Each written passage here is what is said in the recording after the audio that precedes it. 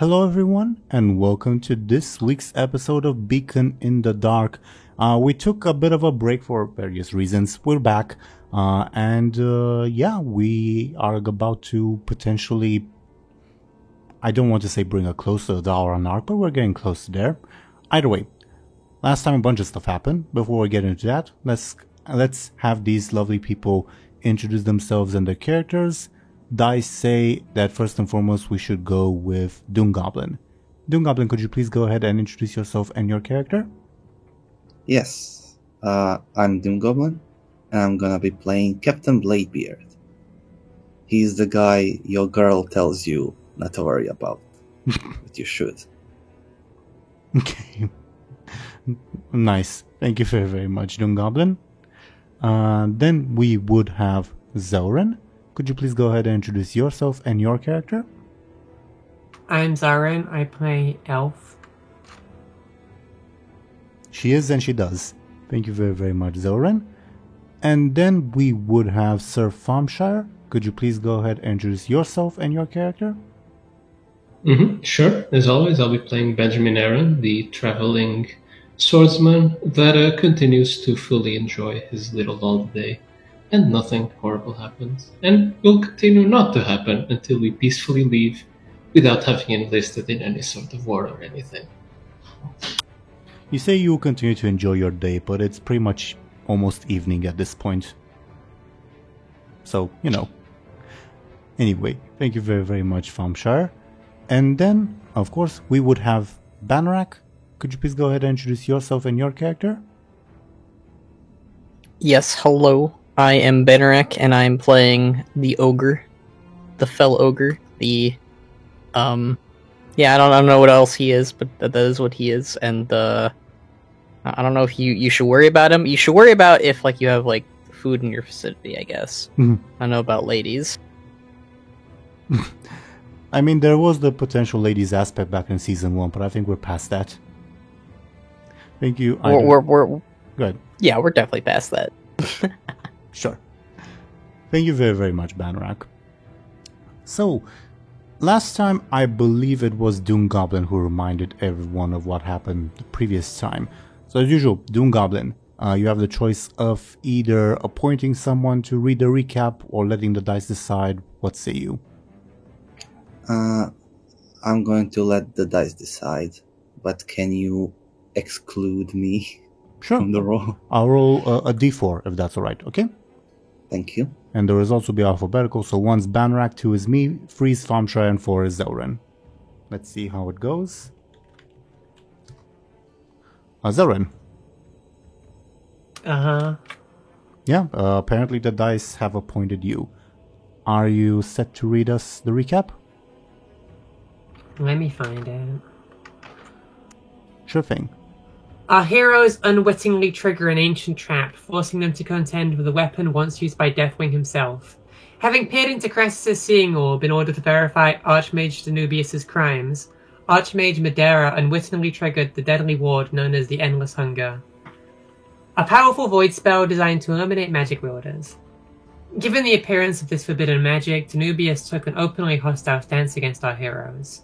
A battle thus began in the pocket dimension of the Violet Hold Administrative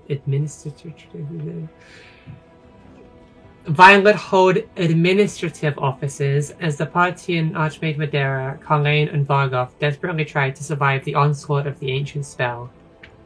Fortunately for our heroes, they were soon joined by Gurin, who randomly stumbled into the scene after plundering Dalaran's Magus' commerce exchange.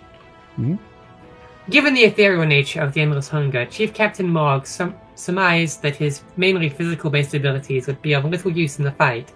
As such, in spite of the rest of the group's opposition, he ran away like a coward to seek the aid of Archmage Khadgar, who was still in the Violet Hold.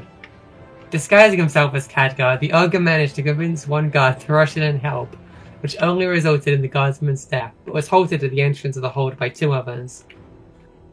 Back in the pocket dimension, Cindery Ambassador and Benjamin Aaron surmised a way to escape the Endless Hunger. This is your new favorite word, by the way, I've noticed. What?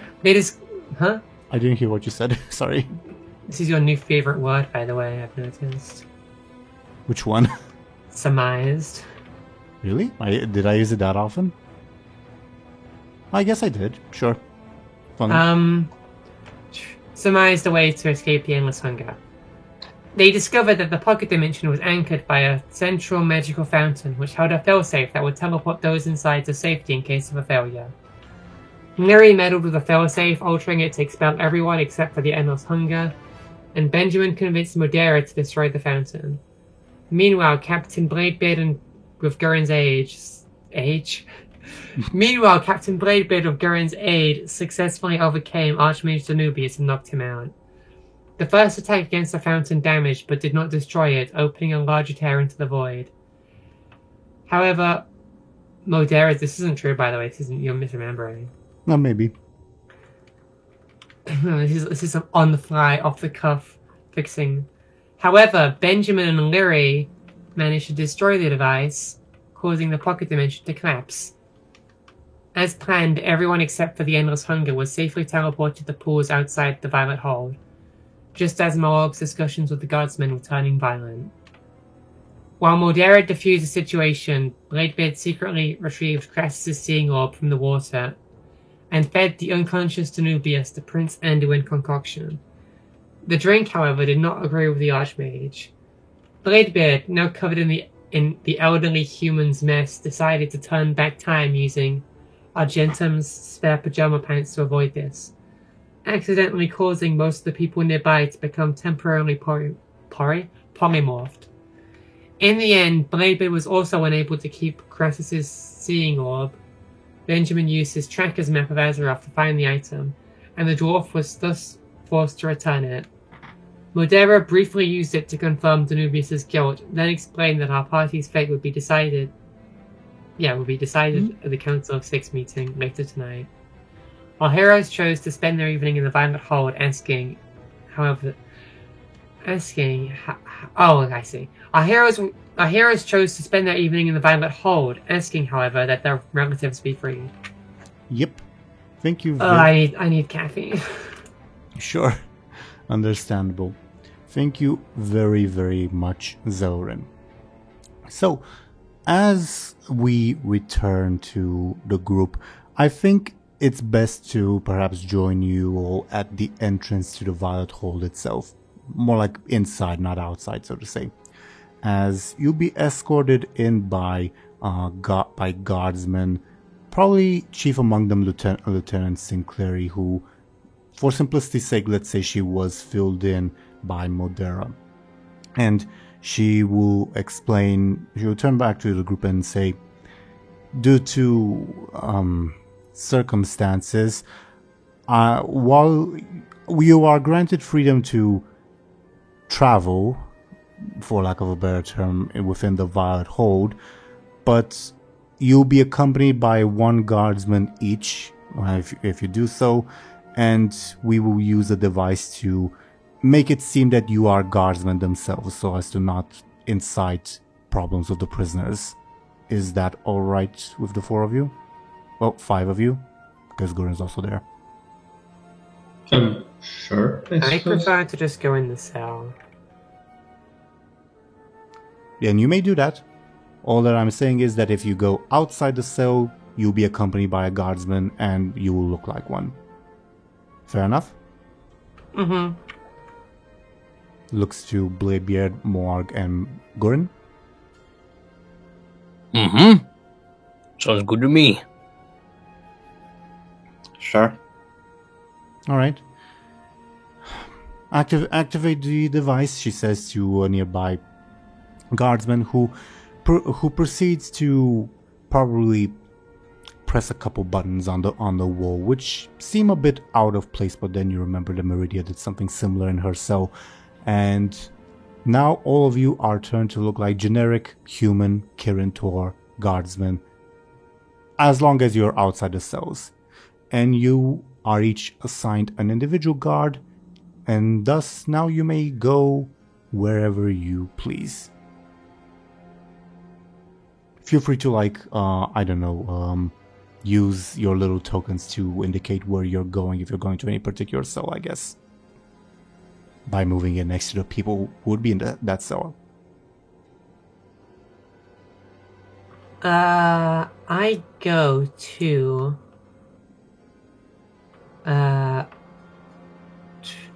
do they take the people out of the cells? Like the, like Khadgar and Martha? Not yet. Okay. I guess I wait around for them to do that then. Sure. A group of guardsmen does head towards, like, Khadgar, Meridia, and company cells. You're free to join them, free not to, up to you. I guess join Benjamin them. would join him and Yeah, I would see join if them as well. everything's okay. Sure. Benjamin and Leary head that way. Do Morg and Bladebeard as well, or do they prefer to do something else? Is Archmage Modera still with us? Nope. What? When did she leave? I expedited the narrative, and as I said, she would have explained to the guards, specifically Lieutenant Sinclair, the situation. Then she would have gone, and the sort of leaving was handled last session. Any objections? Yes, Okay. I want to steal the orb from her. Cressis's crying orb. Mm-hmm. It was the whole plot point about that in the last episode. How can we just skip it? Sure. Okay, let's rewind time a little bit as doodly. Now outside the Viad Hold, Modera is in conversation with Lieutenant Sinclair, explaining the situation. Sinclair looks even more overwhelmed than usual. The five of you are sort of to the side. Vargov and Carlane are gone, I think. What happens? Well, I would like to use my stunt. Smooth Criminal. Again. Benjamin will use the map again. No, I'm joking. I mean, You don't know that I stole it. Yeah, exactly. Yeah, it's up to Modera to notice that it's gone. Okay, Which you want. won't she? She cannot notice that you stole it, but she can notice that it's gone. And probably will. Maybe later. I'm Or the one who immediately. I decides don't that, know. not you. Yeah, sure. hopefully later. Much later. Sure. Either way, you is there anything you'd like to describe, like narratively, as to how you proceed with the stealing? Obviously, you will succeed because it's your stunt. I don't know. He, I don't know, just joins the conversation, says something dumb. Everyone starts ignoring him and takes the orbs and walks away. Sure. That happens. Let me add it on screen onto your little inventory. Dumb. This will surely go over well for your little interview. At the end of the Council of Six, I mean. Okay. You now have Crassus's seeing orb. Modera is still in conversation. Hasn't noticed anything. What now? Do you just wait for the conversation to be over? Yeah? Okay. For the sake of it, I'll roll a d20, not to have Modera check, but to realize whether she even thinks to check, if that makes sense. And then if she thinks, we'll go with it. The higher the number, the better for you, Bladebeard, okay? Sure. Wow. Wait, what? Alright. That's okay. She, with that, I guess, I don't know. She cannot connect the dots to say, oh, you stole it, because obviously it's your stunt. But I think what happens with a 1 is, as soon as you leave the conversation, I don't know, she pats her pockets or whatever and realizes that something is missing. And she turns to her group and says, you fine folk didn't happen to notice where a certain orb has gone, have you? Again, she does not suspect Bladebeard. This is more of a question of, hey, I lost something. Did you guys see it? Oh, but we found it. I gave it to you.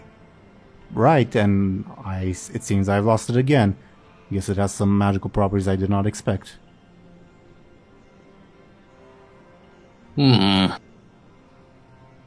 Tricky orb, then. Tom Scher's not here, is he? No, he went to get He went to go... Yeah, he's a monkey still. It seems... I'm back. Someone ate the last banana. Get this, Thump. Tino did a 20 to see if Modera would check for the orb and got a 1. The higher the number, the better for Bladebeard. So Wonderful. what happened was, right as Bladebeard turned away from pickpocketing Modera, and again, Modera cannot suspect Bladebeard per Bladebeard's stunt.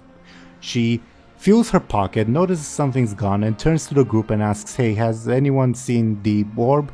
Again with the tone of as if she's lost something. She does not suspect theft. Again? Is missing again? It seems so.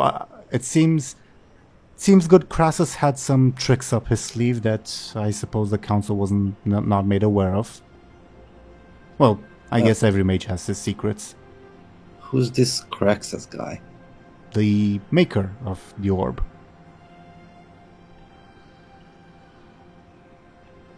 A former member of the Council of what? Six. Let's leave it at that. I thought Danubius created the orb. No? What gave you that idea? He had it in his house. Bladebeard, you- do you forget the part where we were getting some stolen artifacts back? They were stolen? Were you listening, like, the whole time? By the same logic, dear Bladebeard, are you the one who created that fancy energy sword, for instance, from scratch? Did you mine the raw materials on some other extraterrestrial world, infuse it with arcane energy, and make it work the way it does? Oh, so because I'm a dwarf, I had to have forged my weapon, and I need to be a miner, right? No, I'm simply using your own rationale to explain why it is not applicable. Anyway, leaving that aside, so has anyone seen the orb? Only when you grabbed it earlier, I guess. Let me roll her, I guess, clever to see if she'll think to ask Benjamin to use the map again. Yes, she will. She'll say, "Is it? Would it be all right for you to use your map again, like you did last time?" Sure, as long as the orb didn't end up on some Oh, right, inaccessible it's- place. If it actually, she's not really aware of how the map works, and so instead she'll ask, "Is there a problem if it's far away?" Well, it only resets when I approach the object in question or person.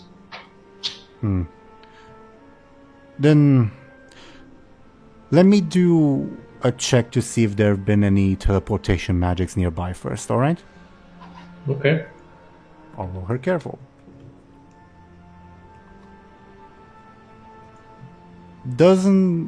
I'm not sure, but I don't think there have been. Well, alright then, I guess. Doomgoblin, I'm trying to be as generous to you as possible, but, you know. Well, can you please go ahead then? Yeah, sure. Okay.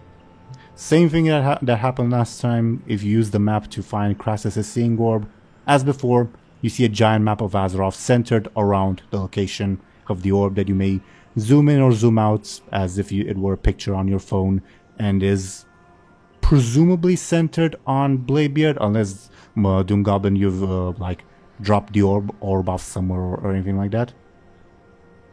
No. I don't think he would. Sure. So Benjamin would slowly zoom in and then noticing. Because So good. because Doom Goblin used his stunt, I don't think you can suspect that Bladebeard stole it. It's just that it's in his possession. But how does that make sense? It just teleported onto him, apparently. But it Apparently. didn't teleport. It's Because- soul bound to him now. So since Benjamin can suspect him of stealing, he'll just turn to Bladebeard and say, "Oh, did you find it?" That was the rationale we used last time. Oh, Funnily was enough. it? I don't think there's much alternative. Find what? The orb. No? The map shows me your location. I don't know, maybe it's... I don't know. Could it be under him? Modera says, because again, she can't suspect Bladebeard of theft. Above board can't really be under him, because, like, it shows, like, the floor it's at, if that makes sense. It's not showing the underbelly, if that makes sense. Does it work like that? Wow. Yeah, I mean, if you were to track someone and they're, like, inside the bunker, it would go zoom in on that bunker, if that makes sense. Inside of it, I mean. Cool. I thought it just showed the outside, like satellite footage. Well, you can zoom in and zoom out as much as you can. Once. Yeah, I'm just saying I didn't know it could, like, go inside buildings and then on the ground. I apologize for not being clear. But yeah, it's pretty clear. It's not like underground or whatever. It's on Bladebeard's person. Maybe it, like, got lost in your beard, you know? It's kinda dirty in there. No, it isn't. You know how many shampoos and oils I need to use to keep this beard this beautiful? And and when strong? was the last time you took a bath? Like yesterday above board, I think. Really? Well, Yeah. because the Baron's bathtub. Oh no, that was just Bud. That was just Morg. Never mind. So Like, I can see your lunch for, like, the past 3 days at least. I did go to a waterfall. Well, it's... You know how fat doesn't come off unless you use, like, shampoos and stuff? So Look, if- that's beyond my point. So if we use shampoo, we become skinny. Very funny. This is Modera speaking. Mr. Bladebeard, can you please do us the favor and perhaps search yourself? Again, the Crassus was a very mysterious mage. It wouldn't surprise me that perhaps he's performed some sort of spell on the orb and had it just teleport to a random person repeatedly, but we ought to make sure. Could be the map that is faulty. Where How did you get about that you? map again? How about you step, like, 5 steps to the right? In the water? Sure. The left?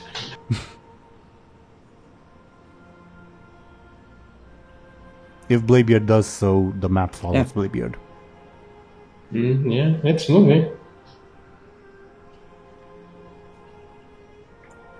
Is the map always showing me? No matter what you search for? No, I've searched for other things. Like what? I don't remember, but I've searched for something else, I'm pretty sure. Really? I think so. I don't remember, to be honest. And also, funnily enough, you can't prove it again because you have to be certain that you found the thing that you're looking for before resetting it. You decided to use it. Do you mind, Mr. Bladebeard, if I use a spell of dispelling magic on you?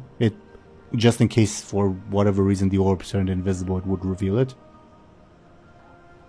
Will that ruin my magical sword?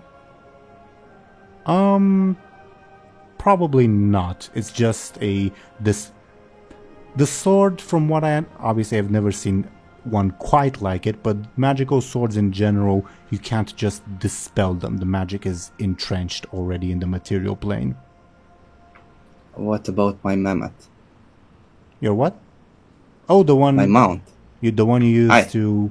Well, it's not here, is it? But it's not an Where item. does that it go? Where does it go when I don't ride it? Is it an above? This is an above board question or an in-character No. question? In character. I don't know. I know some paladins and some warlocks use spells to summon their mounts. Not quite sure what's. I'm no warlock. Well, is it on you?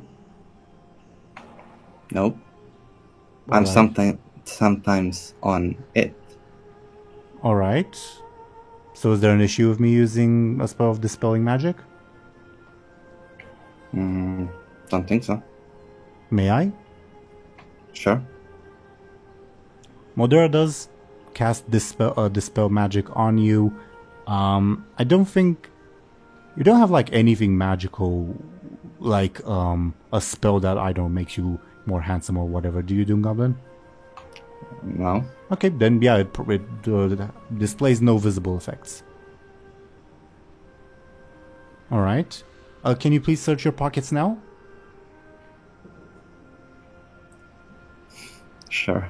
He does, but he found nothing. May I get your sneaky? Oh boy. The forceful blade would be like.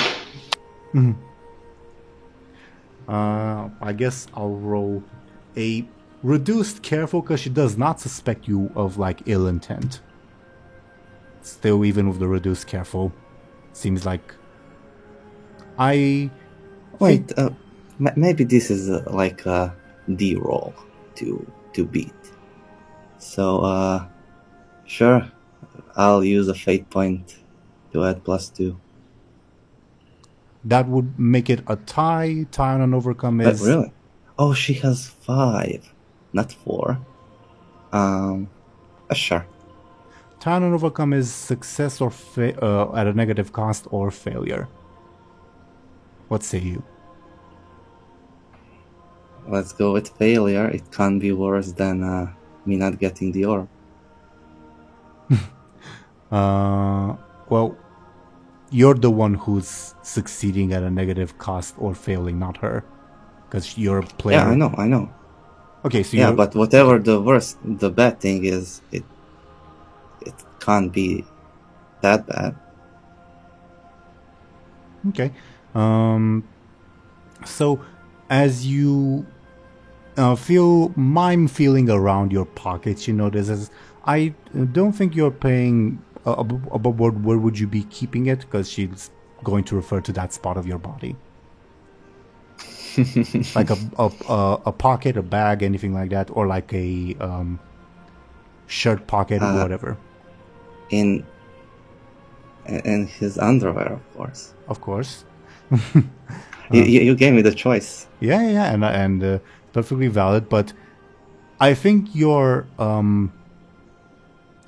underestimating the size of the orb in that case. Because How big is it, though? Yeah, we never established that, I don't think. it fits in your dwarven hand.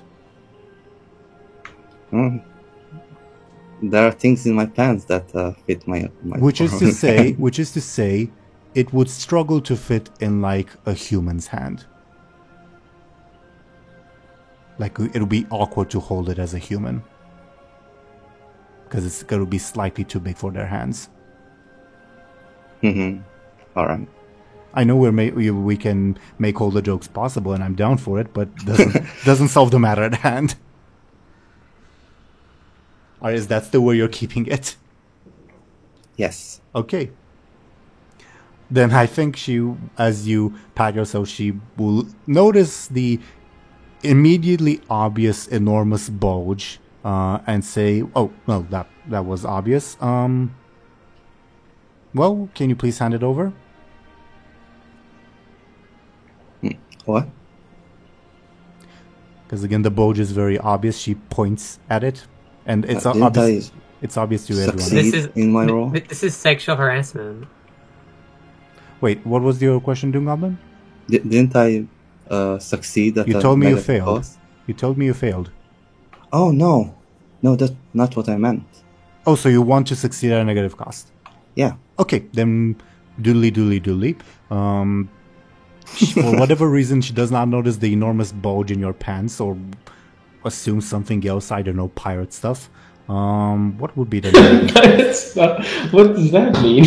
A gigantic crab from his adventures. By the way, the aspect I'm invoking is, Didn't you mention it was professional kleptomaniac? I didn't, but that's a good idea. Yeah, I thought you using that did. one. My bad. Anyway, thanks for reminding me to take away your fate point. Okay. Also, up to everyone else if they'd like to roll their own carefuls, but for the negative cost for you specifically for the Modera thing,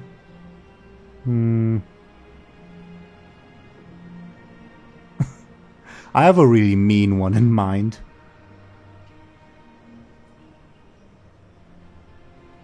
Should I go with it? It would be, I think, a bit too mean towards this, so I will not go with it. Above board, what I had in mind was maybe the orb actually teleports around, and this time it's in Bud's pants or whatever. But I'll go with something else. I'll go with something else. I mean, it would probably be way less noticeable in Bud's pants. So. I don't know, maybe Paraxian Scriptorium blow up another part of Dauron or something.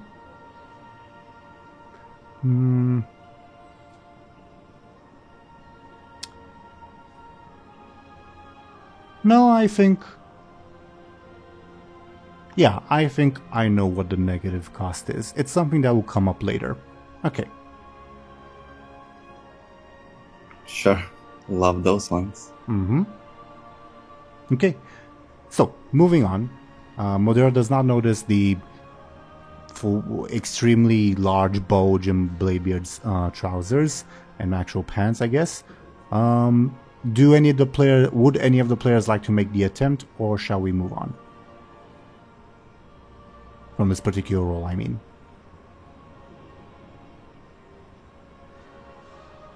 Of noticing the bulge? Yeah. I think Benjamin has many more interesting places to look at, so I'll pass. Yeah, I don't think Moarg is particularly invested in what's going on or what's going on in Bladebeard's pants. Sure. Okay. That's why it's the perfect place to hide it. Again, I think you're really underestimating how big this thing is. But sure. Okay. I can't wait for him to awkwardly walk around with it. Yeah, Doom Goblin, it's painful because it's squashing whatever you have there, if that makes sense. Poor guy just has prison bull balls, it's fine. Again, it's big. Like, I don't know if you were to look at the model, it would probably be the size of Bladebeard's thigh, just like looking at his model. Anyway, carrying on. With that roll, you succeed in making it appear that you have thoroughly checked yourself and not found the orb. Benjamin, your map still indicates Bladebeard. I guess the map's busted now. Pardon? Says Modera. Well, we didn't really find the orb, so it will, stay this way. I see. No way to undo it, eh? Well, not as far as that goblin told me. Goblin? Yeah, you got this map from like a cursed alien ship. I suppose. What did you expect? I suppose the less questions I ask, the better. Alright. Well, I apologize for the inconvenience, Mr. Benjamin. If the orb does turn up, do let me know, please. Otherwise, this will complicate our investigation a little bit, since there's only my witness testimony to really implicate the Nubius. I mean, he had that horrible thing. Oh yes, the endless hunger is evidence enough to convict him, but it's if all you said is true about the demon possessing the warden and all of that, we can only rely on witness testimony. Above board, did the endless hunger kill someone? A random guardsman, yes. I don't think Modera noticed. I mean, that thing killed a couple people. Doesn't that warrant life in jail already? It did, she says, surprised. Like a couple guards?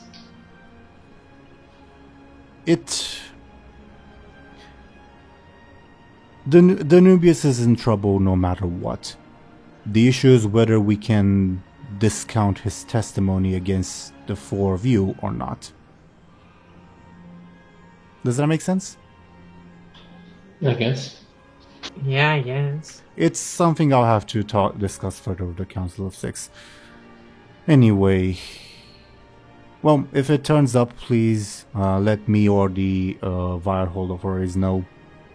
Otherwise, I believe we shall meet again later at the hearing tonight. Nods. All right. Was good working alongside you, and it was a nice preview of how our partnership in about a week will look, she says, reminding you of your obligations. Right.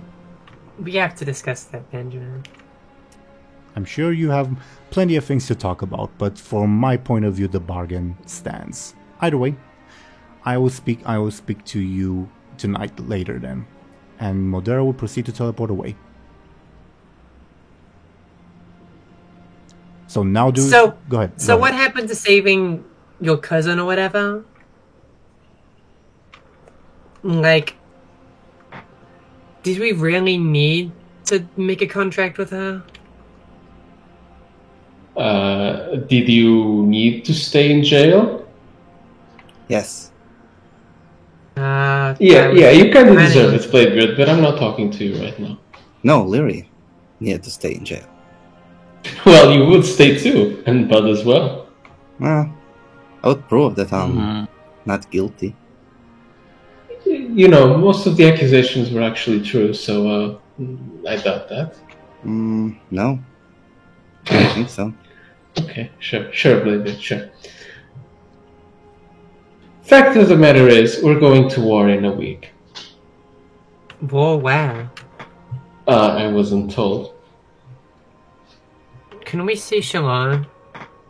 I'm pretty sure Khadgar told us that is not a good idea at all. Specifically, no. Khadgar said that it would not be a good idea to have Shalon meet his son. He did not say anything about restricting you guys.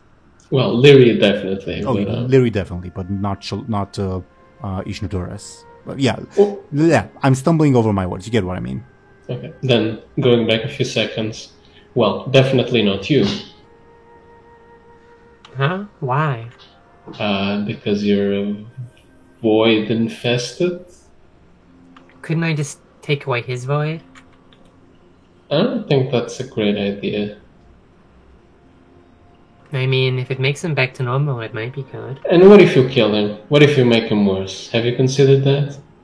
Not really, but the whole prophecy was about... Didn't they call him, like, the key or something? If we get rid of the key, they can't open the door. Look, mixing up a beacon and a key doesn't sound like a good idea to me. It sounds like a perfect way to open the door to something I do not want to open the door to.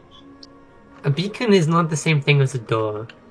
Look, this is all very psycho-religious mumbo-jumbo. I don't know what a beacon means, okay? It's like a... I agree. We keep her away from him. Or anyone. What's that supposed to mean? You bring death wherever you go. You destroy everything. Kill everything. For what it's worth, she's now my servant or something, so she'll behave, I guess. Servant? Yeah? Did you not see the whole thing I did with the book? To bind her or whatever? Abobo, remind me, have you returned the Tome of Argoleus to Modera? Yeah, I think she. Did she take Okay, it? then the servitude cannot be undone until you get the tome back. that's funny. That's rough, buddy. Well, Look, you're lucky it's not Bladebeard. well, I wasn't complaining about it. I was saying that above. No. Well, I was also saying it about Bud.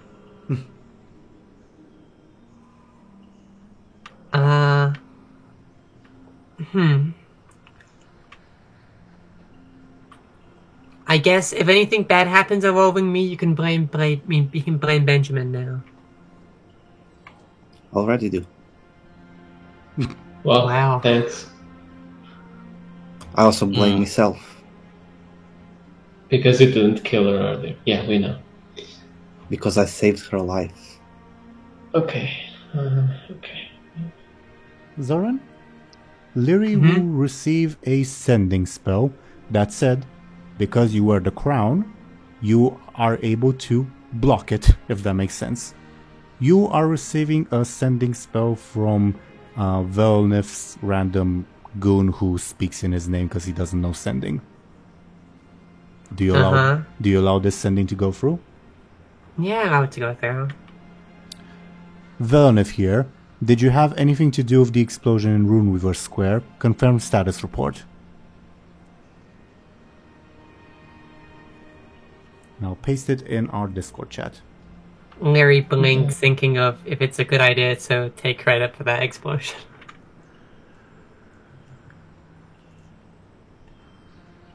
Didn't Larry walk past it before it exploded? She did, but I don't know if she necessarily connected the dots that the two apprentices that she ignored are responsible for it. Above board, you know that they are, but in character, I don't think Lyri would ever make that connection. Really, I don't think Benjamin has mentioned them before because he's the only person who's interacted with them. Yeah. Yeah, I don't think Larry would know that. Okay, let me type up a response. Also interesting that Velnif would know of that. Well, I mean, I assume they have other people in the city. Wink, wink. OMG, are you saying that, he's like a random character that we don't know anything about. Are you saying that, Cloth that merchant. one god person who died was the spy? I mean, there's a bit of a disconnect in timeline, but sure, you may believe that if you will.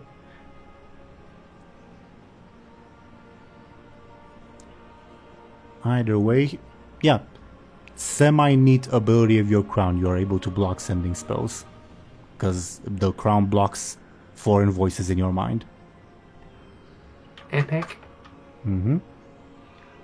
Yeah, Benjamin, Bladebeard, and Moarg, if Zelrin agrees to reveal this, so to say, Lyri displays little telltale signs of having someone just speak into her mind, aka having just received a sending spell.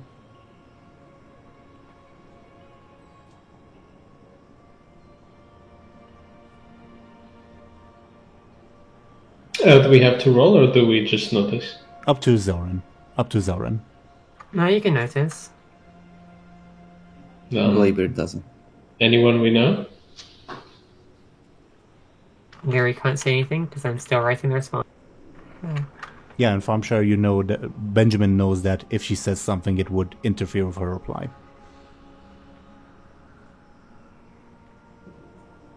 Because it happened to you before with Carlene interrupting you.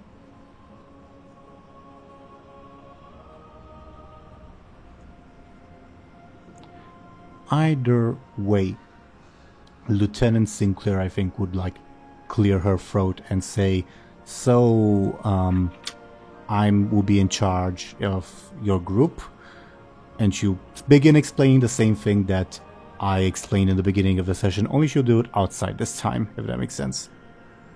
She'll once again ask if that's alright with everyone. Yes. Mm-hmm. Mm-hmm. Zelrin, I'm assuming Lyri nods as well for simplicity's sake. Yeah. Okay.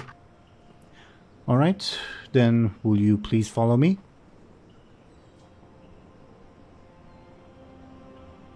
Do you do so? Mm-hmm. Yeah. And again, same thing. You guys head inside, are visually only turned to look like guards. And I have a response. okay. The response is, unfortunately, I am not responsible. Was thrown in jail when I arrived, but I'm garnering trust of the council. Might be useful. Response noted. Obviously you don't get that, but you know what I mean. Okay. So, in the Wild Hold itself, once again, you are given freedom of where to go. Where do you head? Again, I'd go to see the others getting taken out. Yeah, I do the same as we did in the previous. And meanwhile, Benjamin asks Lyri again if it's anyone we know. Is this a command, or is he just being nice? I'm asking. Yeah, and what if I say no? I'll ask who it is. Fine. A question from your master is still a question from your master, even if it's not an order. I guess. Just some Sindori we know. And what do they have to say? They were asking if I think the master spell works in the sense that to Benjamin specifically, you have to be truthful. Well, obviously you can work around the truth, but if Benjamin asks you a direct question like, "What's your name?" you have to say Sin Lyri Embersol. Yeah, I know.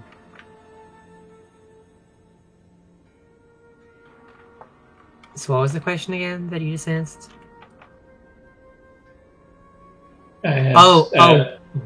What did he want to know? Just asking if I was responsible for the business in Rune Reaver. Were you? No. Okay. How would I? I was with you. I don't know, you vanished for a bit. I don't think I did.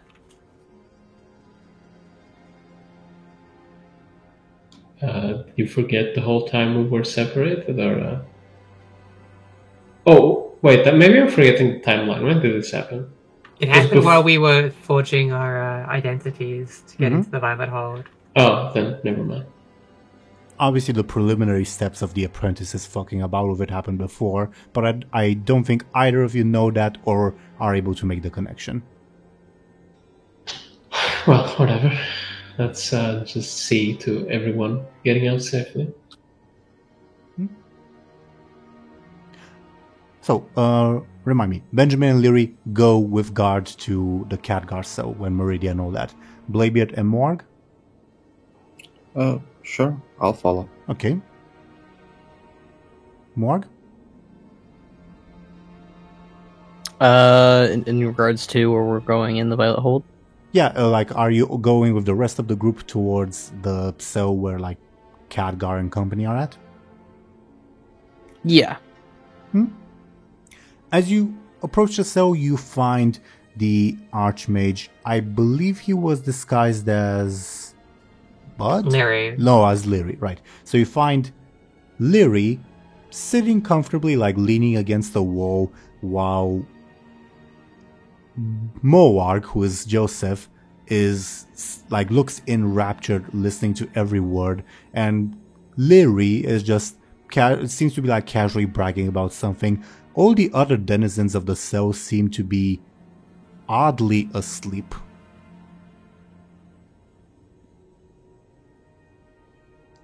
Do you approach? Mm-hmm. Yeah? Yeah. Lyri looks at you and says, you've returned. Everything alright? About as alright as it could be. Yeah, apparently Danubius had some nasty creature under his wing, so that was fun. Care to go into detail? Well, a bunch of evil ethereal tentacles coming out of the ground. Kind of nasty. They actually came out of the orb. The orb. The orb that we lost. Well, we found it, but we lost it again. In Well, which- Modera lost it, technically. You met Modera? Yeah, Yeah, like half the council fought Danubius as well. I don't know how to break it to you, but Oh, they might Some they might have people- noticed my absence then. Yeah, well, they kind of some know. people blew yeah. our entire plan. Bladebeard, Bud. So they brought the whole council into this room, and I'm assuming the guards that are with you are allowed to listen to this? Yeah, Yeah, you're guards. about to be taken out. Oh. Hopefully not to think. my execution. I certainly would hope not. I prefer to dinner, if I'm being honest. That joke's Khadgar's favorite. I like dinner too. No laugh? Okay. Well, it was certainly an entertaining visit, and he will undo his disguise, revealing himself as Khadgar to the mild surprise of the guards around you and say, yes, I apologize for the deception. Well, I believe I have some explaining to do to my colleagues, and some missing bits of information that I probably need to be filled in on. But I'm assuming the basic schedule of the evening that first points at Meridia, her trial, and then your hearing will take place. Am I assuming correctly? I'm not sure about her trial, but yeah, we have our hearing later. oh, speaking of hearing, Larry will undo Meridia's deafness. She's asleep, so no noticeable change. Should Yeah, we tell might as her well. about her dad? Her dad? Dead? No, I think he's just knocked out. She died. He died. No, he didn't die. Then why? All right. Well, He pooped himself. I mean, after a certain age, it's I say it wasn't deaf. anyway. I'm assuming there's lots of things that I will need to be filled in on. I will. He like casually teleports outside with quote unquote Moarg, aka Joseph, and the guards frantically turn Moarg's quote unquote Moarg's appearance into a random guard, and they say, Archmage, please, that we need to follow the proper decorum. All right. So I assume I'll be seeing you in the evening after I get my ear chewed, right? What Oh, about and we can't now? forget Bladebeard's mom. She's still in there. Oh, right. And he casually teleports her out as she is teleported out and says, and she is just woken up from a sleep, unnatural one, not an artificially induced one as before. Says, what? Did I go do a good job? Where's the handsome human? I was told to act as my son. Did I do a good job?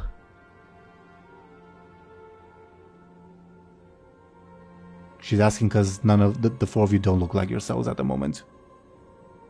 I prefer it to stay that way. Yep, everything's fine. You sound like my son. Where am I anyway? Oh, when I get to Mobile, you'll never hear the end of it. And anyway, where's the toilet in here? Actually, we were just about to leave, Lady Marfa, says Khadgar. Are you taking me to the toilet? Not necessarily. I'm just taking you outside. Okay. Well, Damn. what are we? What? Damn what? I mean, this is a whole city of advanced mages and they just poop outside? That's not what I... Never mind, says Khadgar. And By the way, above board, was our inn exploded? I don't remember if you mentioned that. damaged in the explosion, but not destroyed. Okay. Though obviously you didn't go check in on it, so this is secondhand information. Anyway, she says, well, you look like a statue in Stormwind. Has anyone ever told you that? She says to Khadgar. Says, yes, I've heard that before. Says kind of smugly. He really doesn't. I know, but... Statue is completely different. I know, but, we'll go with it. She stares at him for a bit, says, well, anyway, me and the pastry shop have some unfinished business, and Moby has a tab that's gonna keep expanding, so, well, lead me outside, statue person, she says to Khadgar. Right, well, I assume we'll be seeing the lot of you later, says to the five of you. And your father, Benjamin, will say, everything alright, Benny? Actually, he doesn't know it's you. Never mind. Okay. Retcon. Says, has anyone seen my son? Looks, a scar on his eye, blue eyes, short. Do you have a ponytail? Yeah. Ponytail. Yes, he's right here. Points Khadgar at you. Oh. Benjamin waits. Oh, is everything all right? Yeah, I just have to fill you in some things later. Are you gonna tell him that we're now bound and, Who's this? It's Leary. Oh. I don't see any rope. No, in like a in like an unbreakable oath kind of way. Yeah, it's a bit of a complicated story. I thought, Benny, I thought that was some... never mind, we'll talk later. Well, I assume you have business here for whatever reason. I'll see myself off with the Archmage. Oh yes, says Khadgar. Toodly-hoo, says Khadgar. Joseph cringes. But otherwise, Joseph, Marfa, and Khadgar would be led outside by the other guards. Now, what do you do? Do you head inside your cell with the sleeping Meridia, the Magistrix, and the Troll? Do you head somewhere else? Do you talk about anything? Larry goes to the cell that Martha used to be in. It is currently empty. And and that's why she wants to go in it. There's still the magical wall, like that's protecting it. Khadgar sort of circumvented it. And a guardsman says, you wish to go inside? Mm-hmm. But only me. I'm dangerous. I see. You realize that there's a magical dampening field inside. It might hinder you. Isn't that the point of a jail cell? No, it is, but I wish to make sure that you know what you're getting yourself into. No pun intended. Larry nods and kind of gestures for him to open up the cell. Then he would. And I presume you would step inside? Mm-hmm. Yeah, no, you now look like Lyria again, not a random guardsman. And the guardsman re-erects the force field, but stays nearby in case you want to go somewhere else. Okay? Mm-hmm. On that note, Lyria, you will receive another sending. Once again, you can block it if you so wish. From the blind High Elf, if you remember her. Yeah, I remember her. I will let it happen. The blind High Elf says, the deacon beckons, the abbess shall oppose, the turtle scrounges for scraps, the eyeless regroup. I will stop you, beacon. The hammer shall rise again. I'll paste it in chat because that's a bit of mumbo jumbo. Does she have a secret power where she can send more than 25 words? No, that's specifically 25 I counted. Oh, Jesus. It feels like a lot more. Because it's a bunch of short sentences.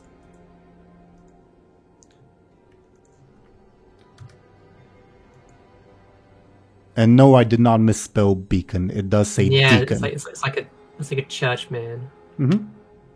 I see. Feel free to reply if you so wish. But if you want to, and while you construct your reply potentially, what does everyone else do? I remind Bud that there was someone he wanted to talk to here. Oh yeah.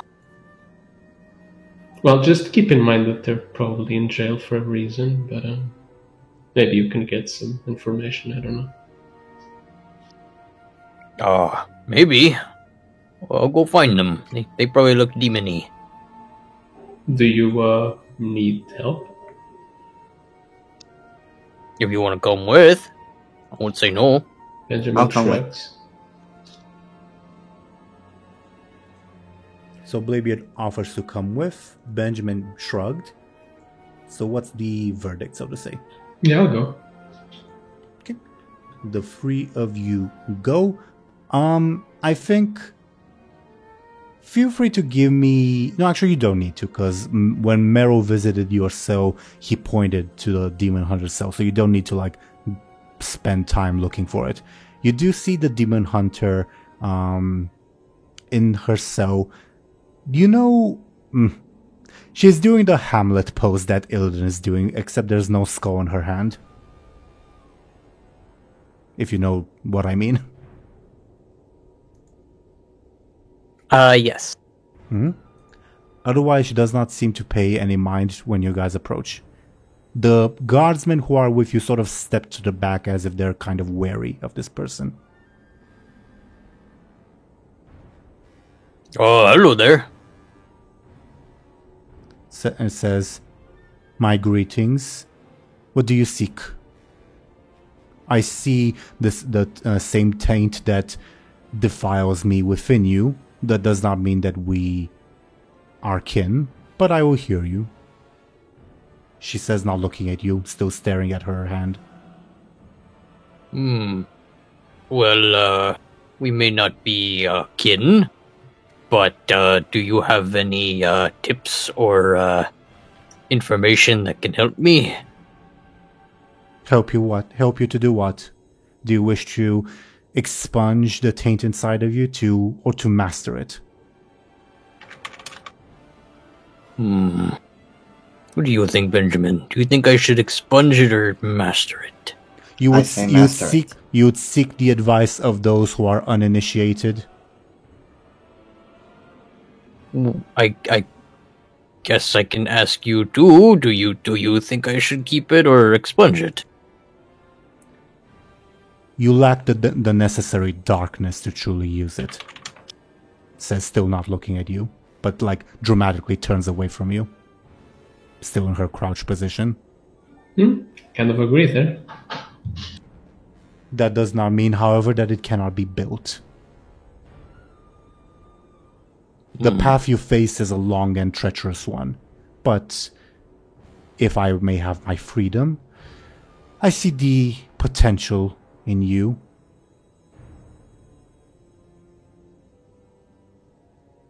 Well, If it's sorry, go ahead. you go ahead. Well, actually, If it's- just because no one's talking, can I use my sending spell now? Your reply, you mean? Yeah. Sure. Okay, my sending spell is: you should save me the time and effort and remove yourself from the face of this world expeditiously. Stay alive and you regret it. Full stop.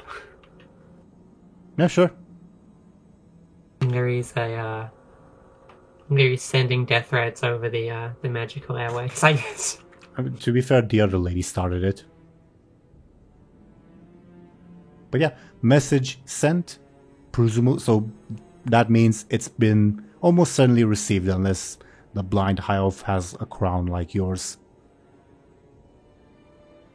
But yeah, no, because of the rules of the sending spell, she will not reply to you, at least not at the moment. Moving on.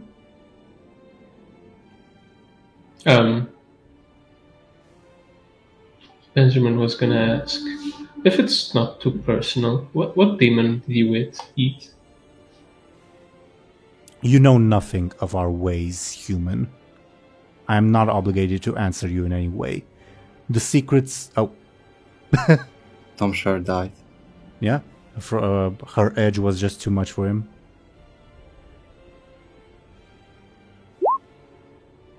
Ah. I'll type in chat. Let us know when you are back. I am back. Oh, there you are. Accidentally click the update button. That will do it. She replied something, if I remember correctly, she said, "You know nothing of our ways, human." And I think she said, "And I'm under no obligation to disclose them to you." Okay. No need to be hostile.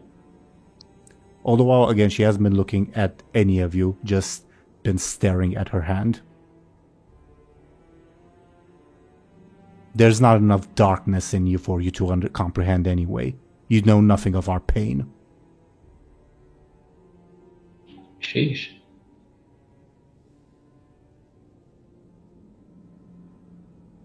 Banrak, I think, was not Banrak, but Morg was going to say something. Well, how did you end up in Nasty Cell? Wrong place at the wrong time.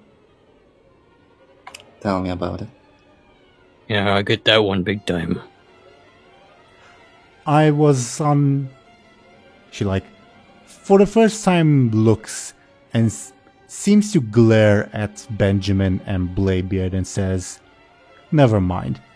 The secrets of my master are not for the uninitiated."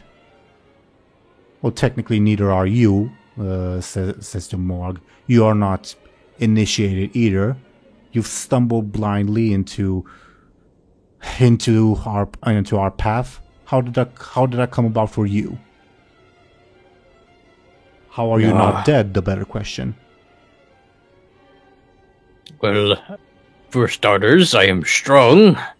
And secondly, I did it out of need of survival. I was not doing so good, so I ate the demon out of need. It wasn't need. What do you mean? Okay, just randomly eating it because someone. Wasn't it like a victory thing? To compel, anyways. It was a compel. Or I defeated you, I'll consume you. Yeah. He can. I can't remember if he had no fate points at all, or it was so long ago. You were compelled, yes, but I'm just saying that I don't think it was a necessity in character. No, it was definitely not. It was, you just killed the Fell Lord. I don't remember. I think it was like a moment of being so overtaken with bloodlust and pure instinct that Bud did the ogre thing, so to say. I guess I'm saying it from Morg's perspective of need, of I needed to do it.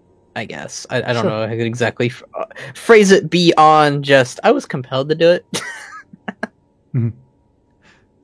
And she snorts and says, "Then you know nothing of our struggle, of our pain. Tell me, ogre, what have you lost? You've stumbled blindly onto our path and now seek enlightenment, seek salvation. Why should I aid you at all?"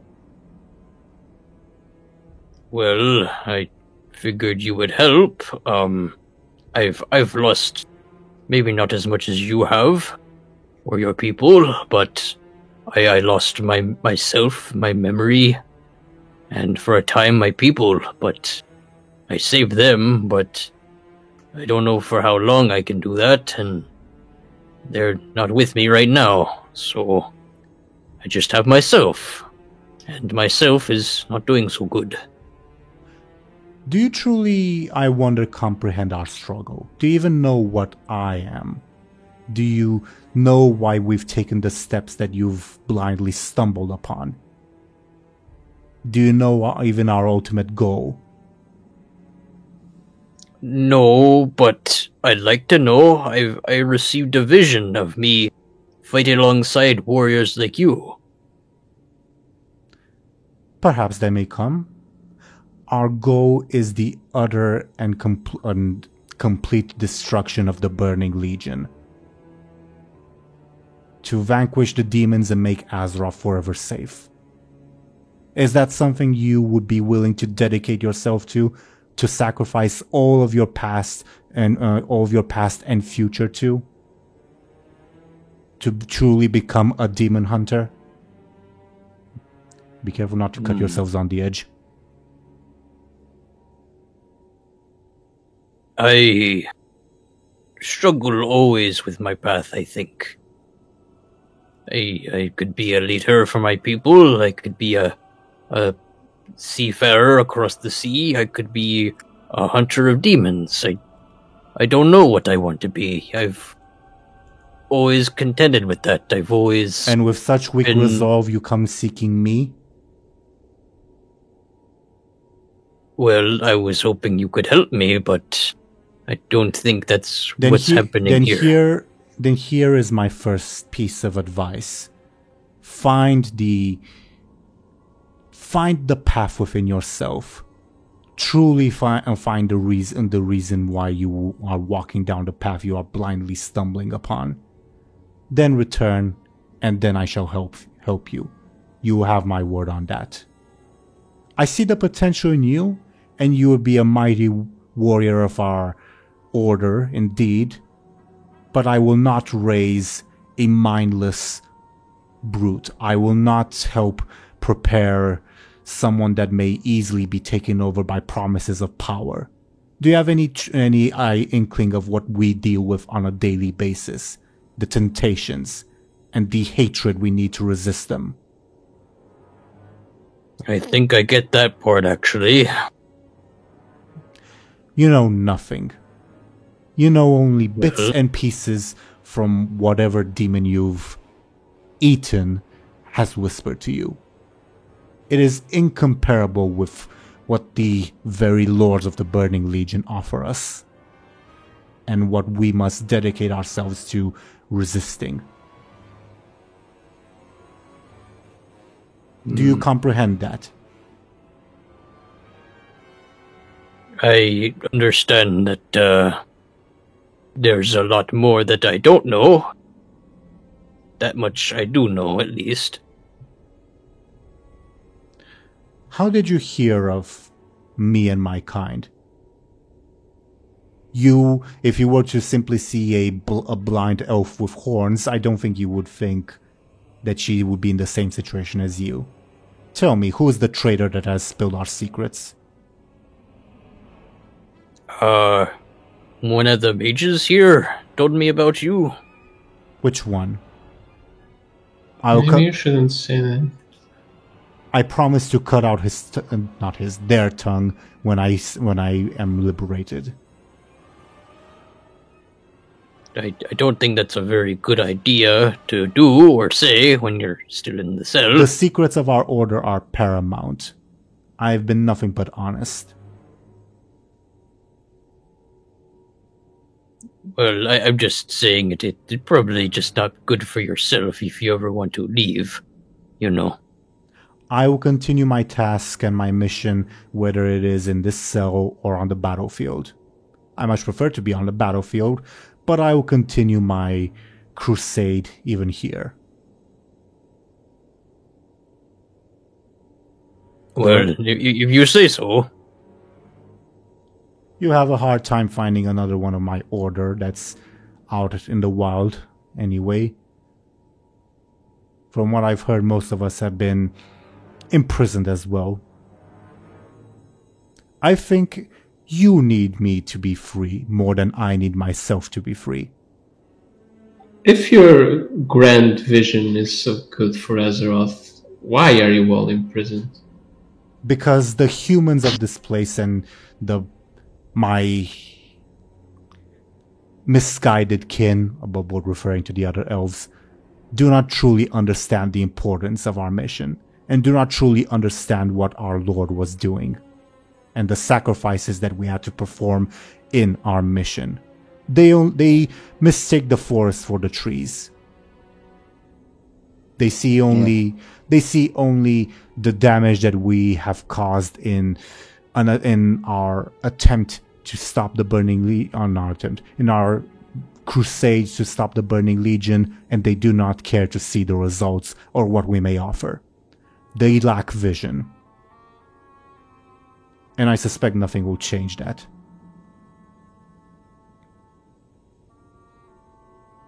You, indicating Moarg, will be the first member of our order that is not an elf. I never expected it to be an ogre, of all things.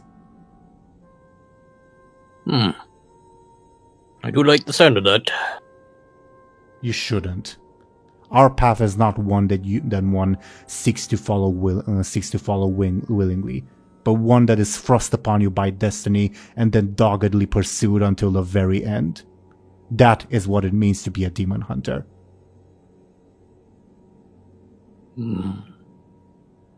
I see.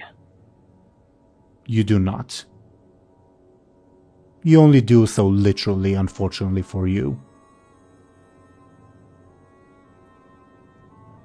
Do you want your first test? Your first test of your willingness to follow the path? Stop seeing. Points directly at your eyes. Quite clearly indicating that you ought to literally stop seeing. Is there a reason for blinding myself? Eyes are deceptive. Your senses will lie to you and will be misled by those who are opposed to you. Only our true sight, our demon vision, is truly capable of piercing all lies.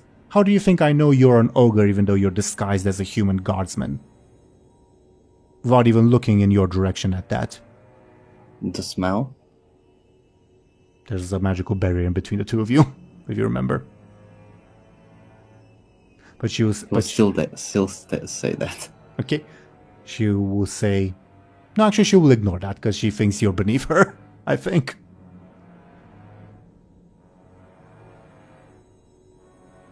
Do you have the courage then, ogre? Do you have what it takes, the will, to see our crusade through to the end?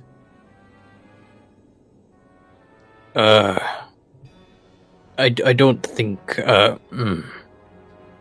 have to consider the things.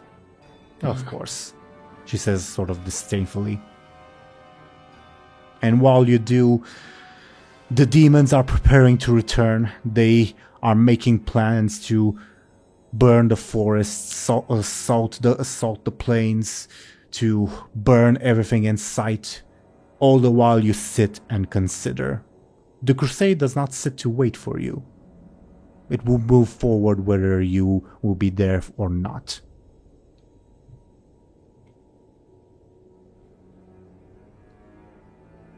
I will consider your words. Says nothing because, yeah, that's what you said before. I leave the matter of my freedom in your hands then. Whether that will be accomplished or not, it matters not. My struggle will continue.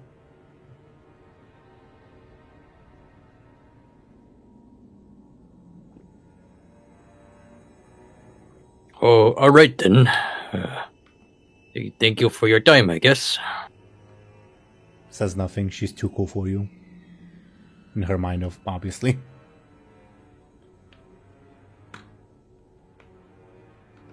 The gods. I guess Morg would turn away now and look to Benjamin and Bladebeard afterwards.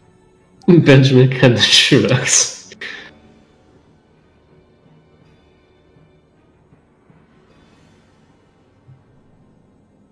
The guards look awkwardly at you, sort of indicating what now?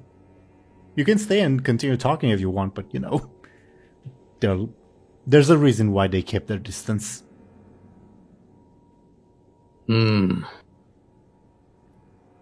Much to consider, though. Don't know if I want to blind myself or... Yeah, they seem a bit cray-cray. I don't know how I feel about that. I mean, the vision showed me fighting alongside them, but Sounds like I have to give up a lot.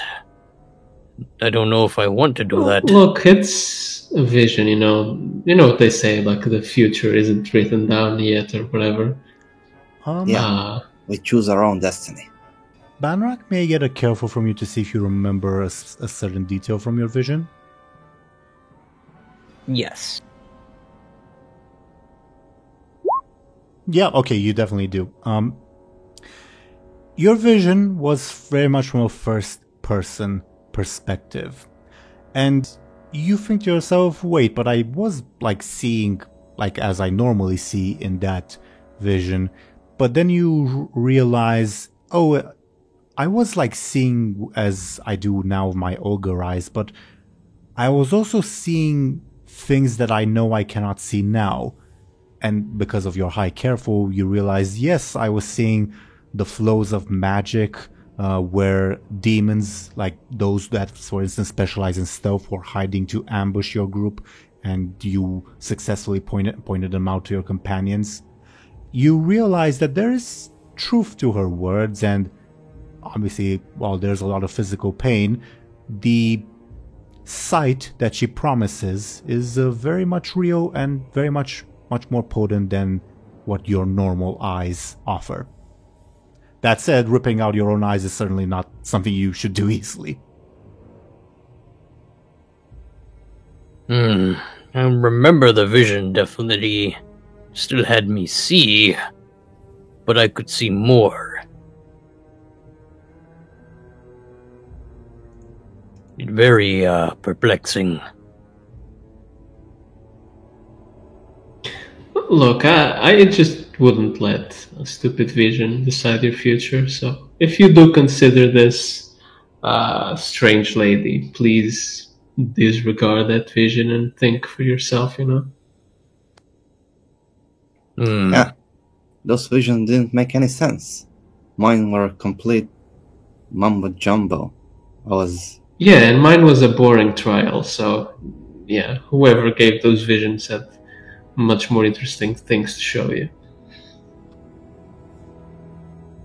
I guess that's true. I guess I'll follow my own path for now, but I also need to consider the control of this demon still. If gouging eyeballs out is the only way to keep you all safe from me, then I might have to consider it still. Above, if you remember, you did have a bunch of other options that Meryl presented. The Demon Hunter one was just one of those options. Yeah, he's just saying it as a last resort sort of deal. He knows that he's considering all of the options that he's been presented. He just isn't entirely sure which one to follow right now, but the Demon Hunter one sounds a bit extreme right now. Understandable. I think the demon will sort of, inside of you, will sort of intercede, Banrak. Not like to fight against you, but you'll hear its voice, and if you were to like turn around you would see its presence there and he will say, "She does speak truth though. We, the Legion, are endless, and we are coming to burn down your world. Whether you want to or not, whether you set upon this self-destructive path or not, and we will succeed, and there's nothing you can do to stop us." It won't stop me from trying. And when finally the armies of Sargeras strike you down and break me out of this shell that you've confined me in, I will take special care to conserve your soul. I have innumerable torments planned in mind for you. You can try, demon, but I will fight till the end. Little good it will do you. The presence of the demon sort of vanishes. He was just taunting you. Mora kind of just growls and just thinks to himself quietly now. were you, for at least like your half of the conversation, were you speaking out loud, Morg? To the demon? Yeah, probably. Okay, then yeah, Benjamin and Bladebeard just saw Morg like talk to someone who wasn't there for a couple seconds. Yeah, that's kind of not new anymore. Mm-hmm. Sure thing. Once again, you have complete freedom of where you go or whom do you speak with or whatever. Do let me know. I don't think I have anything in mind, so I'll let the others decide. This also includes Lyri, by the way, but yeah, go ahead. Are we going to go and grab a drink or something? Not sure drinking before a hearing is a good idea, but afterwards, I'm honestly down. The guards say if you are allowed to head outside, you're not technically prisoners. Yes. It's just that I believe Archmage Modera said that you have a hearing scheduled in the evening of 3 hours from now. We'll be close. Well, is there anywhere maybe we could rest? Well, there's the Bogboard. I don't remember the name of the inn in the Silver Enclave. Do you guys remember? I didn't replay Alliance, if that makes sense. But either way. Is it just called something like really generic? I think it might be. Probably. But either way, the guardsmen say, well, there's name of inn. I believe there was also the Leisure Domain Lounge, but that may be currently damaged. It's called A Hero's Welcome. I thought it was called A Hero's Rest. It's called A Hero's Welcome. Thank you, Zaren. Fitting. Well, there's the Hero's Welcome near the Silver Enclave. That may be, it may be difficult to gain access currently because of the, let's just say the Silver Enclave is currently a busy place at the moment. There was the Leisure Domain Lounge, but I think that may have been damaged in the recent incident. But I'm sure there's some small taverns here and there that you may visit in the city.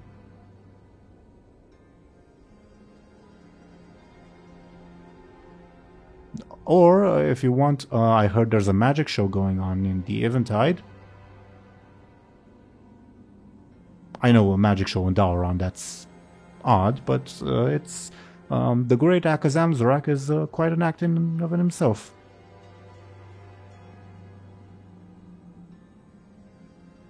Can you guys hear me? Yep. Yeah. Okay, Yeah. noted. Does that answer your question, sir? I guess? No, do let us know if you wish to continue spending time in the Viad Hold, including speaking to anyone in the hold, or if you wish to head outside. Well, does anyone feel like talking to Garthun, or shall we leave? I mean, there's also Meridia. Funnily enough, I don't think... Isn't she knocked out? Yes, she is. Maybe I should have a word with that big vampire lady. I don't think you can have sex with her, Bladebeard. She's in jail. Is that a challenge? Forget I said anything. Already have.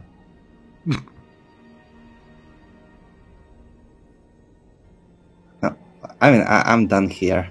I just want to get out of here. And you may. Yeah, maybe we can just walk past the cell, see if Meridia's awake, and if she's not, well, it's not like she doesn't have a trial in a bit, so we'll see her anyways. Certainly, we can take you there. Say the guardsmen. Do the three of you proceed to head that way? Yes. More too? Yeah. Okay. Yeah. You walk past Meridia's cell. Let me make a note.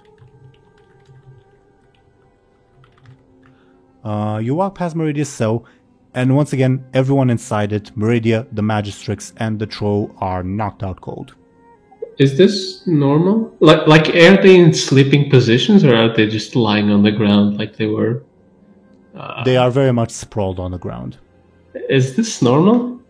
No, but Archmage Khadgar has assured us that it's alright. Did he specify? Specify what? Like, I don't know. If there's people just lying on the ground and someone tells me it's okay, you usually have to explain it so you aren't, worried or concerned. I mean, they're clearly just sleeping, and we've checked. There's no signs of physical harm. And again, don't you find it weird? As I said, Archmage Khadgar has already explained that it's the result of his spell. Oh, okay. That makes sense. Okay. I think that was the missing piece. But what I think Benjamin was there for the spell, but sure. Maybe. I don't remember. The guard says, do not worry about it. We will wake the... He's not sure which title to use for Meridia, so he would say the human prisoner in time for her hearing. Try to, at least. Okay. And above board, you know from the results of the previous session, because of the Wisdom Bowl's effect, that the... Yeah, it's supercharged. Mm-hmm. So above board, I'll have to do like a roll to see if the guards manage to do that or not. Anyway, the guard says, are you satisfied? Yeah. Alright. Shall I take the three of you, well, not three, the four of you, because Gord is also there, or looks at Lyri, the five of you outside? I think she insists on staying there. Of course. Above board, Zelrin, as mentioned, there is a guard near your cell in case you want to leave. So if at any point you want Lyri to get up and head somewhere else, perfectly fine. Okay? Mm-hmm. Noted. Then the guard says, alright, outside it is then. Final confirmation, are the four of you, meaning the three of you plus Goran, heading outside? Mm-hmm. Yes. Okay. The guard takes you outside to outside the Wild Hold, and he stays behind at the entrance, obviously, and says, cause no trouble. We'll be here if you need us. Awesome. All right. Okay. Yeah. What now from the four of you? Because three of you plus Goran. So how long do we need to wait for this hearing? You were told 3 hours.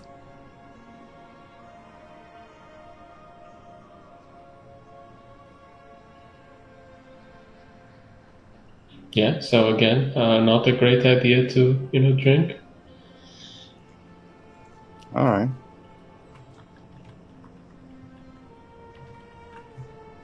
The world, meaning Dauron, is your oyster if you wish to head anywhere. We can go have a dinner. I'm okay with that, yeah. I do like food.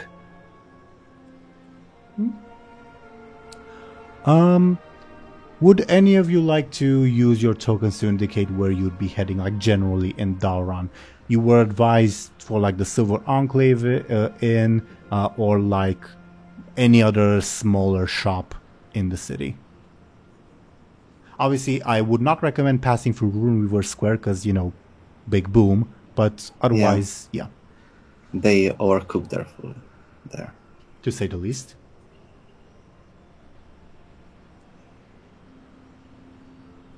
I guess we'd wander a bit since we don't really know the place. Sure. You exit the Wild Hold, maybe, I don't know, going like the map of Lauron, I guess, clockwise. Maybe visit the Great Akka Zamzarak, I guess. Yeah, sure. Since counterclockwise is towards the Sun River place, and Benjamin would probably know that. So Sure. Oh yeah. You've been in Dauron before. We've established. You are correct. Okay.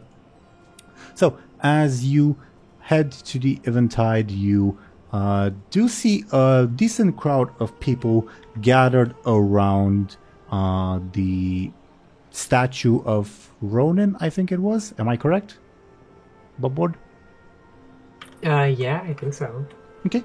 Yeah, the statue of Ronin in the Eventide, where you see a small goblin seemingly having gathered a crowd and very much performing a magic show, as he seems to be pulling animals out of his hat.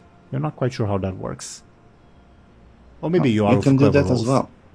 I mean, I saw a guy pull a Eldritch monstrosity from an orb. This is hardly surprising. Yeah, and you have a bag that does the exact same thing. Yeah. Maybe he has a bag too. Maybe like without the consuming dragon. What? You know, there's an evil dragon inside my bag. It's magic. Since when? Since always, apparently. Are all the items we bought in that ship evil? I hope not.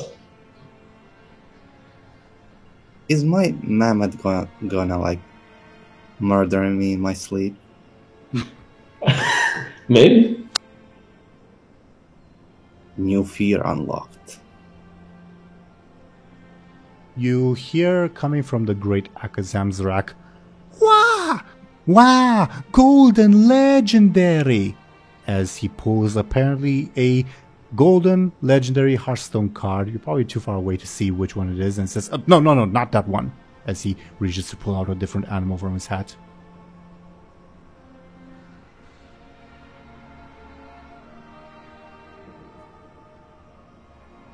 Is this really that interesting? Yeah, apparently there's a small crowd there. And, like, he's taking requests like, oh, pull a squirrel this time. And he does. Pull a tiger this time. And he briefly pulls out a paw before shoving it back in. There's tips going around. And he's doing quite well with business.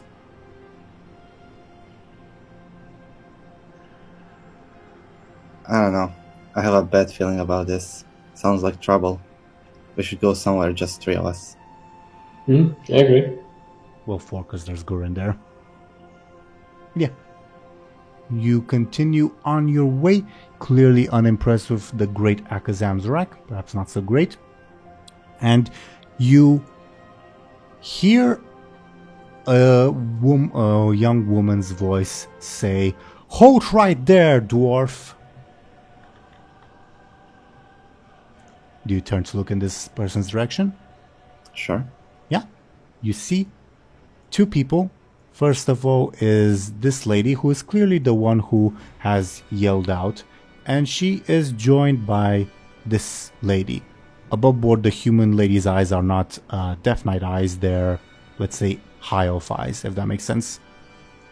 And the sword lady yells out, "Halt, you wanted criminal," and she seems to be pointing at Gurin, as she says, "You face Lady Anastasia Dawnguard, daughter of Lady Matricia Dawnguard, the Lioness of House Dawnguard, Justica of the Argent Crusade, apprentice to Caligos the Spellweaver, Vindicator of Ice Crown, Paladin Stewardess of Magic, Master of the Blade of Ignis, Vanquisher of Ulduar, Explorer of Northrend, the Gatekeeper of Light's Hope, Guardian of Justice, Wielder of the Blue Flame, Slayer of the Elemental of Boar's Breath, Bringer of Hope, the Light of the Arcane, the Triumphant, the Bringer of Justice." She points her sword at Gurin.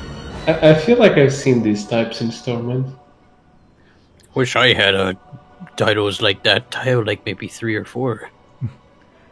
And the other person who is next to her says, and I'm her sister, Victrix, as she waves at you. And she, Hi? Hello. The bombastic one points her sword at Gurren and says, "What say you in your defense, criminal?" And this conversation has been happening in common, so Gurren doesn't even realize they're speaking to him.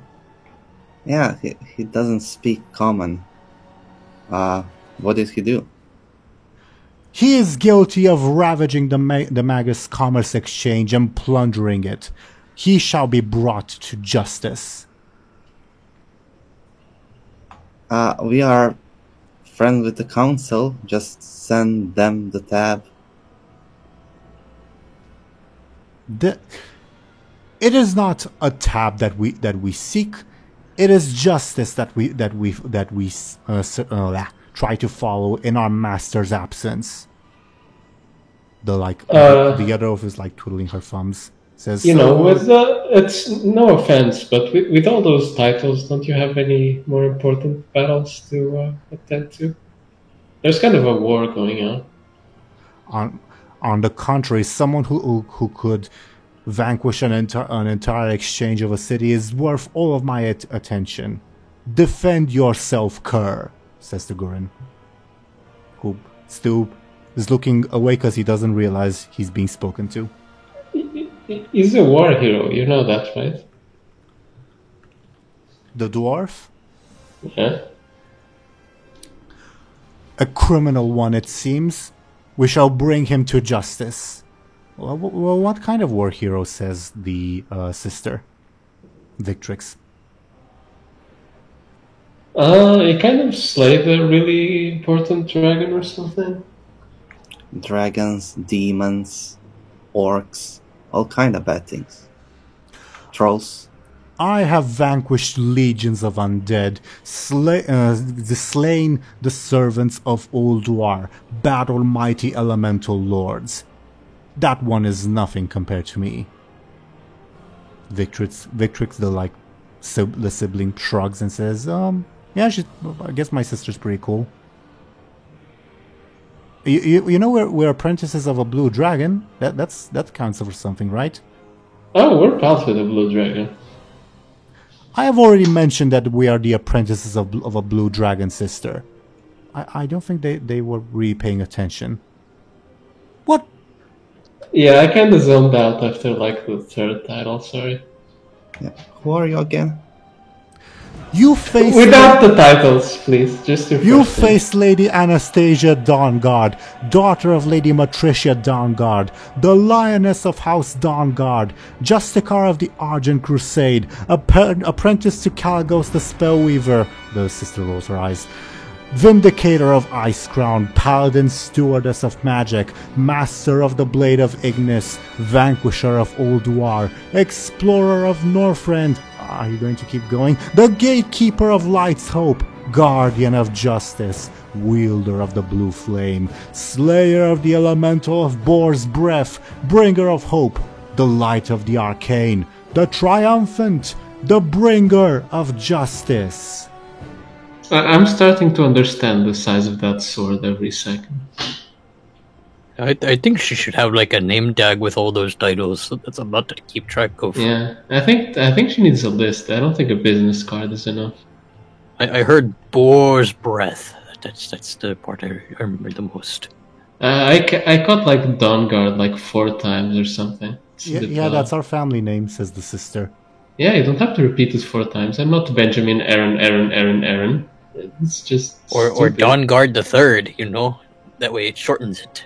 I have only repeated it so much because it is my name, my lineage, and one of my titles. Is it not obvious? It's just redundant. Are you claiming that you're harboring that criminal? Indicating Gurren with her sword. What's that got to do with anything? I just said whatever. So, says the sister, can you hand that one over, to face justice? We don't want to hurt you guys. You seem fine, but, She's looks at indicating her bombastic sister. When she sets her mind to something, she's driven. We kind of have a hearing in 3 hours, and I think he's meant to be there, so no can do, sorry. You mean Gurren? Mm-hmm. She says, "Then as I rightly suspected, you are harboring criminals. Prepare yourself for my wrath, or stand aside and let justice be done." Khadgar, ahead, please. The wisdom ball? Okay. Mm-hmm. Okay, let me open the file for the Wondrous Wisdom Ball, because that all its effects are on a separate file. Okay, D30. 2 does nothing. Smiles at you. Nods whenever Anastasia speaks one of her titles. Yeah. Maybe I should summon the mammoth, and we can outrun them. On guard, fiends! And unless there's anything else, we might go into initiative order.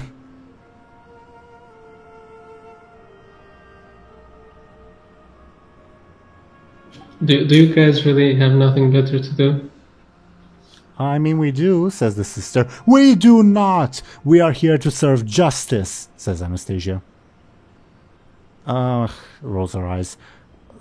Just surrender. It'd be easier, says Victrix. Can't we just... God. You know what? You guys figure this out. I'm not getting involved. Yeah, no one's getting involved. So is it just like a duel between the two of them? This is not a duel, this is an apprehension. Are citizen arrests even legal here? He makes a good point, sister, says Victrix. We have undergone plenty of citizen arrests before. Yeah, and the guards always yell at us, remember? Because they do not truly understand justice. They do not understand that they are facing the bringer of justice. I don't know, being a vigilante is kind of ethically questionable. Last warning. Are you saying that you are harboring this criminal, indicating Gurren, who's still not paying attention, or are you a true servant of justice as I am? I'm just saying that I'm not involved in it. You do whatever you want. Stand I'm aside. not getting... Okay. Benjamin steps to the side. How about Morgan Blaybeard? Don't worry about Gurren. We are actually bringing him to justice right now. Yeah. Then, Justice in sandwiches. Then why is he not restrained? Allow me to accompany you, because as you clearly do not know anything of what a true servant of justice ought to do with those they apprehend. I don't know. That you know, using excessive force when there's no need for it is a bit. I have not used any force whatsoever. I have offered you plenty of chances to surrender. I am still offering you more chances than you deserve. Do you not realize the honor that you face in having me not strike you down where you stand? Look, lady, I'm sorry, but I've never heard of you. You just kind of showed You up. face Anastasia Dawnguard. Oh, okay, enough. I get it. Yeah. Victrix says, don't get her going. Sorry. Now points her sword at Blaybeard. Will he come along quietly? Why is he not even facing me? Does he not realize whom stands before him? He doesn't think he's worthy of gazing upon you. And he would be correct, but nevertheless, justice demands his attention. What is his reply? Speak! Oh, he's not allowed to speak. because he's being brought to justice. Oh, that's a clever one, says Victrix. Clever what? He has the right to remain silent. And he also has the right to say whether he surrenders or not. Last warning. He already told us. You've already said last warning, sister. Don't undermine me, Victrix. Last warning, truly this time. Will he come along quietly or not? He's coming with us, quietly. Unacceptable. Unless I accompany you and make sure that justice is truly done. Have you guys had dinner yet, by any chance? No? Does not matter. You can It guess does. which sister said which. We already brought him to the prison place, and they told us it's a bit overcrowded, so they decided to punish him by having him pay for our dinner. That sounds frankly absurd. No, I've heard worse, says Victrix. Enough of this. Defend yourself, cur, if you will not come along willingly, and the rest of you, points at Morg and Bladebeard, stand aside if you do not wish to face justice itself. If you come with us, he'll need to pay even more money for your dinners as well. Give me a... Benjamin was Clever since he or mentioned flashy? having dinner before.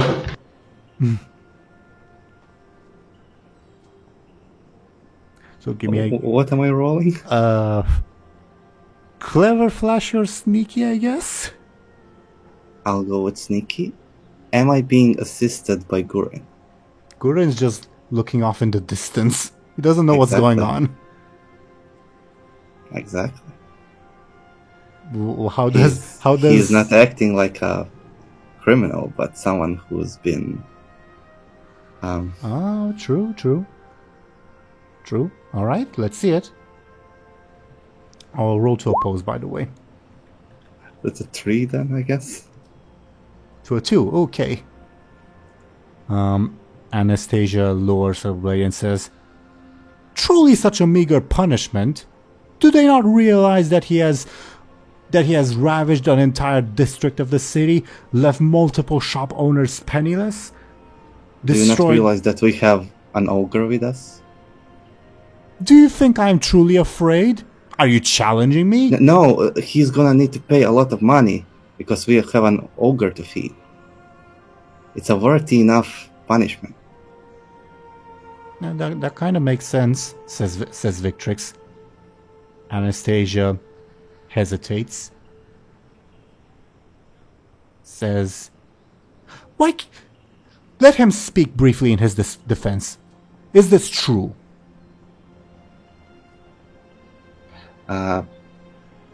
Bladebeard will ask Gurin in Dwarven. Can you say I? I? Yeah, he just answered me. He said yes. This is Victrix. You know I speak Dwarven, and Anastasia says, then it seems the evidence is conclusive. No, it's fine. We shall accompany your group. Where are we headed? Do you guys know of any good places to eat? We are new to town. We have a reservation at A Hero's Welcome, says Victrix. Are you... Looks at Anastasia. Are you sure this is... What do you mean, am I sure? You're the one who seems lenient in this situation. I know, but... never mind. So yes, we have reservations at A Hero's Welcome.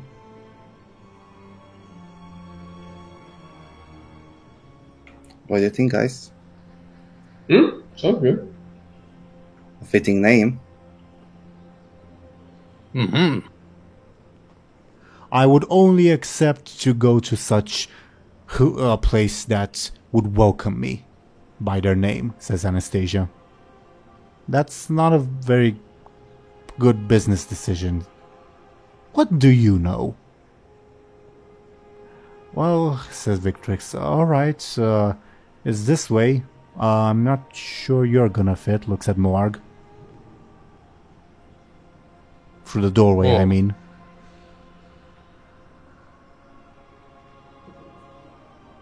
Don't worry about that. We'll get it anyways. Victrix looks mildly concerned. Says, okay. This way, please. Wait, why am I guiding you? You should know your way. Come on already. Anastasia sheathes her sword and says, yes, come indeed. We shall drain his pockets the way he drained the resources of the Dauron merchants. Indicating Gurren. Bladebeard will right-click on her icon and click follow. Mm-hmm. You follow. Benjamin will click inspect. He wants to check out the gear. Give me, I guess, a careful. You had the thing about noticing or analyzing your surroundings, right? Mm-hmm. The age-old question of what counts as surroundings.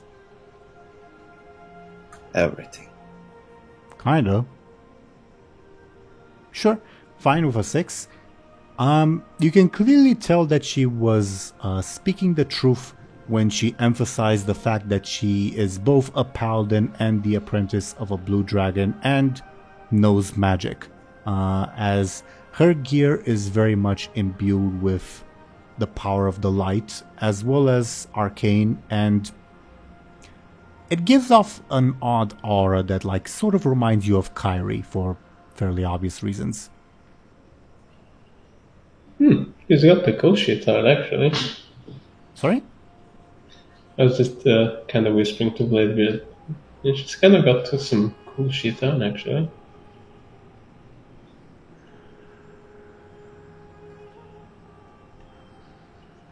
So, do you head to the Hero's Welcome? Yes. Okie dokie. So, you reach the Hero's Welcome.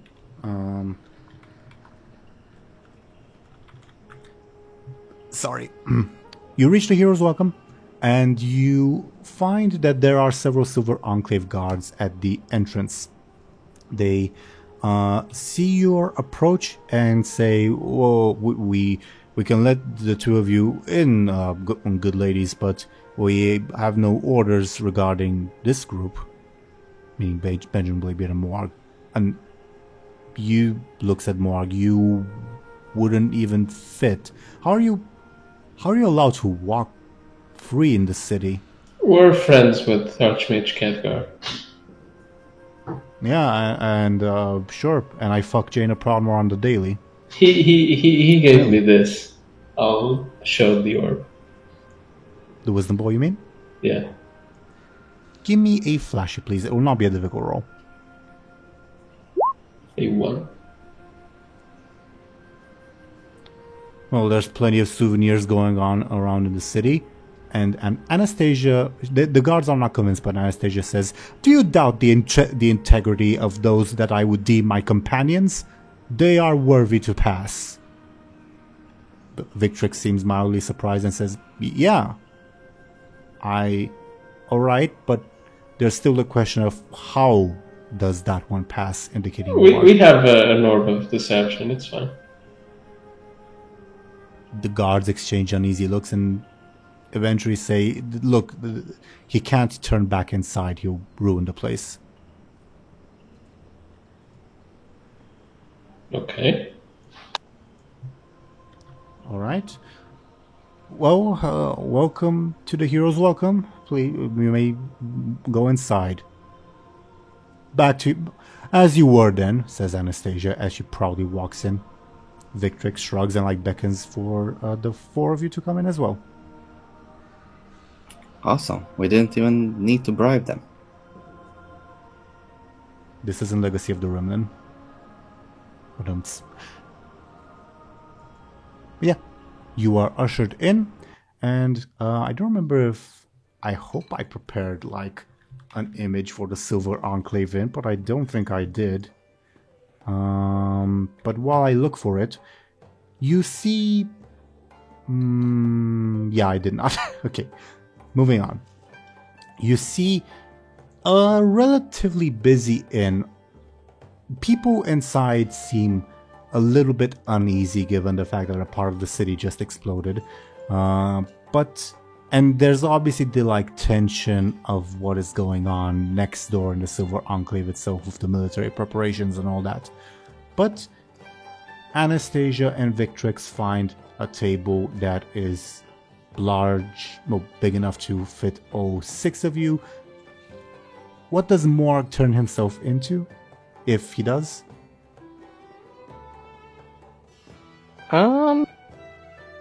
Probably the high elf form again? You got a high elf form? I don't remember, but sure. Barbara. Oh, Barbara. Right. I still gotta make the render at some point. Ooh, are you planning to make it spiky? I'm curious. I don't think it had any spikes. Not sure. Sure. Maybe she had horns. I'm not sure. I don't think we described her as such, but I myself am perfectly willing to grant you artistic liberty, if that makes sense. Well, I made it already, so it's just a matter of finding it. Fair enough. Fair enough. But yeah, you are ushered in. There's, I guess, a waiter will welcome them and say, "We only had you only have the reservation for 2. You would dare impeach upon the honor of Lady Anastasia Dawnguard? We are here carrying out the pursuit of justice by eating justice, I tell you." That one points at Gurren, who is not really paying attention as usual. Will pay for everything as the wanted criminal that he is. A wanted criminal? Quite harmless, I'll tell you, as long as I am around. Now guide us to a seat for 6, and plenty more, she indicates Gurren as well, as he has a massive debt to pay. Does he not? Looks at Gurren as if daring him to say otherwise. Gurren obviously does not respond. Right this way, please, the waiter says. Well, we've had a few reservations clear because of the incident, so you should be, it should be an issue. Please be seated. And you thus would be seated at a table at the hero's welcome. Do you sit? Yes. Yes. Cozy enough place. No music going on at the moment, given the slightly somber mood of the military preparations and part of the city having blown up. But Anastasia nevertheless lounges back in her chair and says, "There's nothing quite like a good meal and rest after a day spent performing justice." "Right," says Victrix. "So, what's your story?" asking the group in general, says Victrix. It's ridiculously complicated and long, but we kinda just saved Dalaran, kinda. Yes, and I fuck Jaina Proudmoore on the daily. Language, Victrix. She gets around. I I thought she was only with the war chief. How dare you insinuate something like that, says Anastasia. Didn't you just insinuate Former war something? chief. Alright. And I was just about to reprimand my sister, but you keep interrupting me. I will not have Lady Jaina's name slandered, as she gets up and slams the table, drawing attention from everyone. Okay, it's... yeah, okay. Sorry, sit down. I shouldn't have brought it up. I made a joke in bad taste, says Victrix. Can you please calm down, sister? What's up with her, by the way? I heard her whole town got tragically destroyed. Is Jaina dead? Anastasia sits back down and says, "No, she's not dead. She's a peerless survivor and now leads the Kirin Tor to glory for the Alliance." Yeah, she's fine. I saw her talking with Modero earlier, so. Oh, her as well. Victrix winces because she thinks you're gonna say something else, but then whew, breathes a sigh of relief when you don't. Do you have business often with the Council of Six then? Asks Anastasia. Not really. We kind of met them recently. I mean, Khadgar is kind of an old pal, but the others are kind of a novelty. An old pal, says Victrix. I mean, old. I kind of met him a month ago, but it feels like years. Kind of helped us with some business we had in Booty Bay with some demons and all that. Khadgar and Booty Bay.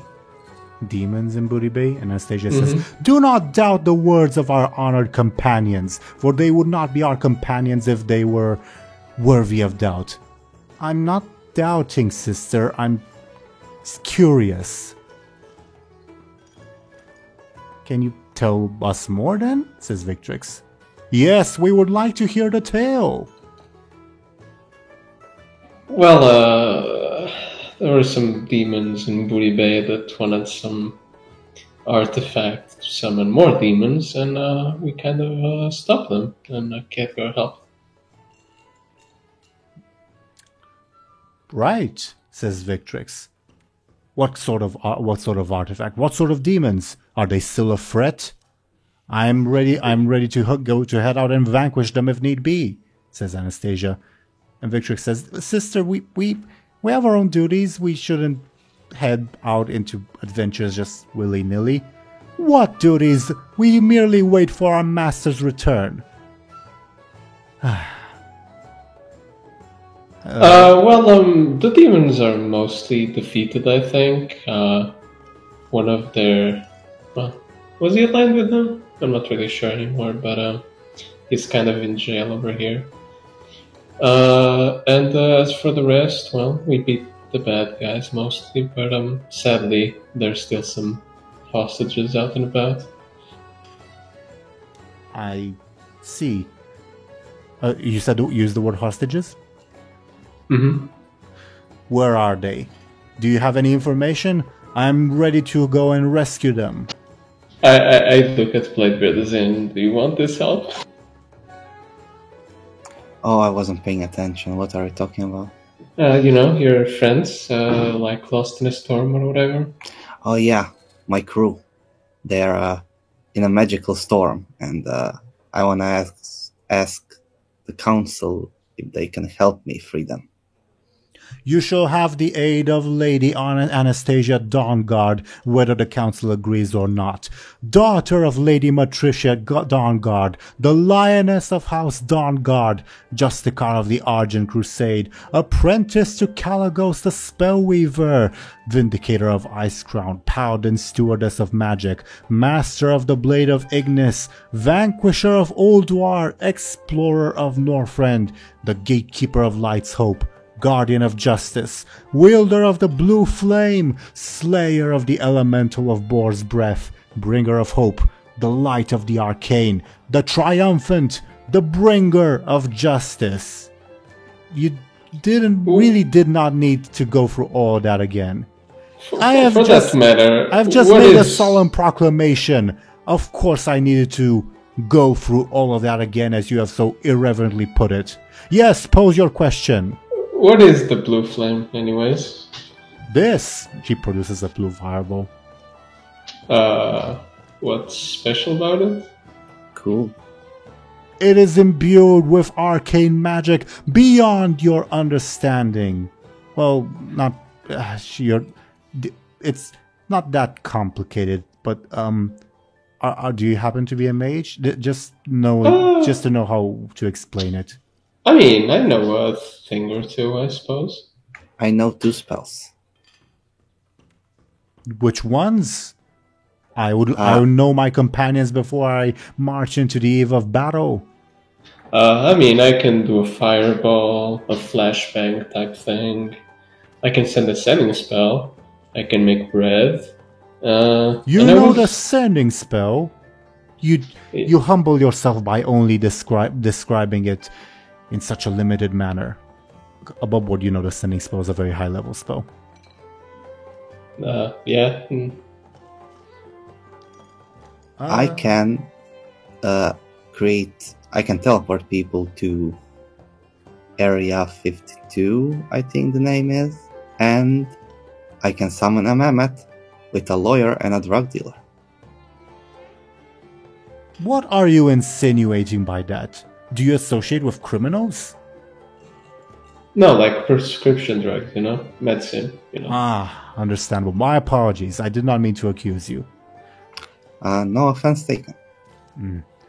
You fine folk are mighty indeed. What about you, indicating Moarg? Do you know any spells? No, I'm more of a fighter by trade with my fists and weapons. And Yeah, like his cannon is bigger than my whole body. I noticed, says Victrix. And Anastasia says, that strength is valuable indeed, and do not let anyone belittle you for not knowing magic, if there ever were such people.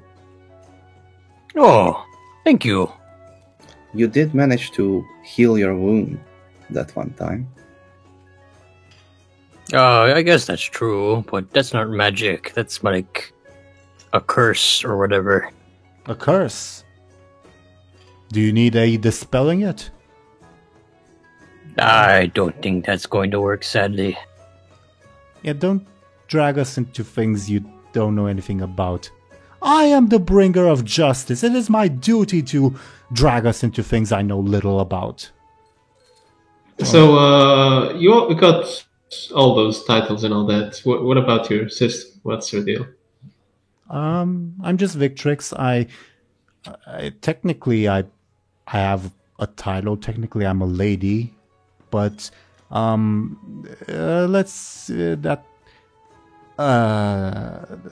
it's complicated. Take pride in your lineage, sister. Explain to the plebeians what you mean. That's not okay. Technically, we're from a noble house in Silvermoon, but it's an exiled house, and it's it was exiled even before the Third War, and now, given the change in regime in Silvermoon, it's unlikely that it will be recognized again. We do not need the recognition of those foe-induced parasites. Oh, I'm also kind of distantly related to High House, so yeah. Which one? Are you familiar with the Ember Sorrows? Apparently, I am familiar with all the noble houses of Silvermoon. Yeah, apparently, like my great granddad or grandmother or whatever was from there. So yeah, a noble lineage indeed, though. Well, more of a military line. She's the educated one, not I, says Victrix. Benjamin just shrugs. To answer your other question about the blue flame. Yes, the blue flame! And Anastasia produces again. Victrix sighs and also produces blue flame and says, it's not that exciting. And she extinguishes it and says, it's just a particular way of summoning fire as our master taught us. It's imbued, I think they call it frostfire, and it's also imbued with complicated arcane energies that... above board, did we see Kyrie use her breath flame thing? I don't remember. Good question. Did she use it against the ships in Booty Bay? She would have, yeah, she did. Well, you weren't there for the ships, but she would have used it against, like, the Kraken the first time you met her. Okay. Oh, we're familiar with that. Okay, that makes sense. I am not surprised. You seem to be well-traveled. Hi. Says Anastasia. And a waiter comes and says, can I take your order? Have you decided? Yes, This is Anastasia speaking. Bring us the finest slab of meat that you have from the finest beef that you can find. It is his treat, points at Gurin. I'll just take today's special. That's fine. Noted. She writes the today's special down and says, "The finest. Do you mean the finest or the finest? What else do you think I mean?" Yeah. Okay. You're certain. It's just that you don't. Never. So, yes, right away. I'll get it right away. As she, the waitress goes to pass on your order. Oh, I'm very excited. I wonder what it is. The finest heroes only deserve the finest meal. You demean yourself by only going with today's special. Oh, we sort of have a big thing going on in a bit, so I don't want to stuff myself too much, you know? It probably won't be stuffing, says Victrix. Knowing, like, these posh recipes, it probably will just be, she, like, indicates her thumb, something that big. Oh, I heard, like, in fancy places they, like, coat stuff in gold. Is that true? Yeah, I've never been to something like that. I have heard of such tales, but I find it too garish to believe. I guess we agree on that. Victrix says, well, anyway, back to the previous subject. My sister is a paladin and a mage, as you can see. I'm more of a mage and a rogue.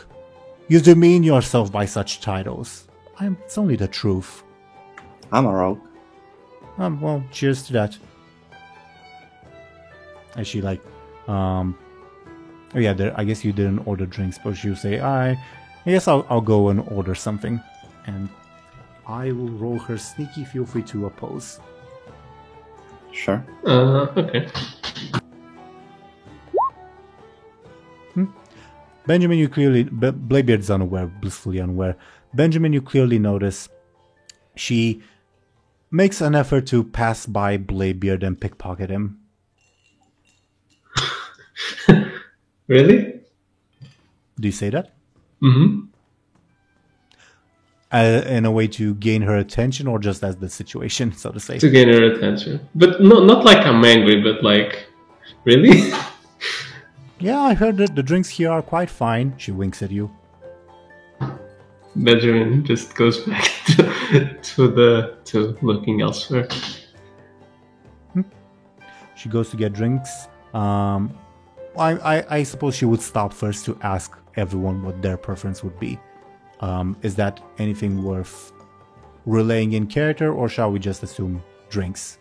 Yeah, drinks. Sure. She goes along, and will be gone for a couple minutes while she goes to get the drinks.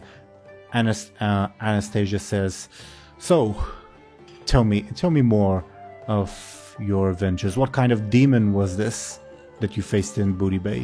Oh, there was a lot of demons. There were like imps. There were those flying thingies. A Death Knight. Yeah, and a couple of fell orcs.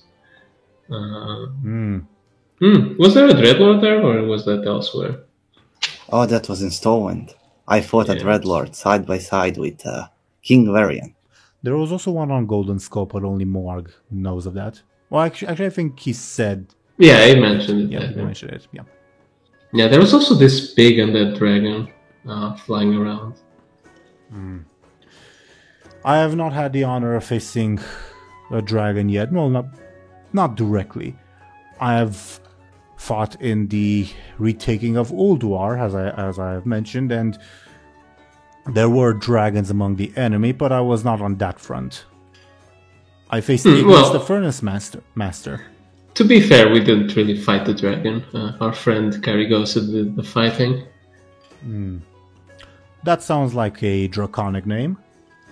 Yeah, it's the blue dragon friend we mentioned. I see. How did you come upon them? She kind of gave us a ride on her ship.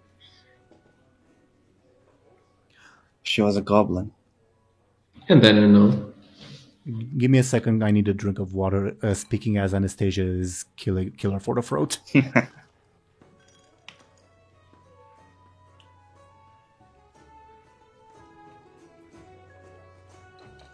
Anastasia nods and says, "We met our own master about a few months ago, actually.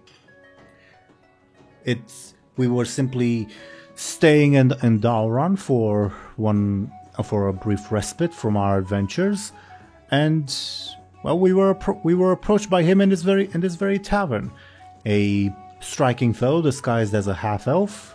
You can tell how it immediately caught our eye, indicating her own half elven heritage.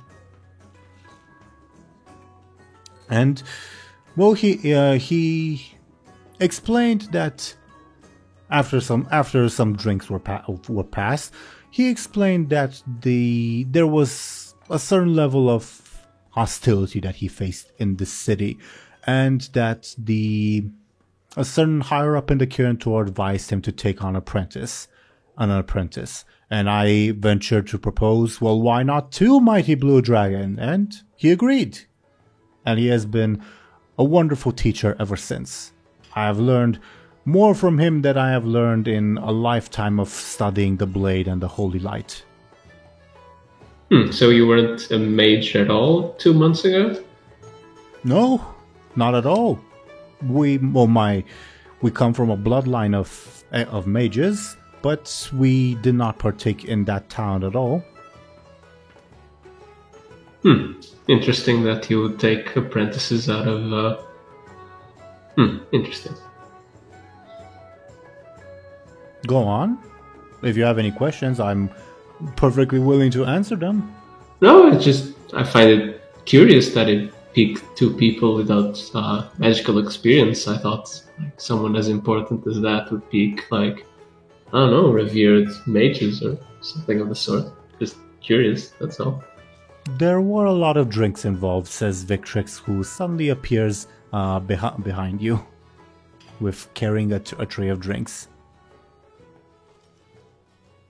As she sets them down and begins distributing them, and says, "So my sister started talking about our master, did she?"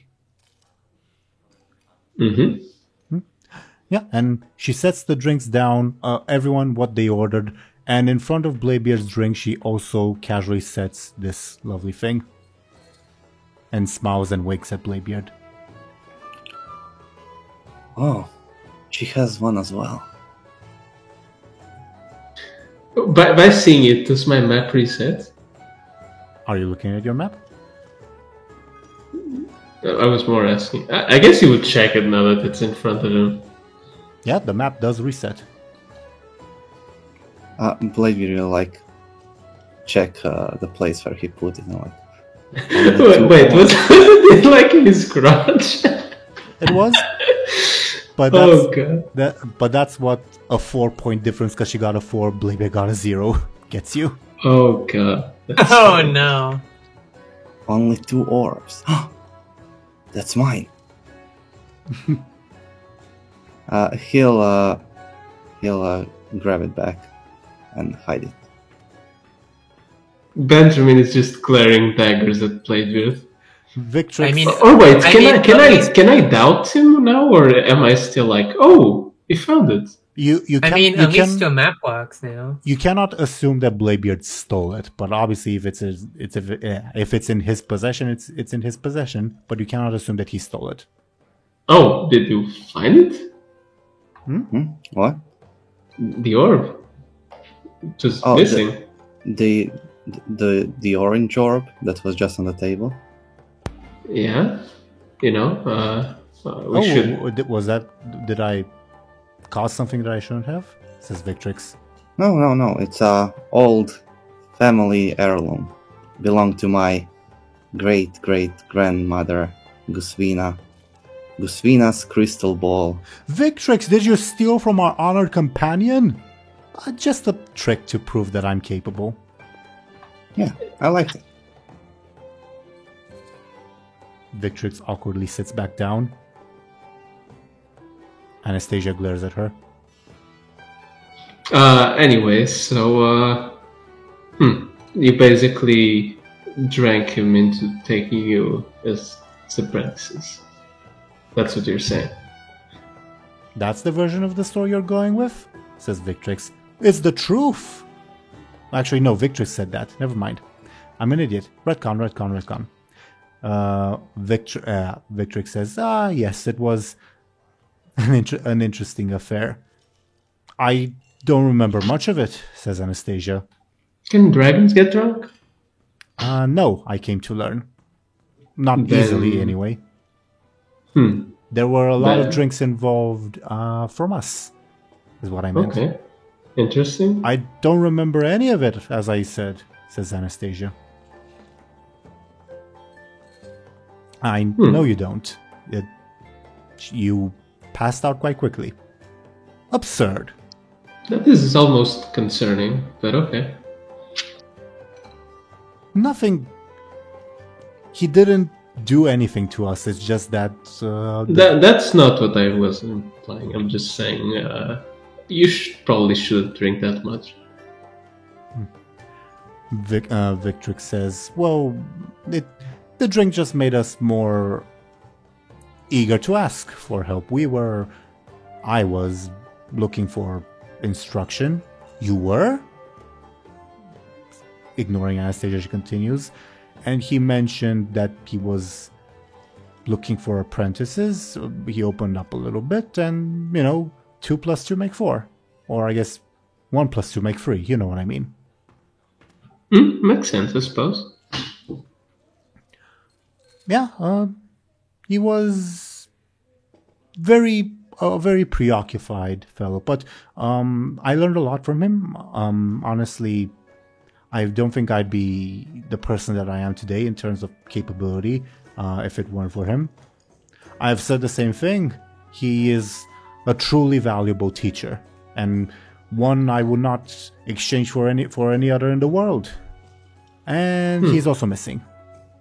Think Carrigos only taught me to make bread? Okay. Well, It's an impressive spell. It is, and useful, but, well, to be I fair, remember when we fought those rats. I guess it is a good moment to flex. Shall I make a bread? Victrix looks bemused that you are so proud of bread of all things, but indicates that you may go ahead. Anastasia takes you completely seriously and says, by all means. Then I will make a bread. Give me, yes, careful, but it'll be an easy roll because you've done it before. Oh god, okay. Your best My rolls bread are... is my bread is fantastic as usual. Now it's like just perfect. Yeah, it's always your best rolls that go to this damn thing. But yeah, it's with a critical success. Yeah, I don't know how much do you Famshar know about bread to describe the ideal bread. Not nearly enough. I guess I don't know. You make some very fancy bread, like fancy for like our standards, which is especially fancy for like Warcraft medieval-ish standards, because obviously bread, like in medieval times, was let's just say nowhere near as pure as bread is nowadays. And Feels inappropriate to eat this without the charcuterie board. what now? You know, like those boards that come with cheeses and hams Oh, right, and all that. right. Yeah, you say that in character. Yeah. The two ladies stare in absolute awe at it, and Victrix says, bullshit. Anastasia says, language! Sorry, but this is an illusion, this isn't real. Do you want to taste it? Can I? Go ahead. Timidly rips a piece, is surprised that the illusion is not, tastes it, and says, holy crap, language! Just taste it, you know what I mean.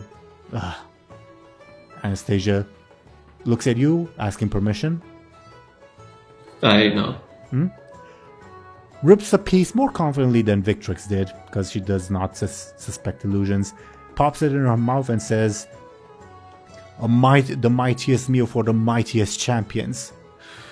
Well, I quite frankly, I do not care if you will have us in our adventuring party or not. You shall join us. That's not how recruiting people works, and we're not adventuring anywhere, says Victrix. What say you? Anastasia says, ignoring her sister. Are you willing to... I appreciate the offer, but we sort of have a lot of... The payment shall be excellent. When are we talking?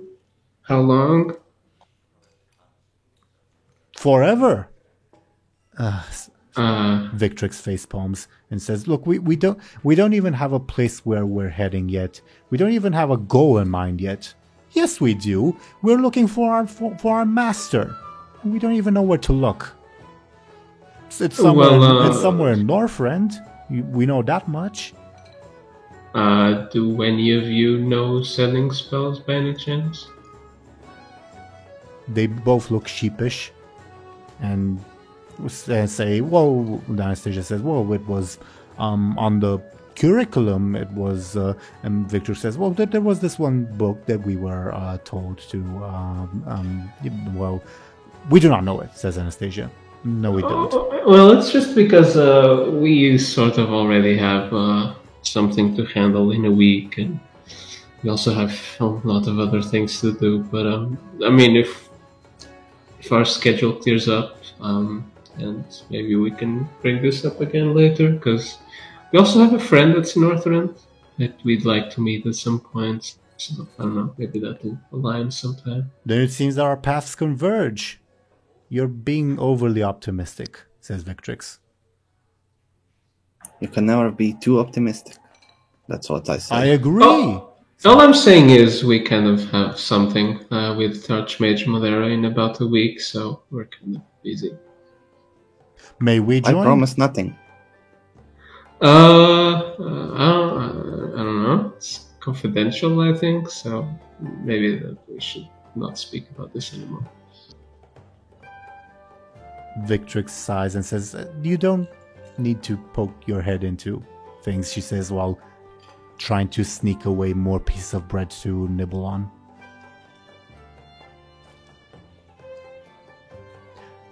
I think Guren would notice the bread and try to rip out a massive piece for himself. Sure. Anastasia says, "You hold, criminal. You're not allowed to partake." He is allowed to partake. Guren ignores both of you anyway. Were we not bringing him to justice? Hands off! She reaches for her sword. Guren ignores her. Please don't kill each other over my bread. He's kind of included in the dinner, like it or not, so, you know.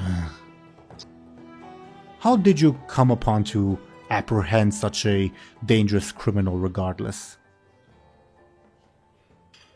Oh, well, we are very mighty heroes. I can tell, but I can also tell that there are no signs of struggle upon your... Actually, there would be, never mind.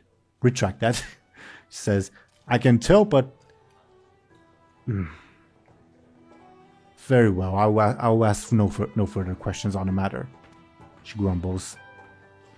The less said, the better, says Victrix, as they say. So, Victrix says, you've been quiet a lot. Anything you'd like to share? Asking Morg.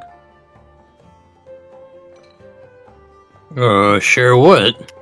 Anything. Your adventures, your skills, your accomplishments, interrupts Anastasia. That... I drove off a Kraken once. Why did you not begin with that? Says Anastasia. Victrix says, yeah, that's not something you just meant. That just happens, you know. Oh, it kind of happens to us, right? That's like our daily this lives. one survived 4 attacks from a Fell Reaver, in a row, same day. It was wild. What is that? It's like a giant metal monster with demon energies. It's terrifying. I'm sure no challenge for your group, and if we were to face one, well, it would be another notch on our belt. How giant? Says Victrix, because she's the more realistic one. You see that cannon is carrying? No, because, yeah, you can't see it. Oh, you can? Oh, right, it's invisible. Never mind that. How big are they, actually? Like, Probably- compared to, like, the height of the Violet Citadel. Oh, taller. Oh, they're like bigger than the Violet Citadel. It's not funny. You jest. I wish I did. That thing haunted us every day. And you survived? Says Victrix. Somehow, yeah. Barely. I got crushed. And I lived. How? How did I live that? Above board, you lived because you were taken prisoner. I was taken prisoner. That's how I survived. I remember. Prisoner by the demons? And you survived such an experience and even fought your way out? How many did you slaughter on the way out? Above board 0. Was the Inquisitor before that, then? The Inquisitor was that circumstance. Oh, okay. Well, I fought off them mentally. The Inquisitor, as he drove into my brain, and my ancestors and I bubbled him out. I see, says Victrix, not really sure what you mean. Anastasia nods like, yeah, of course I know what you mean, even though she doesn't. That is a mighty deed. Not really that mighty, but you know. Well, kind of. She'll continue and say, so, why... Victrix says, why are you infused with so much foul energy? I did not mean to... Yes, that question. It has aroused suspicion from the moment we've seen you, but there were more important matters at hand, glaring at Goren. Yeah, I ate a demon, and You what? Says Victrix. yeah, don't do that. At the time I thought it was a good idea. It was not. Obviously. What did it taste like? Actually not that good. Like, burning, really, like fire. You would eat fire. Nasty fire. That's not surprising at all. What kind of demon? Asks Anastasia. Fell Lord. She seems too interested in this. And says, why would you... And how did you feel after that? Did you gain power? Did you gain mastery over the demons? Did you know how to slaughter them in the future? I got stronger and spikier. Got my horn back. But I also got a voice in my head who constantly wants to take over my body and kill my friends and corrupt my soul. But I fight him off every day. Anastasia slams the table and says, then our goal is clear, sister. We must go and eat demons. What are you... No. How did you even come to that conclusion? Yeah, don't do that.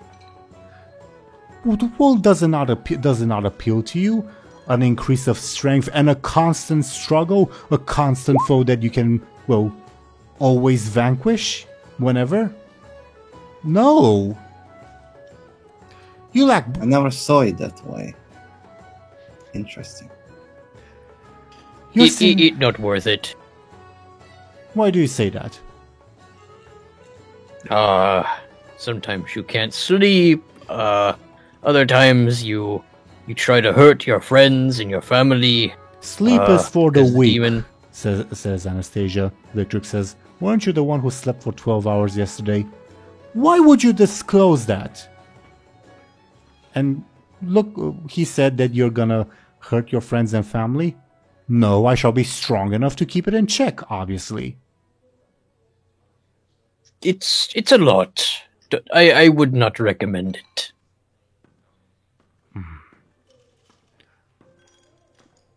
You seem pretty powerful as it is already anyways.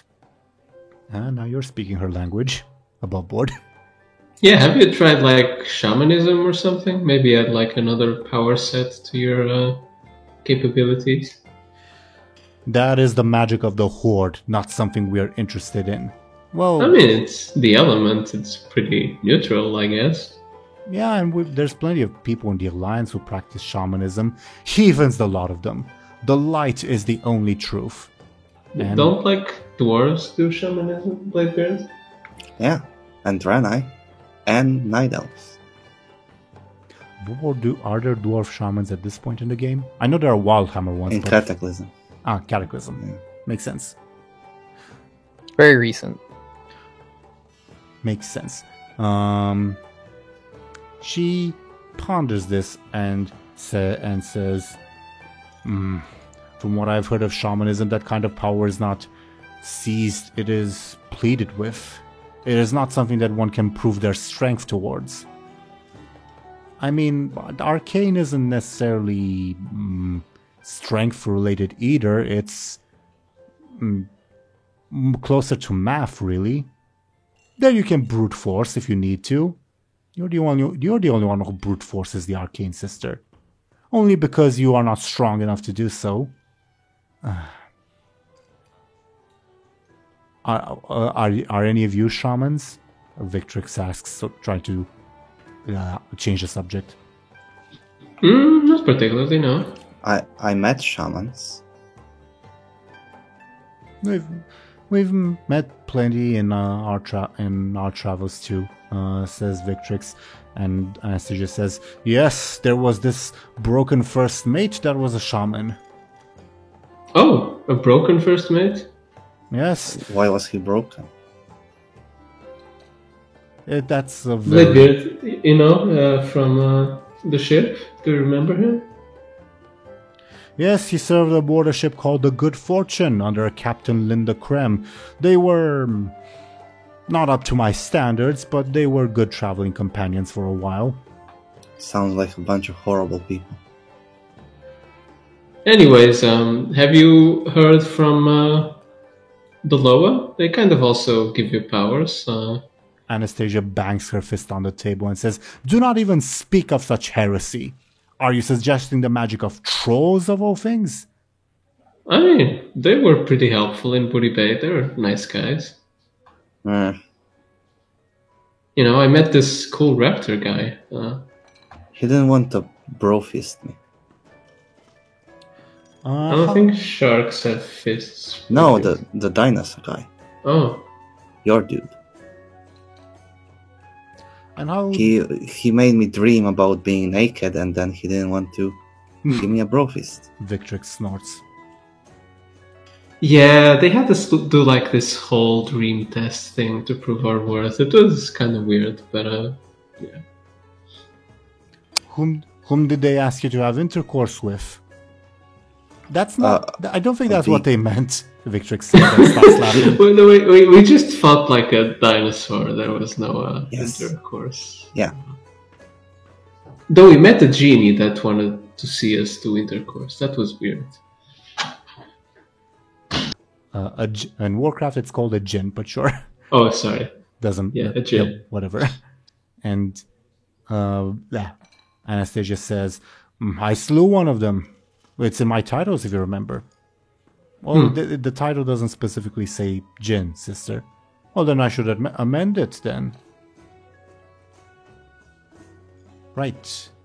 So, I don't think we'd be interested in, fighting raptors naked and all that.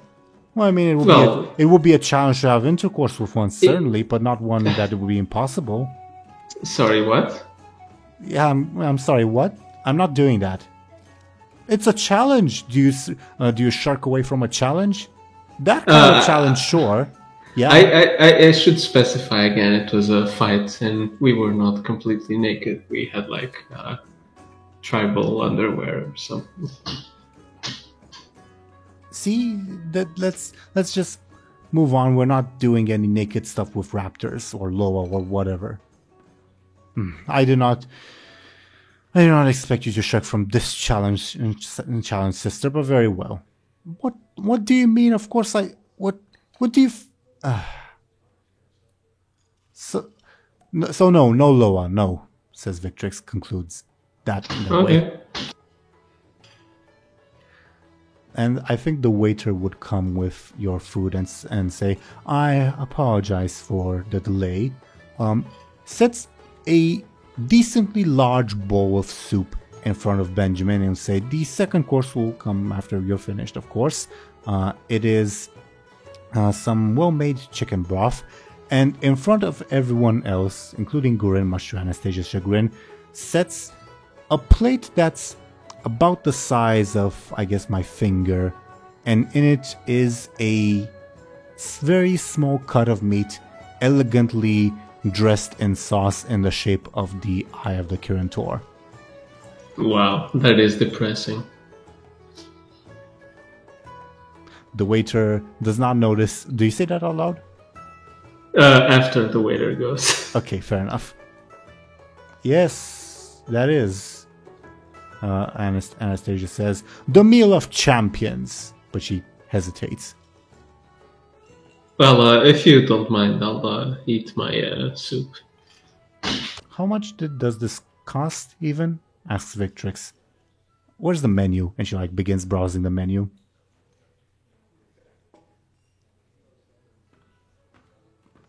Well, how do Bladebeard and Morg react to their meals? We eat them, right? In one bite? Sure. Probably Morg would, definitely. Yeah. You eat this thumb-sized slab of meat, and it is the most exquisite piece of meat that you've ever eaten. And you almost regret just putting it in your mouth in just one piece and not delicately cutting the meat into multiple pieces. And as you chew, you feel something hard as you're chewing. Do you continue chewing, or? Sure. I think Morg would, yeah. Can I get forcefuls from both of you?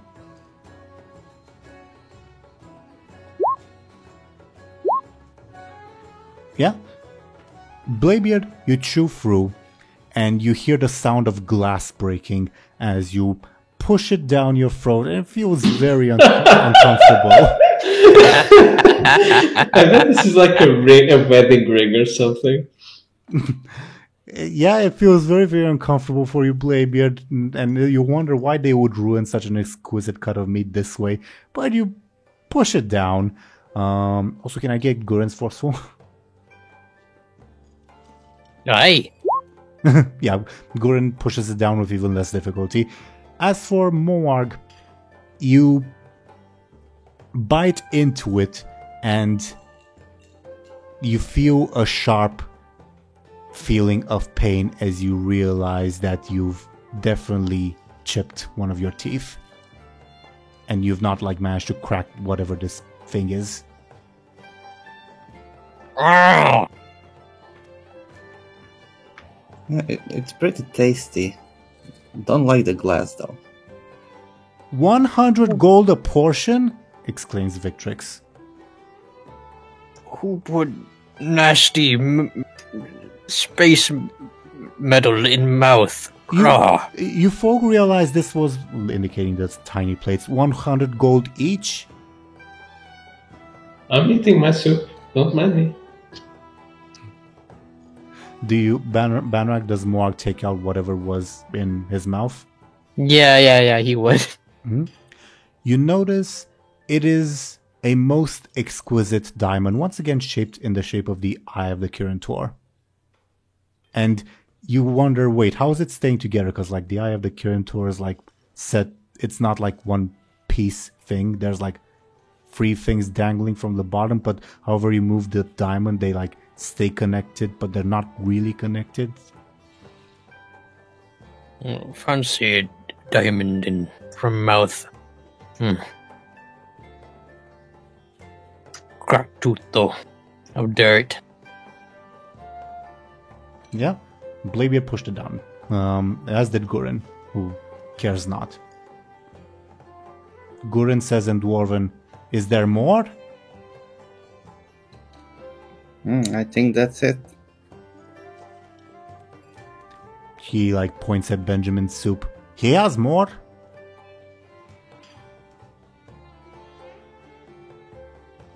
I think we should order just normal food now.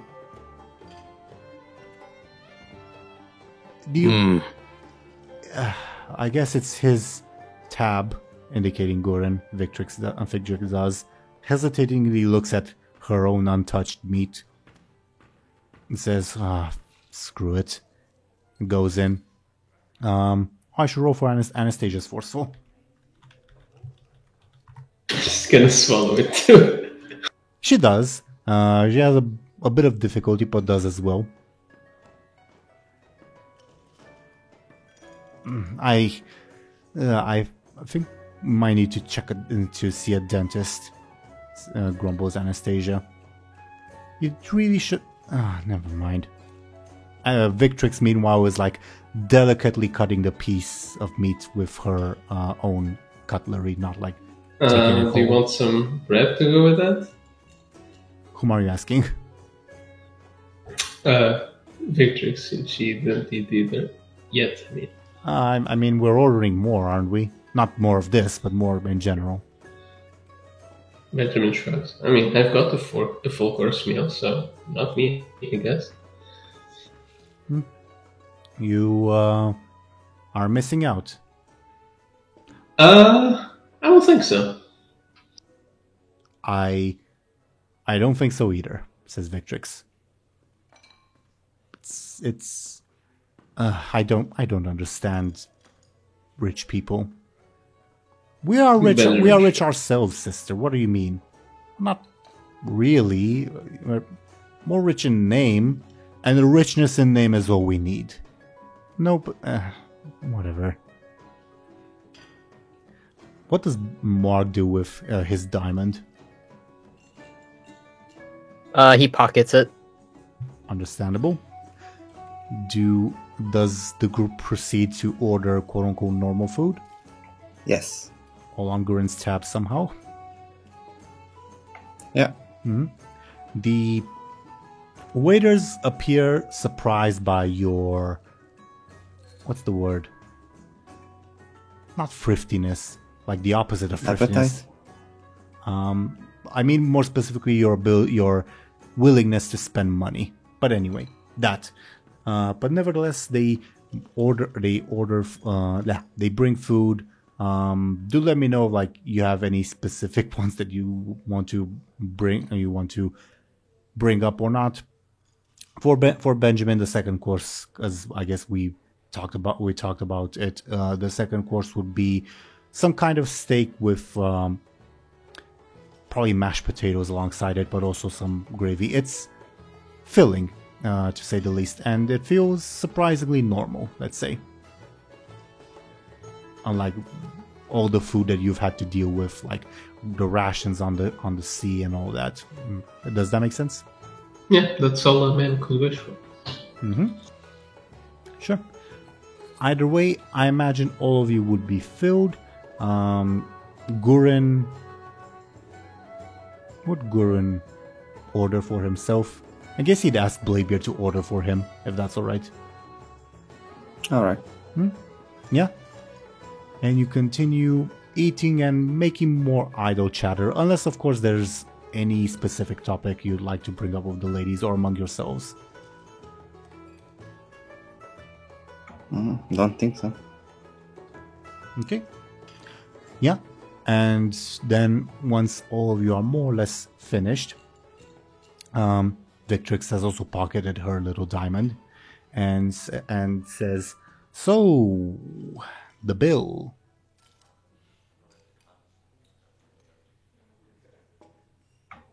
Yeah. Looks at Gurin, and Anastasia says, "Yes, come on, pay up." How much does he owe this establishment? 602 gold, 40 silver, and 37 copper. No, not 602, 500. My bad, because only 5 of you got the diamond.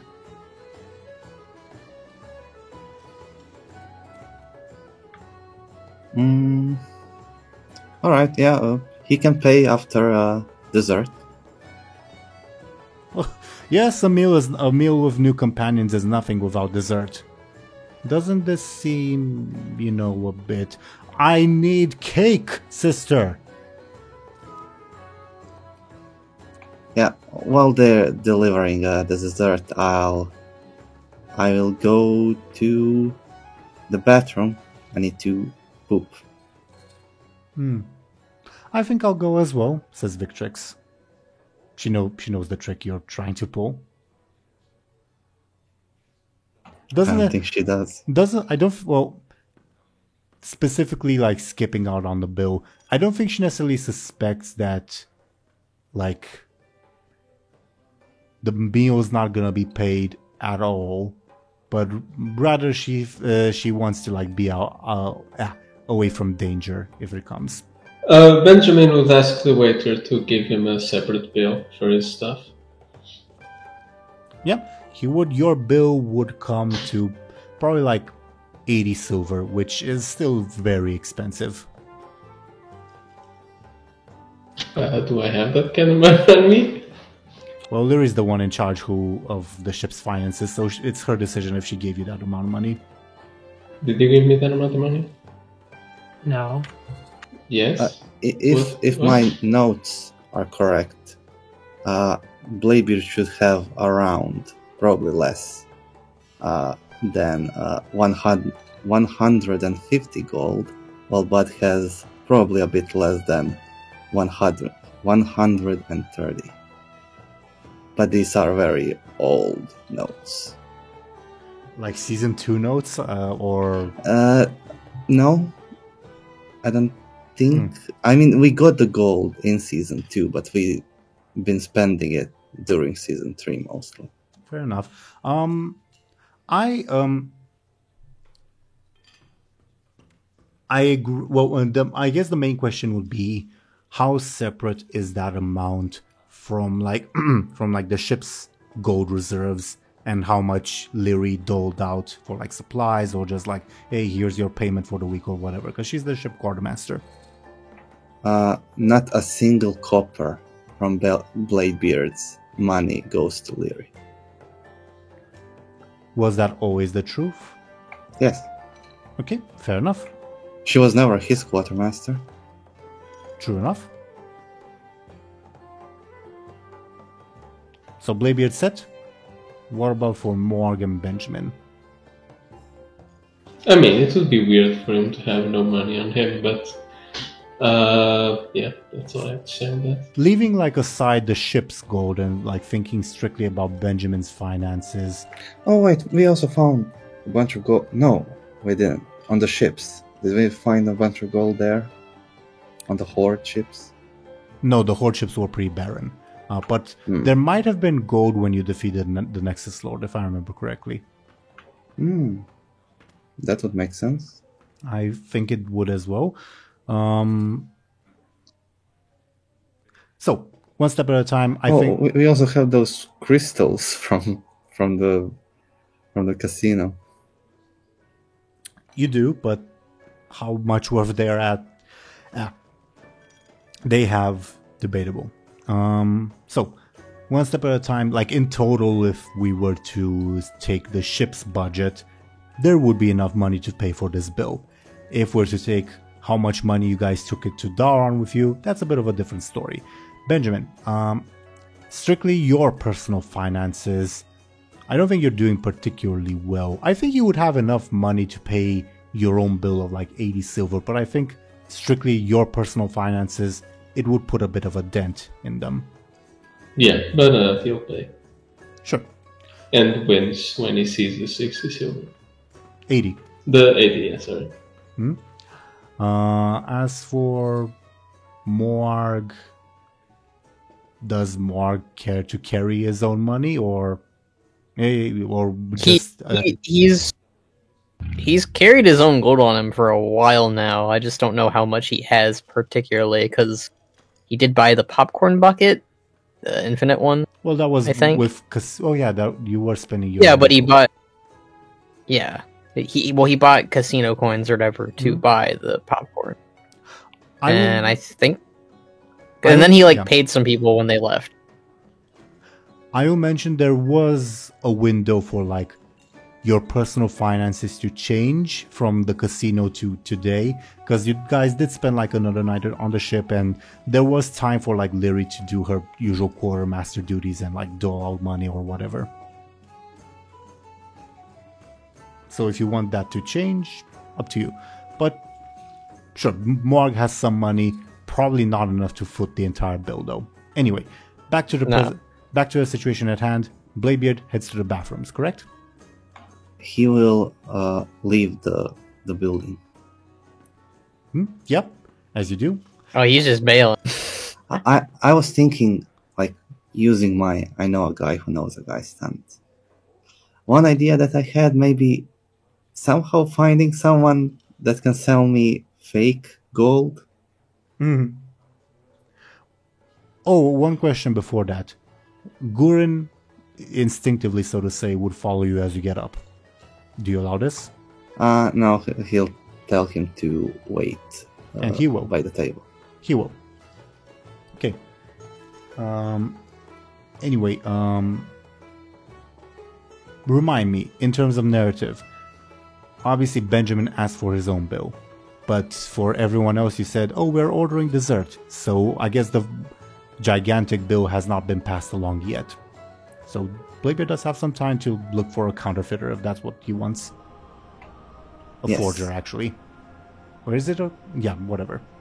So maybe some kind of blacksmith or something, I don't know. Where he would find fake gold. I think counterfeiter is the term. Anyway, so you're using your stunt, correct? Your I know a guy who knows the guy? Yeah, maybe he could the orb somehow be useful in this? Maybe he thinks about all of I have someone in mind, but if you want to go with your own suggestion, go ahead. I'm listening. I was thinking maybe he takes out the orange orb and we'll try to see if some of the people that he knows could help in this are in Dalaran, and he does it really quickly, and maybe he gets lucky. Well, I do have a certain individual in mind, like an old associate of yours. Not that you know this associate like you do, Goblin. How about, this is above board, and of course you can say no because it's your stunt. How about that associate be Styx Deathweaver, the leper gnome that almost got entangled with Benjamin? Yeah, sure.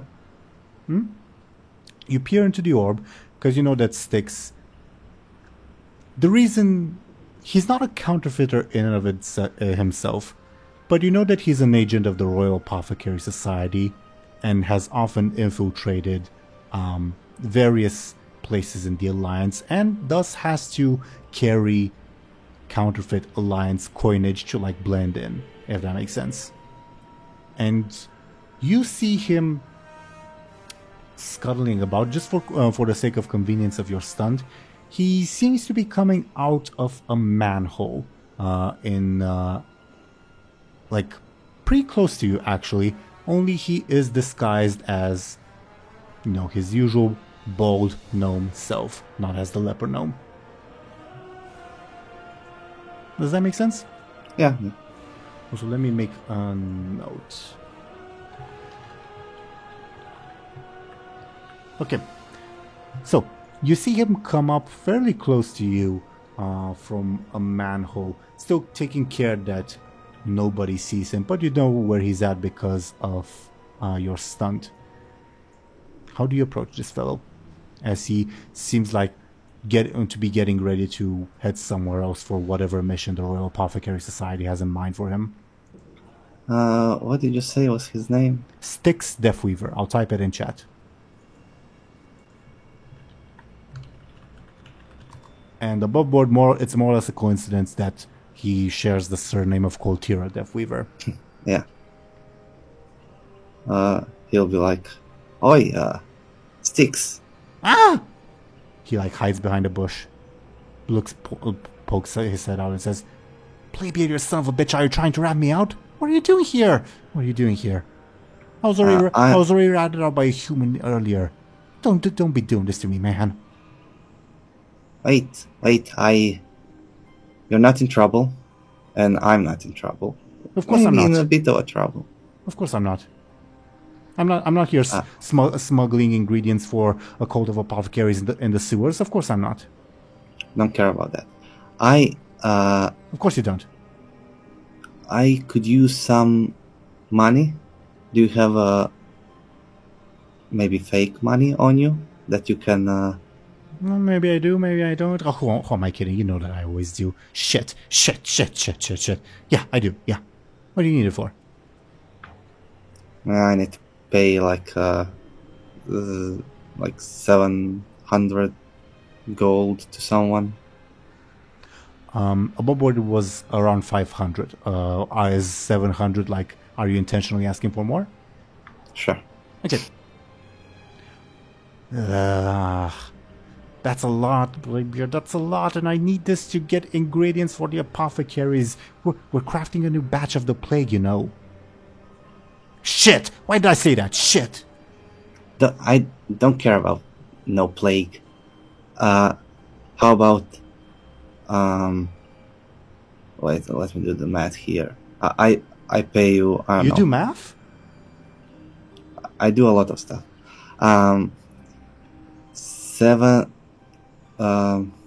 70 gold for 700 fake gold. Generous spender. That's that's 1 gold for I'm 10 listening. I'm coins. listening. Yeah, it's good offer. Good offer. Too good. You know this stuff will get you in trouble if you're caught, right? Right? I never get caught. Except for that business in the Undercity, you know. Wait, was that you? Have you ever been to the Undercity? Shit, was it a different dwarf? Maybe it was a different dwarf. I've been to Lordaeron, but not before, you know, the whole undead thing. No. It wasn't the Undercity. It was Lordaeron, but it wasn't you. Yeah. No. Sorry for the confusion. It was some asshole named Anchorbeard. My bad. Sorry. Old Styx's memory not as it used to be, you know? Tell me about it. Yeah. Anyway, yeah, sure, we can do that. But don't be saying my name if you get caught, please. I'm on a secret mission here, man. Okay, and I can't get caught caught again. Okay. Oh, unrelated. As he begins counting the gold. So yeah, he's going through with it. He says, unrelated. If you ever find Murloc tumors, I need them. Okay, I'll buy them for you. Good price. They're rationing out alchemy supplies here in Dara, man. It's hard to get the supplies I need, man, but I need them for the project in the sewers. Yeah. Would kobold tumors be okay? No. Morlocks. Damn it, can't help you then. I mean, unless I come across some of them. Mm-hmm. If you do, you know where to sell them. Oh, you don't, because I move around. Shit. Do you have a meeting point? I can find you. Wherever you are. No, you don't, man. No, you don't. I have a job to do, man. I have people to kill, man. He starts crying. No one who's after you will find you. Promise? But unless I'm after you, then I'll find you. Shit! Are you after me? Nah. Okay. He finishes counting the gold. hands it over. Prepares to hand it over and say, exchange? 70? Yeah? Yeah. Okay. Quickly tries to snatch the gold, but also thrust the fake gold to you. So he yeah. You now have 700 fake gold, but I've given away 70 real gold. Yes. Nice doing business. Shit, I needed that fake gold. Shit. You can buy some. But not from me, for someone else here in town. I don't know. There must be. No. I'm not buying that shit. We're bringing it from the Undercity, you know. Special project, you know. Don't care. Okay. Good. Yeah. I mean, there has to be some kind of criminal circles here in Dalaran. Oh yeah, plenty. I knew it. There's the whole arena thing in the other city. There's a bunch of creeps that have taken up residence in the sewers. They say something about a crown or whatever. I think I saw the Princess of Gilneas down there. Whatever. And obviously there's us, the apothecaries. There's the corrupt guards. There's plenty of people you can talk to in the sewers. Princess of Gilneas. Yeah. Interesting. Yeah. Well, not recently, but there she was at one point. She comes and goes. You know. Weird. What would a princess do in a sewer? Well, I'm kind of a princess and I hang out in the sewer, so what can I tell you? Well, obviously something that she doesn't want other people to know that she's doing. Yeah. True. So, if you ever have Murloc tumors looking to buy, okay, biggest magical ingredient for our research. There's also some kind of fungus, but that's easier to get, so don't worry about that. Okay. All right, yeah. Murloc tumors. Extends a hand to shake yours. It's his hand is very much shaking. Oh yeah, forgot. Maybe I shouldn't touch you. Anyway, yeah. I'm wearing a glove, asshole. We never saw each other. So am I. We never saw each other, but it was good doing business with you. Yeah. Yeah, same. See ya. Dives back into a sewer. How convincing is this goal? I'm gonna do a roll. I should do a sneaky roll, not a d20 roll. But it will be a decent bonus, just because this is like apparently some sort of official mission by the Royal Apothecary Society, so they wouldn't like go cheap with it, if that makes sense. So let's see how it goes. Yeah, plus let's say that whoever inspects the gold has to beat a difficulty of 8. So like Council of 6-member difficulty. Maybe I can that would be opposite of assisting. Anyway, I'll figure something out. All right. I was thinking I can assist them, but I want to lower their roll. Doesn't matter. I'll just return to the restaurant. Sure. Or the inn. Yeah. Whatever. Sorry, I was typing. Yep. You are able to return. Meanwhile, have Benjamin and/or Moarg order dessert? No, Benjamin's already heartbroken enough by his death. He'll probably order a coffee if that exists. Yeah, it does. Yeah, coffee exists. They even have in Legion they have a coffee machine, but yeah. Moarg would probably order a cheesecake or something. Anastasia, because she's feeling celebratory, will order a big chocolate cake. Meanwhile, Victrix is nowhere to be found, and Gurren is Gurren is standing near the table awaiting orders. The staff would bring out Moarg's cheesecake and Benjamin's coffee, and a big cake for Anastasia, who begins digging in, but also offers up cake to Morg, and Benjamin. Oh, more cake, thank you. Celebration of a productive meeting with vaunted new allies. I like you, good friend. You're also mighty, and I appreciate you. I'm sorry, I do not see you that way to like you. And all of you remember how she was also willing to like a raptor. Apparently. Yeah. She nevertheless eagerly snacks, and I think this is when Bladebeard would return. Bladebeard, you see the big chocolate cake that Anastasia is sharing, the little, not little, but smaller cheesecake for Morg, and coffee for Benjamin. I'm back. I just pooped. Yeah, did you wash your hands? Oh, of course. Certain. The criminal's been standing here, just staring at the entryway. Would you like some maybe. cake too? Sure. Love cake. Where is Victrix? Her loss. She continues eating. Blavey will, just in case, check his stuff, his items. Give me careful.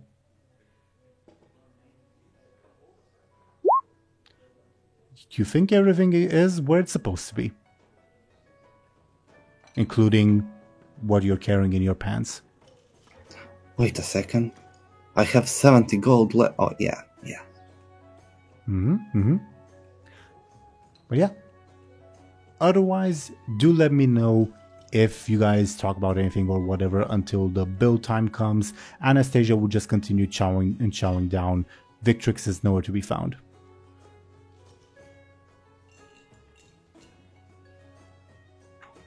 So, how was food?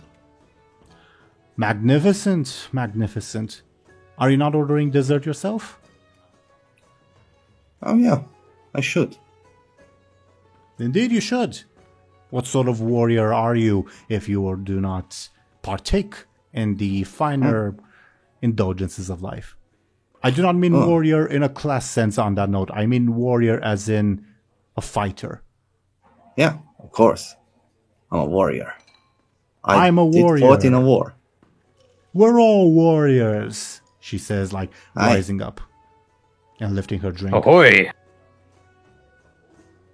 The staff cringes. Yes, I'm a warrior and I deserve a warrior's dessert. As do we all, except for the criminal. Can I get some ice cream? I ask the waiter. Yeah, the waiter would get some ice cream for you, certainly. Whichever. Benjamin is just silently drinking his coffee. Anastasia would have offered you cake. Would you have taken? Yeah, sure. But nevertheless, she obviously takes the lion's share of her chocolate cake. But yeah, ice cream is also brought for Bladebeard. Gurin just stands there. Victrix is still nowhere to be found. Is your sister okay? It's been a It's one She usually spends long poop. Yeah, she usually spends time a long time in the bathroom. I shouldn't have said that, but yeah, she does that often. I don't know why, but whenever the topic of bills come up at a restaurant, she always does this. Maybe she's powdering her nose. She's not the type. Well, like she is the type. Continues showing down, not aware that there's anything to worry about.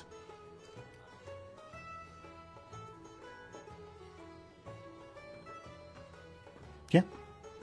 Eventually, I assume, unless there's anything else, the topic of the bill would come up as Anastasia says, "All right, a dinner of champions. Truly, it was worthwhile knowing all of you.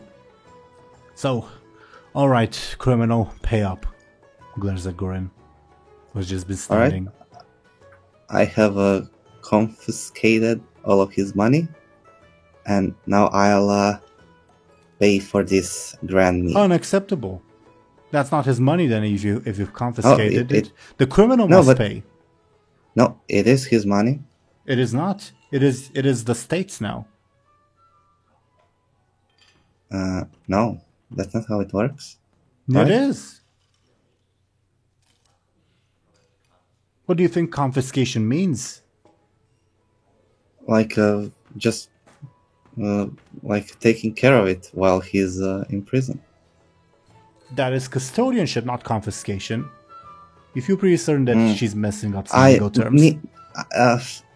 me and words, official bureaucracy stuff don't really go super well together. Well, then have him pay already. All right.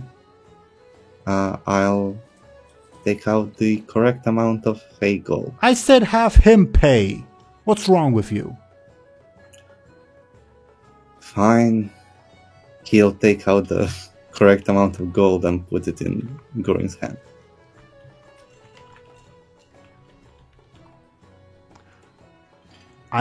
Not 702. What the fuck am I talking about? 503. My bad. Because it's 5 of you. It says, are you trying to shirk the rules? It is his duty to pay, not yours. Why are you being so generous?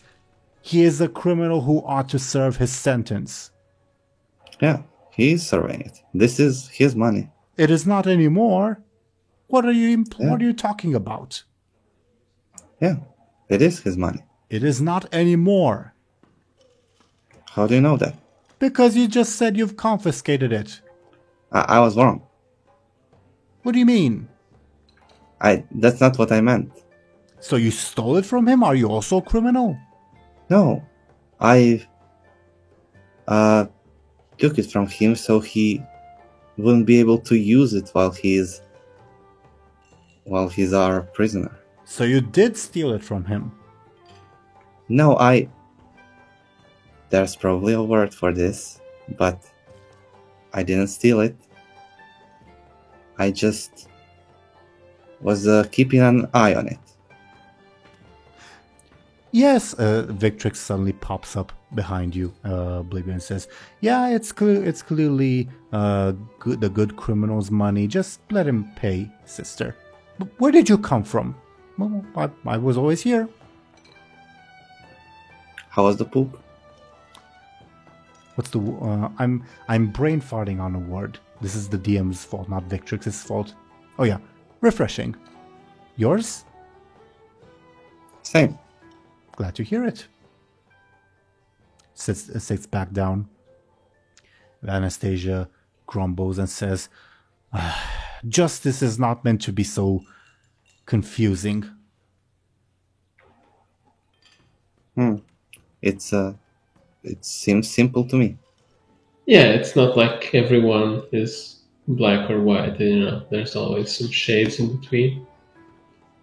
Well, yes, I'm a half-elf. I do not fit under either of those definitions of race. No comment.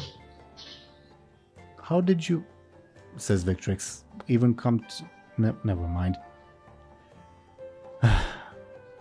And I'm assuming, quote-unquote, Gorin pays the tab, correct? Sure. Yeah, and Bladebeard, you're left with the difference between 700 to 500, free 60 silver and 32 copper. And the waiters, I'm not even gonna bother rolling for them because there's no way they're gonna beat an 8 in the sneaky department. So they gratefully accept the money, even seem surprised, and they say, we look forward to your continued business in the future. And I think the specific waiter, like, throws a look at Benjamin like, sort of, oh yeah, you too, sort of assuming you're the poor that they brought along. Ahoy! Ahoy! Merchant? Are you merchants then? Says the waiter. No. The less said, the better, says Victrix. Right? Right. I did not mean to pry. Right. I apologize. Please enjoy the rest of your evening, as the waiter, whatever their gender, departs.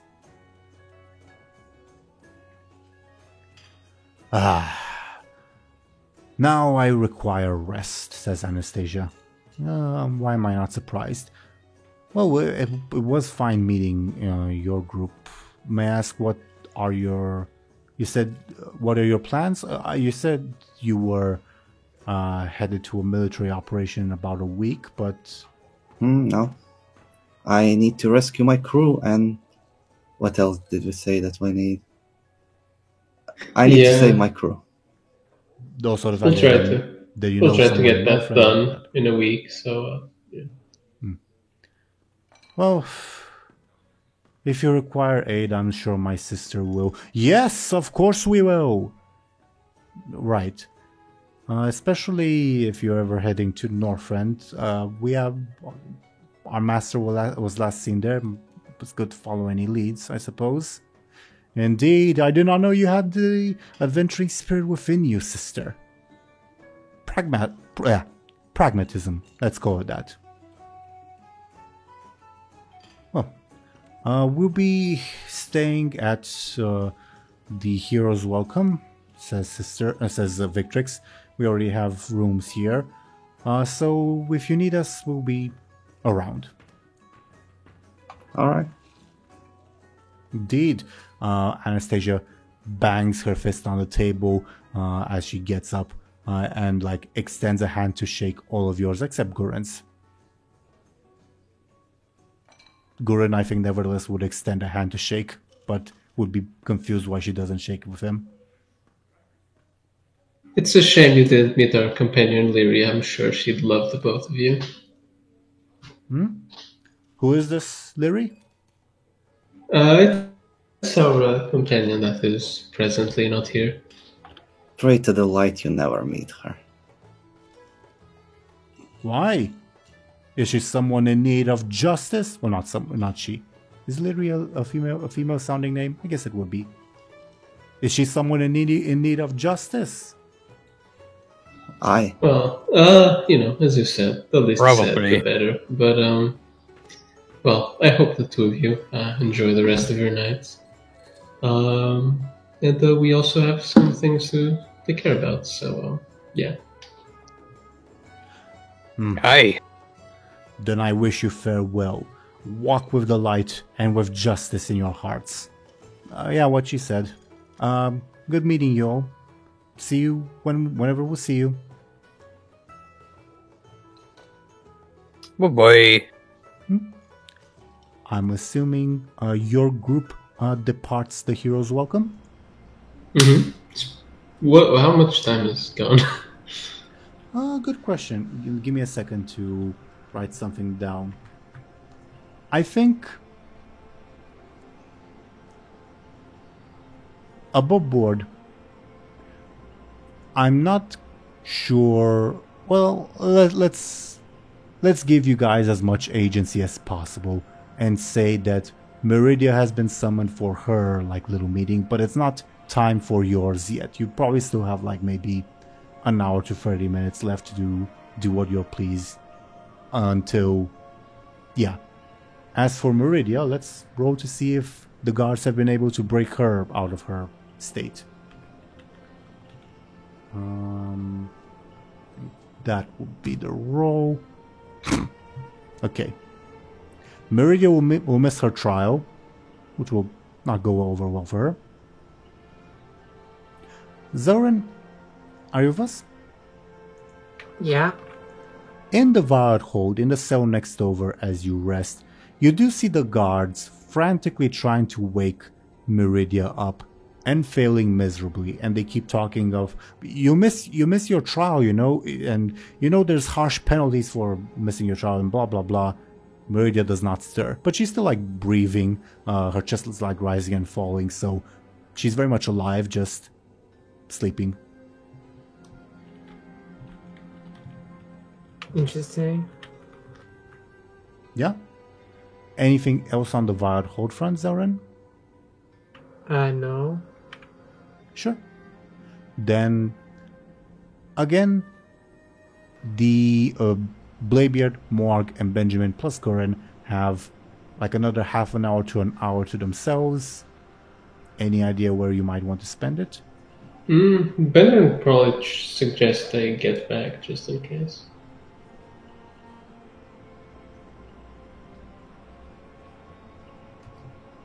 So we're heading back? To jail?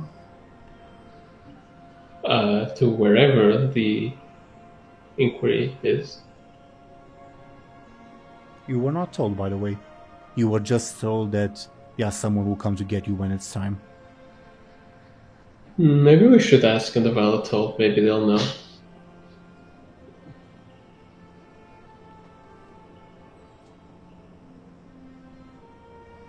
Do you head there?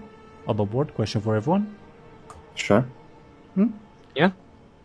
You head to the Viad Hold. As you pass by the Eventide, the great Akazam Zrak is finishing up his magic act, producing what seem like exploding pigeons, but they're just cleverly disguised, whatchamacallit, fireworks. And the crowd cheers. He gets big, not big, he gets rich from the tips. I'm guessing you move past that. And as you go into the Viad Hold, the guards greet you and say, do you wish to go back inside? Oh, we were just wondering where the inquiry will take place. Hearing, yeah, exactly, will take place. Oh, well, it's not technically in this plane of reality. It's a secret chamber of the Council of Six. You will be summoned, we've been told. Okay, so they just show up in front of us? Well, if you were in the Viad Hold, the guards would come get you, but Archmage Modera seemed pretty certain that you will be retrievable when the time comes. Okay. Suspicious. Well, we can meet up with Lyri and we'll all go together then. I mean, there's only like 30 minutes left, so it's not like we have a lot of time to do anything. Certainly. Do you wish to head back in? Yeah, sure. Blaybeard and Morg as well? Sure. Yeah. You are escorted back in. Let me make a note. You're escorted back in, and you, unless any objections come up, would be escorted to Lyri's cell. Zelra and the guards have been trying to wake Miridia up for like half an hour. They've also given up like half an hour ago. Miridia's just been sleeping sprawled on the floor. And I think, well, if anyone would care to look into Meridian Company's cell, you would see her there, having clearly missed her trial. Is she still there? Yes, we've been unable to rouse her, says the guards. Can I go in for a second? Certainly. Is this... What's the one fairy tale? The Sleeping Beauty? Yeah, the Sleeping Beauty. No, that's too non-consensual. No, that was not my idea. Yeah. It's good that we're living in the 21st century. But yeah, the guards would allow you to go to Meridia's cell. Well, Meridian Company's cell. Everyone inside of it is still asleep. I guess I'll just kind of lightly shake her and just say, "Hey, wake up! It's we're very late." Give me a flash or forceful, but I'll be honest, you'll probably fail. I'm gonna use all my fin now, Jay. Actually, I'll ask Khadgar to help me before I do. Okay, let's see what the Wisdom Ball does. Maybe you'll cast Flame Strike on Meridia. Oh my god, you're gonna kill her.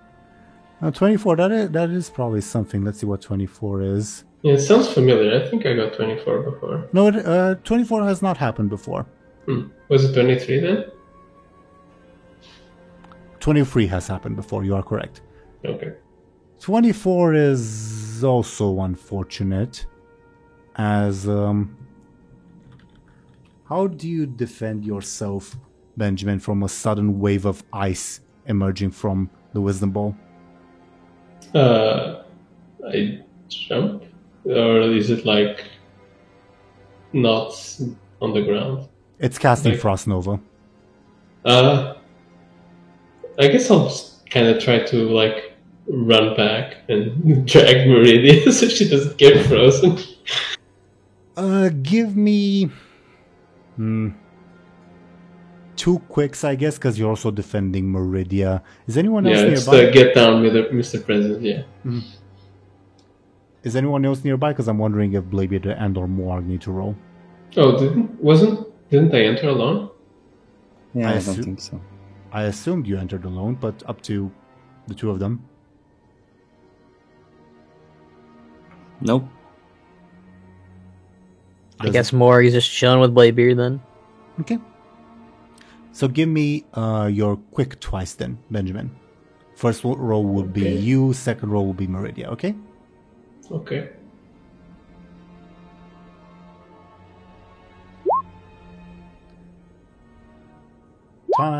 Okay. Tie means it gains an advantage, but I don't think you're going to enter combat with the Wisdom Bow, so I don't think the advantage is necessary. Free, I think it would mean, I guess, sort of 2 points of damage to you because you're defending Meridia as your leg is frozen and you face plant as you stumble. Do you take your level 2 stress? Mm-hmm. Sure.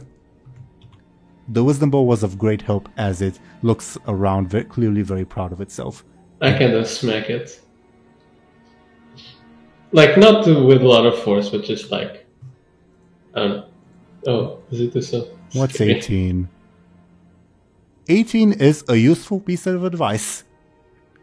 Okay, what's a useful piece of advice? I don't know. How do I wake her? Can't go tell me. A powerful enough counterspell should do the trick, it says as you smack it. Yeah, and I know how to do a counterspell. Very helpful, Khadgar. Smiles proudly. Then Benjamin will proceed to try what he was going to do before he asked the orb to help. Forceful or flashy then, but again would be a very difficult roll. Indeed. That's a very appropriate response. Any of you guards can do a counterspell, or... What did you ask? I was asking the guard if anyone knew how to cast a counterspell.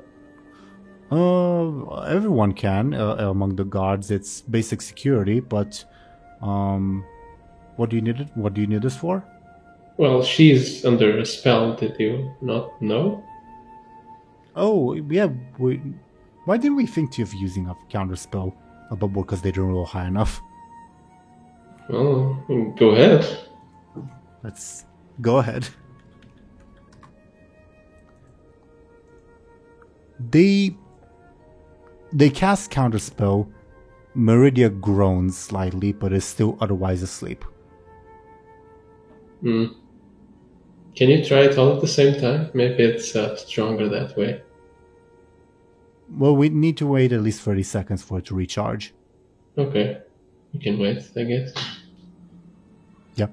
They wait. Awkwardly. Your leg hurts.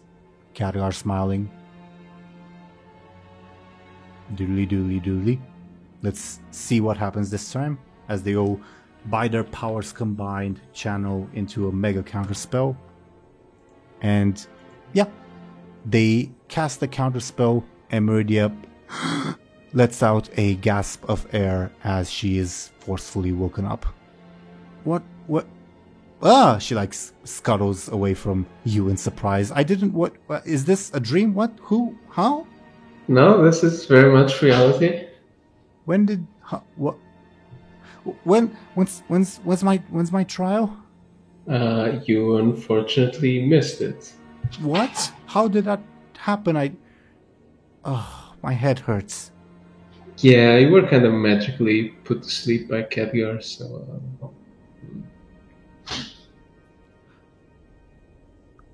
By Khadgar? How? Why? and I was supposed to enter the plea deal today. Yeah, regarding that, we also have some bad news. Your dad's probably gonna go to jail for a long time. What? How does that make sense? Well, he was working with demons, for one. That's impossible. Well, Did Blaybeard make this up? No, I met the demon. It was a satyr. A satyr? Yeah, you know, the ones that kind of look like night elves. I know but what they are.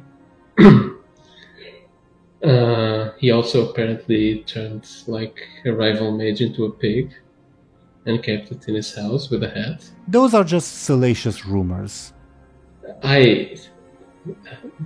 Unfortunately, they are not. What do you mean? And not to mention that he stole artifacts from the Arcane Vault. He won those artifacts in his adventures in his youth. Wait, Crassus's orb? He got Crassus's orb in his adventures? Crassus's orb? Yeah, which he used to spy on Bladebeard. What? Like, dots are connecting in her mind as to how he knew so much to incriminate Bladebeard. But she says, no, that's... And he was also controlling the Warden with this demon. If it served the end of bringing Bladebeard to justice, then I suppose it's justified. Working with the Legion? Is that justified? He said the demon, not the Legion. And what about controlling people, turning people into pigs, stealing from the Kirin Tor? She hesitates, very clearly unsure. Says, if all of it was for the purpose of bringing Bladebeard to justice, which it wasn't necessarily. He also had an abominable creature tentacle thing defending the things he stole that killed a bunch of guards and could have killed any of us. A what? It took half the Council of Six to stop that thing. Can I get a flashy from you? She is inclined to believe you, so it'll not be a difficult role, but you are making big claims. Yeah. A 0. How much would I need? A 1 is the difficulty I had in mind. Then I'll use one of my fate points. Would this make sense if I invoke Traveling Swordsman? You know, I've had plenty of adventures. She was there for some of them, so it would make sense that something as ridiculous as this could be true. I guess, yeah.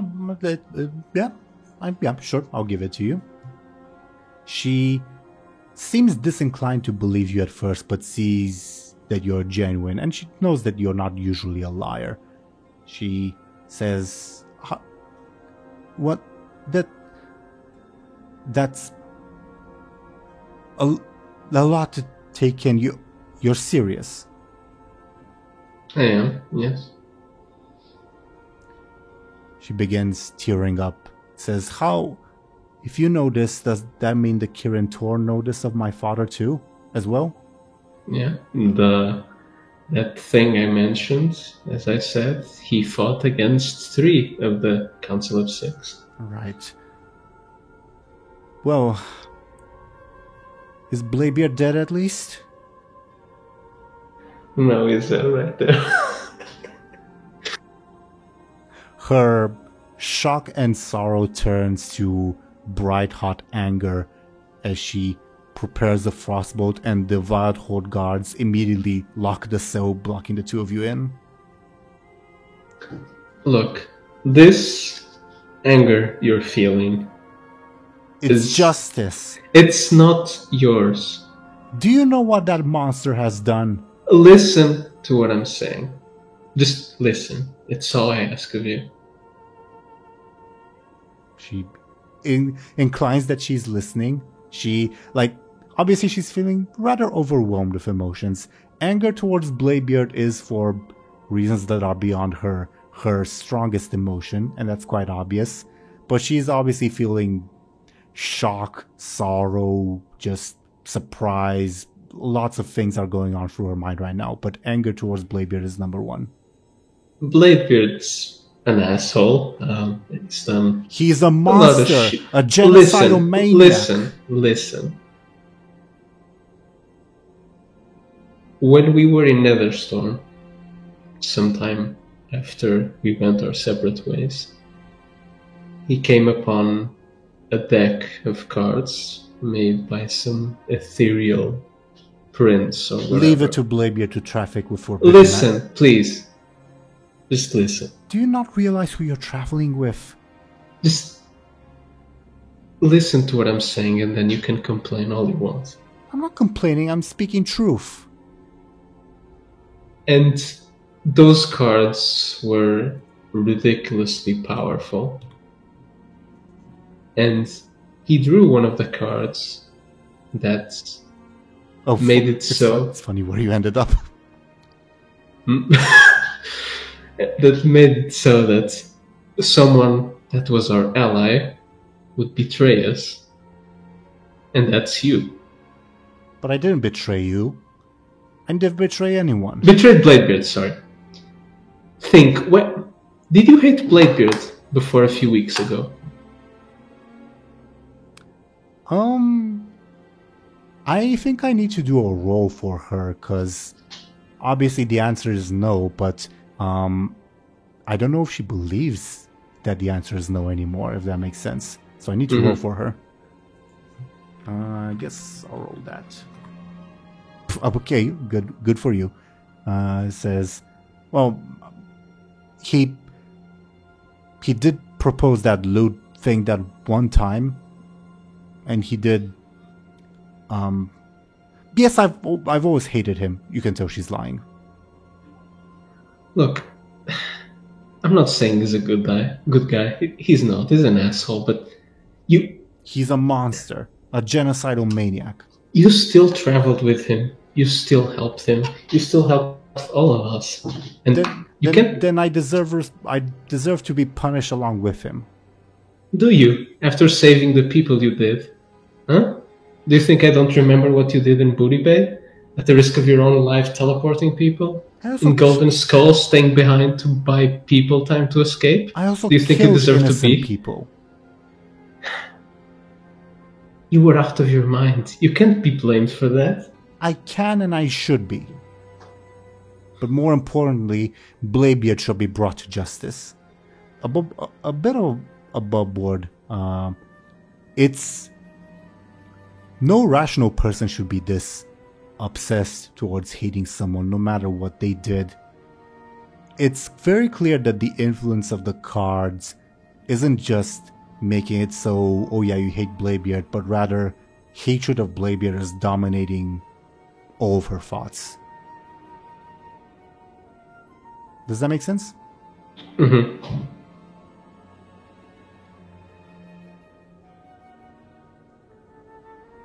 Just...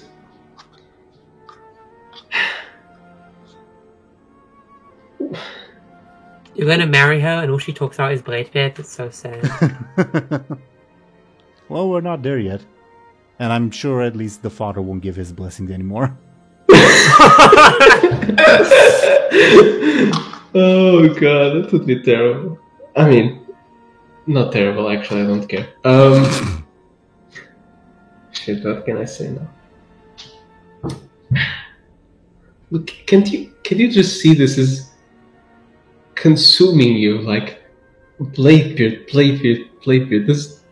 How does this make sense to you? Give me Flash, you're clever.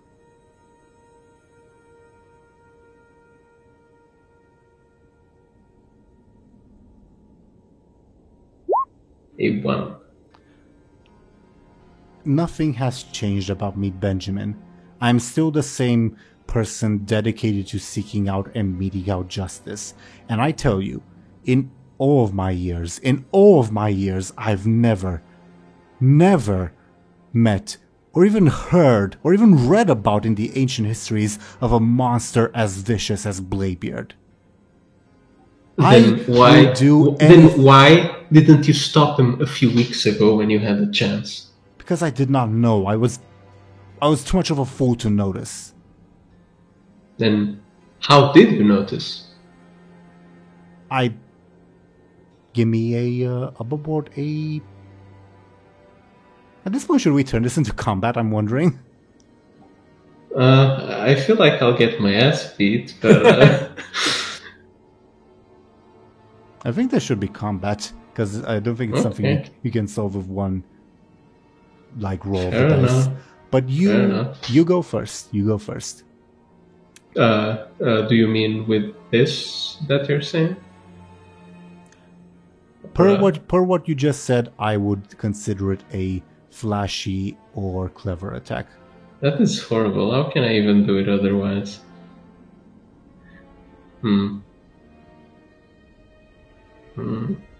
Just get Larry to fix it. That's boring, though. But I mean, if I get my ass beat, please do that. I mean, you'd have to tell her. Shit. How will I manipulate this carefully? Because I would assume, like, I guess poking holes in her logic is clever, so... Yeah, if you want, I'll, look up the, textbook definition of careful in the, rule book, because that may give you some inspiration. Maybe, sure, if you have it on hand. Just give me a second while I do. Careful, careful, careful, where art thou careful?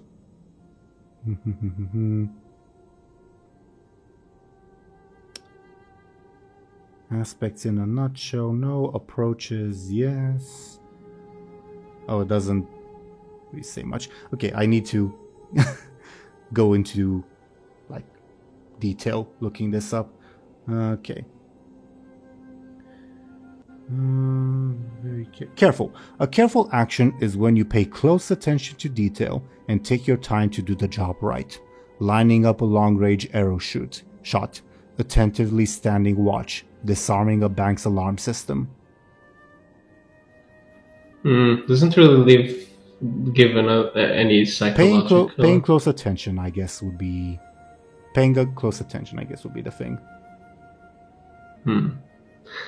Then instead of that,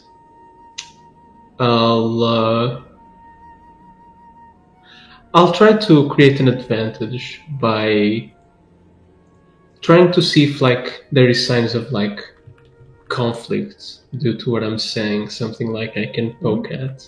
Definitely careful. Through her body language or through her words or whatever that might be. Yes, and your stunt may apply. I see what you're doing. Let's see it. Yep, you gain 2 charges on your advantage. Do you have a name for it? No idea. Sure. No idea. Type that in. Sure. Yeah, I have no idea how to handle this. Sure. Oh wow, Doom Goblin has a lot of guessing games. He does. I think, could be mistaken, but I think he's the only one among you guys that keeps notes, so there you go. Meridia in the initiative order goes after Moarg but before Gurren, so I guess I'll go one at a time in case Larry, Bladebeard, or Moarg want to intervene. Is that alright?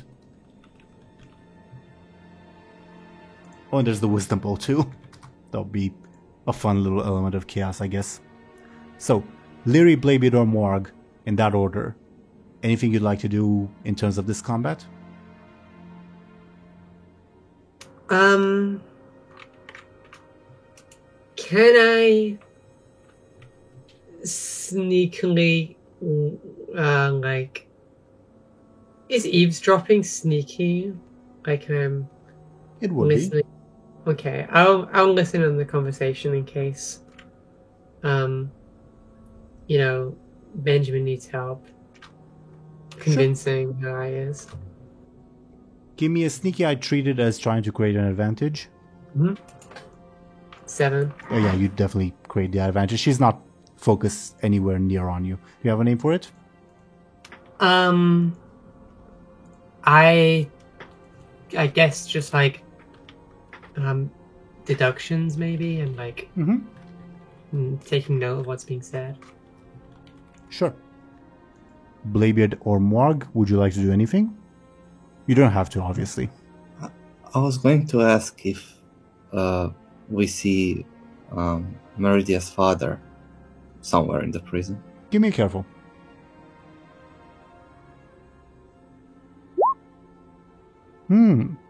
Surprisingly, no. Though that's a very good deduction that, oh yeah, maybe he's nearby.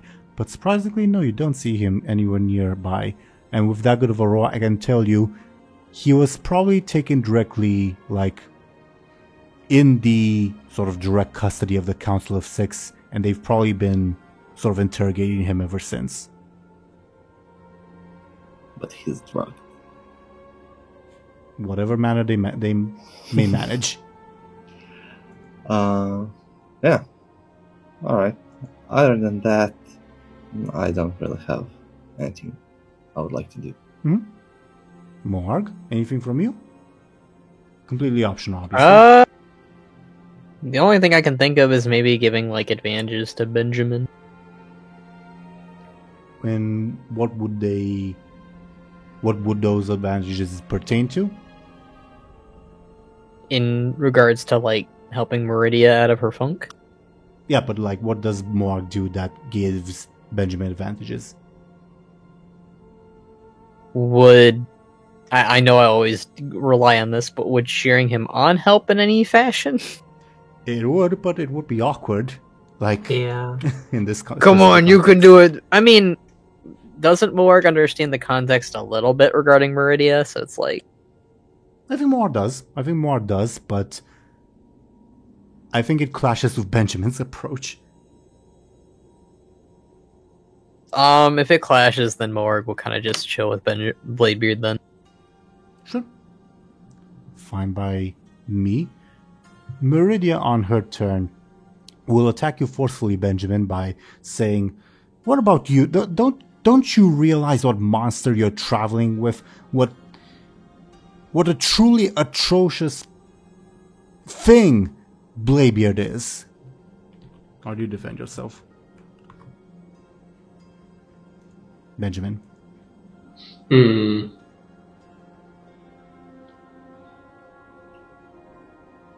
I'll say, can't you see that's not the point? The point is that you're being affected by a spell. I'm more worried about that than Bladebeard being whatever he is. Sounds definitely flashy. Trying to think if it would be careful. Leaning towards flashy because you're like trying to deviate. No, actually I can see careful. Flash or careful. Your choice. Okay, good. Yeah, you defend yourself. Now, above board question. Should we leave the rest of the combat for next time or continue right now? Your guys' choice. I feel like that's more... I was going to say that I feel like that's more of a Benjamin question. I'm leaning more towards saving it for next session, but... When is next session above board? We have not talked about that yet. But I don't see a reason why it wouldn't be next week. Unless anything comes up from you guys, of course. Yeah. Okay. I still say it's up to Thumbshire. I mean, it's fine by me either way, so I don't particularly mind now or next week. Do you have an opinion, Doom Goblin? Not really. Then I say it's up to Thumbshire, but he already said his truth. I'm also fine either way. Then how about we do one more round, because I'm not sure if this will be resolved like quickly or if it will take a while, and maybe one more round will give us more perspective, I guess. I'll one-shot her. Maybe. Your turn. Okay. How can I use my... Oh, remember you know her stats? high concept. What was it? Archmage of the Kirin Special or agent of something the like that. Kirin, yeah. Okay. Wait, is it Benjamin? Do I have a free compel on that or not anymore? Not anymore. What was the Doom Goblin's question? Is it Benjamin's turn now? Yeah. Can I compel him? Of course you may. Wait, you have the one that's like Master of Arcane Arts or something. Okay. Wait, let me see what it is. For a second, I thought you were compelling to handsome for his own good. What? For a second, I thought you would compel this to handsome for his own good. Yeah, I was thinking adept in arcane arts. I'm going to compel Benjamin to maybe assume that Lyris' crown could help if it's put on Meridia's head. Oh. I'm gonna have to reject that, because it's not because he wouldn't believe that, but because he would think it's much worse that Lily not have the hat. Alright. Taking away a fate point. Carry on. I guess Benjamin would kind of try to shoot like a lot of arguments real quick, like, oh, it's you're being influenced, Bladebeard's just an asshole, but he doesn't deserve this, and, you know, maybe she can even see like the inconsistencies in what she's saying. Slow down, you're not even being coherent, is her response, her defense. Which I guess would be quick versus forceful. I think I have a stunt for this. If I was attacked, then it could be a stern, blah blah blah.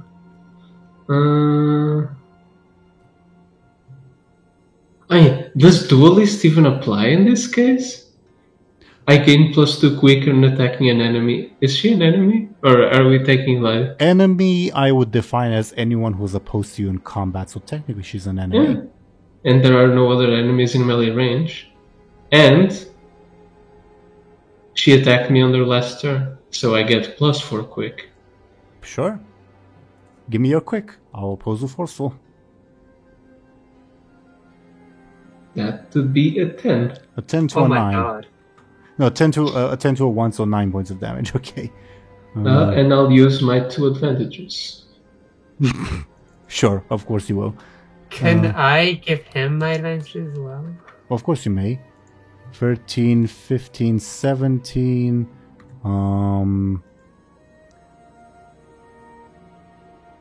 Let me do some math. 12. Okay. I will use a fate point, because otherwise Meridia will quote-unquote die. And the other fate point as well. Sorry, Cloth Merchant, I'm going to move you a little bit. Out of fate points. She's out of fate points, but she can take everything except... she has still 3 points of health left, so to say. Which are? So she'll take everything except her level 3 stress. Oh, okay. So what's the level 2, 4, and 6 consequence you inflict on her? Let's start smaller. I guess 2 can be confused. Yeah. 4 can be overwhelmed. Mm-hmm. And 6 can be crisis of identity or faith. Yeah. That definitely makes sense. What will she do? I don't think she would concede the fight because the whole magical thing of the card is too strong for her. Like, it's controlling her emotions and thoughts too strongly for her to concede. So she will say,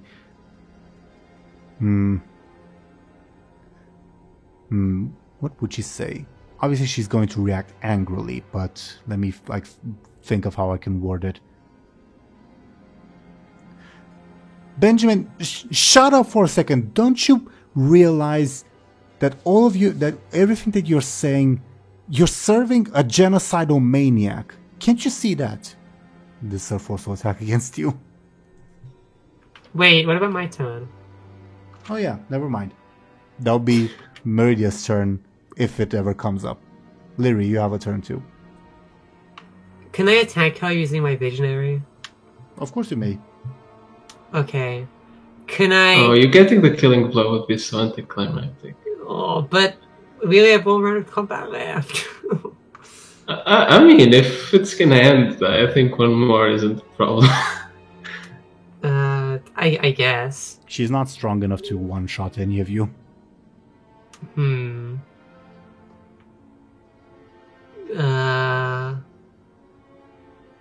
Do you want me to take her out? No. Okay. I mean, you can create more advantages and I'll just knock her out on the... Watch her Next suddenly step. get like a bajillion like +4s in her rolls. Sure, I'll do the same thing as the last time then. I'll just make some advantages. Can I use my crown actually to make the advantages so I don't have to roll? Depends, like, how would the crown help you? I'm using my void powers to see what she's thinking so I can help Benjamin argue better, I guess. Sure, but I don't think you even need to, because what she's thinking is very obvious. Her main thoughts Hate are... Bladebeard. Yeah, pretty much. Oh yeah, I guess. Sure, I'll roll. I have a bad feeling I won't get anything though. Well, I think it would be a careful, I guess, if you're like trying to peer into her mind. Yeah, I'll just do the same thing I did last time then. I don't want to roll careful. Are you using any of your stunts, remind me? No. Okay, then she'll oppose with her forceful of trying to shut you out of her mind. Give me your... I'm not attacking her. I said no, I'm not doing that. Oh, never I mind. said I'm making advantages. Give me your careful either way. The roll still applies because she's still resisting. But I wrote. I said I want to do what I did last turn, which was not looking into her mind. But okay, I rolled. Oh, okay. No, last turn you did something different. You eavesdropped. Yeah. Do you want to eavesdrop? Yeah. Okay, then give me your sneaky. 6. Yeah, Wasn't good same as last time. before. You get 2 charges. I'll put the Blum on both deduction, I guess. Sure. Bladebeard or Morg, anything on your turns? No. Understandable. Nope. The Meridia, as before, she said I don't remember her exact words, but she said something to the likes of, Benjamin, you're defending a genocidal maniac. Shut up and listen to me for a moment, as a forceful attack against you. How do you defend yourself? Benjamin retort, kind of get his voice getting a little louder. And say, no, you listen to me. Sounds like a forceful defense. Yeah. Oh god, that How do you is take horrible. 5 points of damage? That is indeed tragic. It would be really useful for it not to be in the fight right now. Is that your Oh. level 6? No, you can No, take no, a no. 3 No, and a no. 2. I'll use our level 2 consequence to put. Hmm? Do I want to reroll? No, I don't.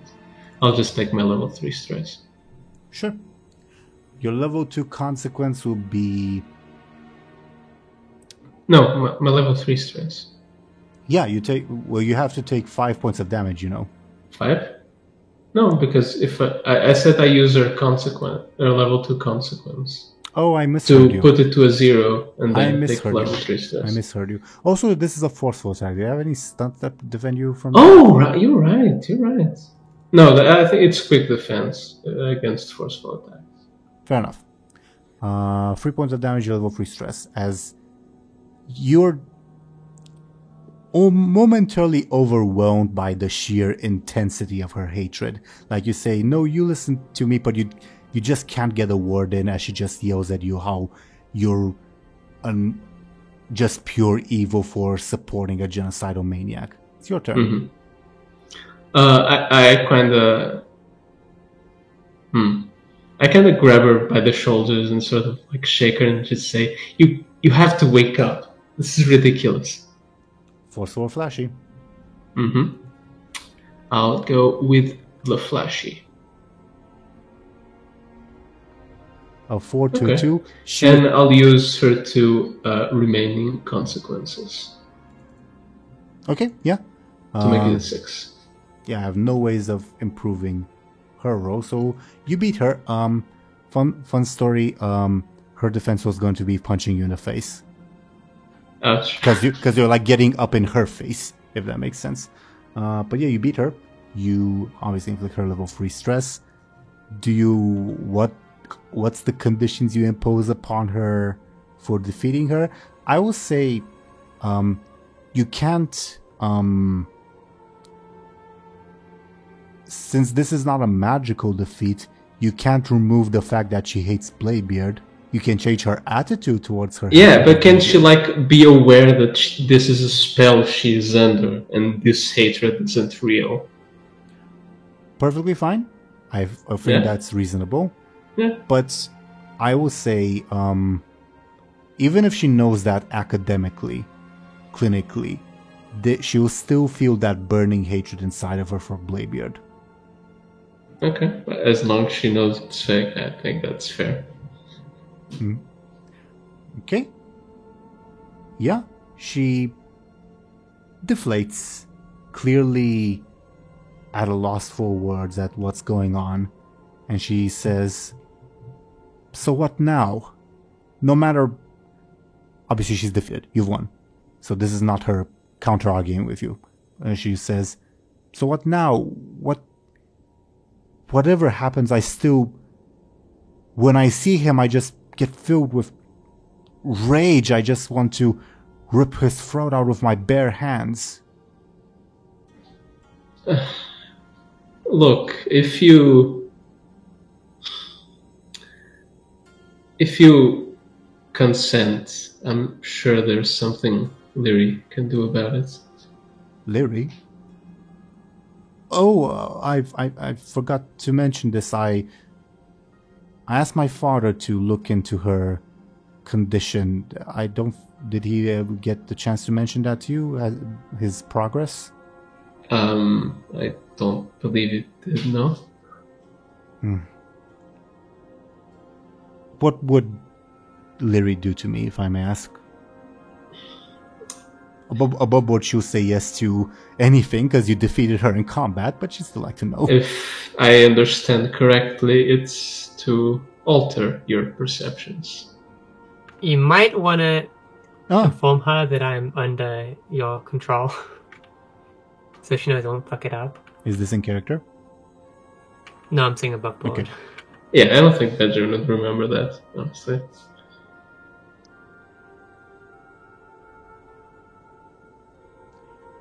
You've defeated her. She has no choice but to say yes. And she says, I mean, I'm giving her the choice. Doesn't that count? Okay, that's fair. That's fair. But I think she would still say yes out of, I guess, faith in your judgment, if that makes sense. But she'll still ask, from what I've heard from my father, Lyri's afflicted with terrible forbidden magics. Do you trust her to do what's right? I should say, not if you trust Lyri, but if you trust her magic to do what's right. I have faith in Lyri herself, but I'm not certain about her magic.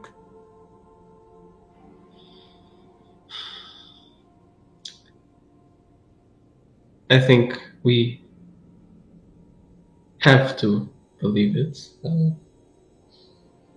Otherwise, this will just burn you inside out for the rest of your life.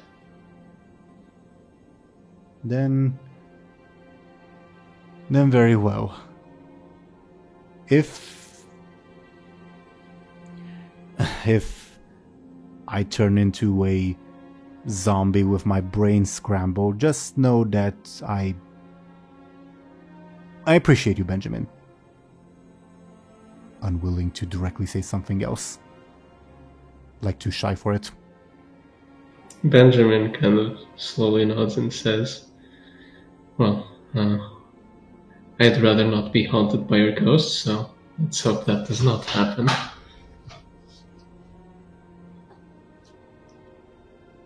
Does not nod or anything, because she's very, very aware that you're proposing something dangerous. Even though above board it's not necessarily dangerous because Lyri dictates the outcome of her stunt. Unless Lyri wants to rely on dice rolls and not stunts. Are we standing or are we like sitting? I was kind of visualizing it like. I think she would be sitting at this point. Then I guess I'd like extend a hand. Okay. Yeah, she'd take it. But you're still behind the energy field. I guess since Larry's been eavesdropping, she would like ask to be let out of the cell to approach those two. The guard will allow you to, no questions asked. Because, yeah, you were allowed to anyway. I guess Larry will give like a look at Benjamin, like, should I go ahead and do it? Benjamin looks to Meridia for her to give the go sign. So be it, she says. Okay. Wait, does Larry look like a god because of the yeah, she does. spell? Yeah, she does. Okay. So I think she will add, so where's Lyri? No, she's right here. It's her. What? Oh. It's not to rouse the other prisoners or whatever. You can lower the force field, she says to the other guardsmen. I'm not planning on hurting anyone. The guard looks at you to be sure. You, me, or you? Benjamin. Benjamin knows. Okay, then the guard lowers the force field, allowing Lyri access. Okay, Larry will go in, so there's no magical stuff tampering with her work. Mm-hmm. And I guess Larry would like take her eyes would open fully, and she will use her visionary stunt, her void powers, to go into, I guess, the perception of Meridia and try and remove the curse of the card. Mm-hmm. Because it's your stunt, you're perfectly able to do so. If it weren't your stunt, it would be a more involved process. But you are able to cure Meridia of her irrational hatred of Bladebeard. I'm done. Is that it? That was over in an instant, and it's... Yeah, your brain isn't scrambled, so... I honestly thought I was going to die for a second there. No, I'm more stable than that. I trust your intentions, Lyri. I just wasn't sure about the magic that you wield, but I feel well, she like indicates the cell to indicate that it's not so, but I feel free for the first time in over a week. Well, actually more than a week, because she's been in a cell, but you know what I mean. I think she'd like try to hug you, Lyri. Is this really a good idea? Do you allow her to hug you? Yeah, but aren't I cold to the touch? Definitely. Doesn't matter to her. Thank you, Lyri, she says. Well, I mean, if any good can come from these powers, then this magic, then it's great, right? Larry kind of mouths to Benjamin, asking, saying like, "Get her off me." Benjamin won't do a thing. Larry frowns. I think she'd release Lyri and go to hug Benjamin next. She's giving my void exposure to you now. Don't think it goes that way, she says. Like chuckling, as if she's interpreting your jibe as a joke. It is a joke. At least a little bit, I guess. Does Benjamin allow himself to be hugged on that note? Mm-hmm. Yeah. Sure. Hugs are had. The guard sheds a tear. Bladebeard prepares to stab someone in the back, I guess. Joking. And I imagine it's the best spot to cap off today's session? Yeah, sounds good. Yeah, sure. Yep. Lovely. So, thoughts on today's session as the Dalaran plot is rapidly approaching its conclusion? Very wholesome. Fun characters. Yeah, love the two half-elves. Yeah, I like them a lot. They're fun. Yeah, they were great. They're so stupid. I love them. Okay. Stupid is a bit of a discouraging term, but sure. No, but like stupid in a wholesome. You know what I mean? Yeah. Sure. I had fun making them, so to say. Though the render came first and then the characters, if that makes sense. Because if I'm sure you made a render of Victrix. I guess I'll have no choice but to pick the other one. Your choice entirely. No, I am forcing myself. I'm compelling you. You're, Too late, I compelled myself. what's the name of the aspect? Which one? The one that you're compelling. Would it be my aspects personally or Benjamin's? Yeah. Tom Shar's aspect. Is Benjamin the one making Warcraft renders? True. I guess I'd compel my one of my tertiaries, that is.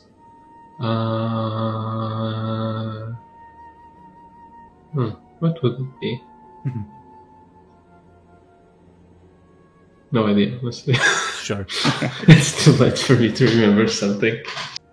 On that note, by the way, her enormous list of titles that Anastasia had, it's all of them, not all of them, but she has among those listed off all of her aspects. Really? Yeah. How many of those are like WoW achievements and titles? I did not name any of those with WoW achievements in mind. Really? But I'm I'm sure some of them may be by pure coincidence, but I did not look at WoW achievements at all when naming them. Probably should have in hindsight, come to think of it. But yeah, I didn't. Anyway, what else happened in this session? Oh, yeah, the Demon Hunter convo. Thoughts on that? I was trying to hit her with some Demon Hunter and Illidan references, but I couldn't think of anything super good. I mean, anything about preparation would have done it, Preparation, I was thinking of asking and what would he need to sacrifice for that kind of power, and she would probably say everything or something like that. Isn't that more of a Gul'dan reference? Yeah. I guess, but they also are they're I both sacrificed green, everything. What have you given? Is Bud not going to take out his eyes? He's very unsure right now. That Demon Hunter was really, really mean to you, so I don't like it. I understand He's... why. I mean, it's a lot to ask and be like, alright, you need to give up your whole life to go hunt demons, take out your eyeballs, hang out with some weird tattoo people. It's like, he's not really sold on that. He's pretty comfortable, but He's also a poser. wants... He doesn't care about the lifestyle.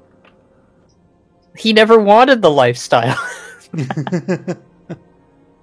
Like, he was told about the lifestyle through a dream, and the dream sounded badass, and then he goes up to the person like, hey, I had a dream about this, and it's like, oh yeah, it's great and all, but, no. Well, never say never, I guess. The quote-unquote offer will stand, but that being said, it will be a difficult road ahead, so to say. Does that make sense?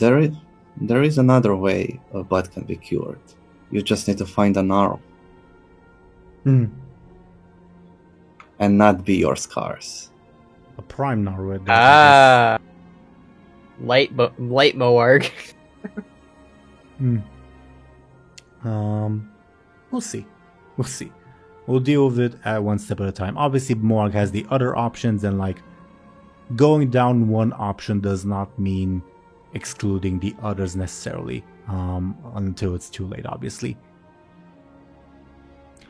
But yeah. What else happened? Oh, the orb shenanigans. Yeah.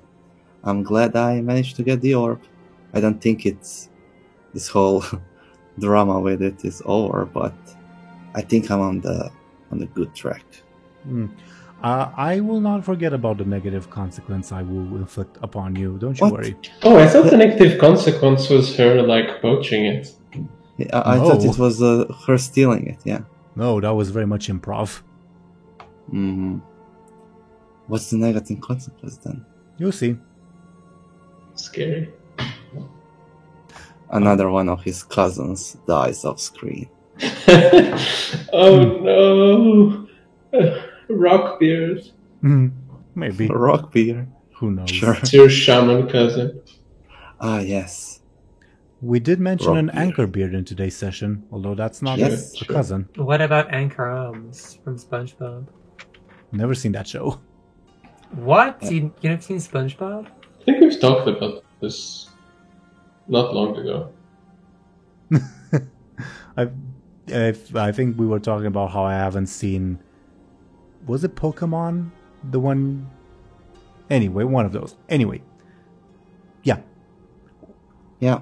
Anchorbeard is someone from Bladebeard's backstory. His first captain. Mm-hmm. So I'm yeah, it's interesting to hear his name. Mm-hmm. I do have plans for Anchorbeard, let's say. Not necessarily for him directly, but we'll get to that when we get to that. If we get to that, I guess would be the better preposition, conjunction, whatever the grammatical term is. Either way, orb shenanigans happened, the demon hunter lady happened. I'm curious, Zoran, what was Lyri's rationale for staying behind in the cell? In the cell? Well, because it was just that she wanted to prove that she was trustworthy. I know people specifically think it was Doom Goblin suspected that she tried to free these Sunravers, but I don't think she can even if she wanted to. Because she's bound by compels. I think. I'm pretty sure. I don't think there's anything against liberating the Sunravers, like, specifically, but there are others like that might interfere. Sure. Sorry for interrupting you. But, yeah, her intention was just to wait in the cell. There wasn't really anything going there. Okay, sure. I was thinking that maybe she was getting a rest or whatever. With that also, I think she just likes her private time, and if she could get a cell by herself, that it's like the first time she's been left alone for a long time, so... You know, she didn't like being in the cell with Cloth Merchant and Bud and Bladebeard, and being on a crowded ship's bad enough, so... She just wanted some alone time. Her only company was a bucket full of Bladebeard's poop. Oh, yeah. I think they would have cleaned that up by now, but sure. It's not litter box rules where they only do it once per day. Also, interestingly enough, yeah, the one time Lyri would be left alone because she's only acquired the crown recently. Until now, she would have been bombarded by mad whispers telling her to do contradictory things. Yeah. And now she can block people on text. If she wants to, of course. Oh yeah, we should talk about the poem she got. I wouldn't call what you got a poem, more like religious mumbo jumbo, as Famshar put it. Well, I'm assuming the Delaran eyeless elf is the eyeless. The turtle is probably the turtle. Don't say. The hammer is probably... Well, I don't know. There's definitely no groups in Warcraft that have hammer in the name. It's Jorad Mace. He had a hammer. Yeah. Don't know who the deacon or the abbess are, though. You do know them. The abbess is probably the bishop in Stormwind. You think? I thought he'd be the deacon. Maybe.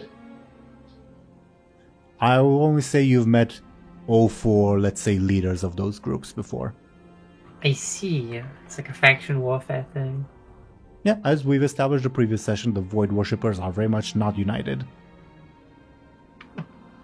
Did I destroy my own faction? Is that what happened with the Bold People uprising? Depends. Which would you count as your quote-unquote own faction? The ones I commanded to destroy all Bold People. So Hardtip's people. Most of them, not all of them. Why can't I have my own people? Why am I attached to Hardtip? I should kill him and take his people. You can if you want to. I don't want to. He's all the way in Duskwood. Yeah, it's probably chilling out with Benjamin Grandpa. Benjamin's disgusting, horrible grandpa. He deserves it. So Hardtip's faction is Hardtip himself, whatever remnants of his cult survived in Stormwind, and the castaways from the Good Fortune. You can tell why the description says that he's scrounging for scraps. Whoops. Yeah.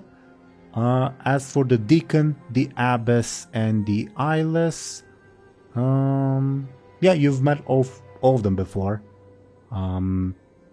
Feel free to speculate if you want. If not, yeah, we'll carry on. Mm-hmm.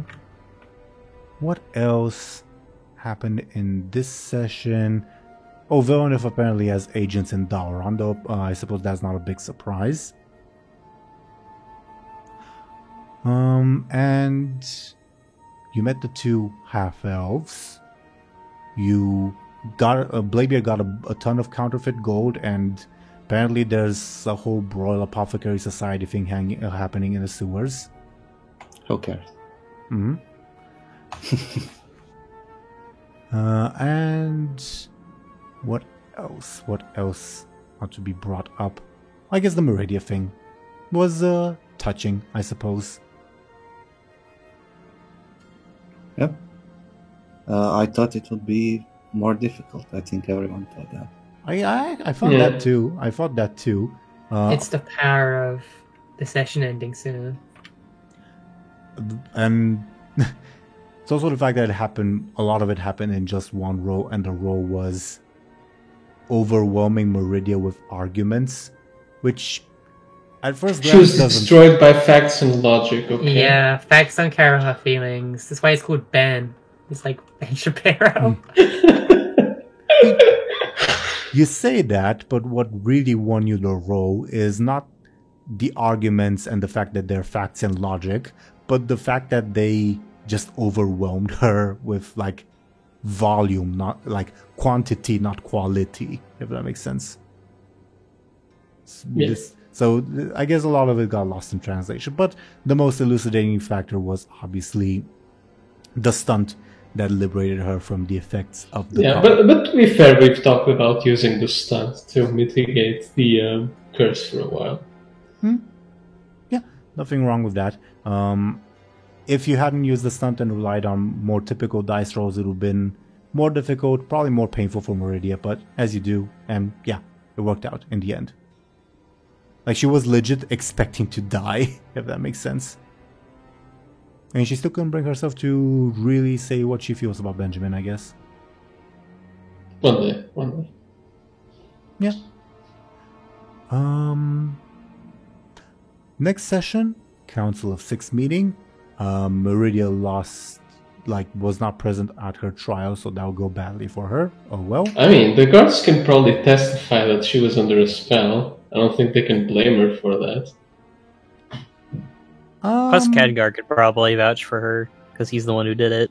You'd be surprised how rigid the justice system can be, and how much, above board, how much, like, her chance at going free rested on her providing testimony against Bladebeard, which obviously won't happen anymore. Like, what are even her crimes? Like, killing a prisoner? Her crimes... Yeah, well, killing a prisoner isn't... It's still murder, you know? I know you guys... Oh, yeah, it's murder under the influence of an evil dagger, but... Yeah, well, keep in mind the fact that in this trial, she's basically had no defense. Her whole argument was, I'm evil, I need to receive the harshest punishment imaginable, and maybe like one of the archmages would say, well, in this circumstance, I believe that Dagger was more responsible, and she'd be like, no, it's my fault. I'm Yeah. evil. We need to get in on that. Yeah, since it's delayed. I mean, we've all held the dagger before, apart from, I think. Yeah, we can. We can. Morg's testify. the only one who never touched it. And we can also have, we were witnesses, we were there, we can say, oh, she did all these great things, It's not one lapse of judgment that affects everything. I don't know. We'll see. We'll see. I'll never say never. But currently, as it stands, it was her having no defense, Danubius desperately arguing behind the scenes like, look, I can provide you testimony about all these people, I can do all these things to try to get Meridia off the hook. Can you even have a trial with no defense? That sounds very... Well, you can technically, but you have to waive the right to a defense. If that makes sense. And she did. Wow. I'm gonna kick her ass. It's not okay. She has a victim complex, what can I tell you? Anyway, that will be a worry for another time, I suppose. I guess let's just say I might come to use your other Meridia render soon, Famshar, finally. The one you made all the way in season 1. The pirate one. Oh. Yeah, maybe. The way things are going. We'll see how it goes, either way.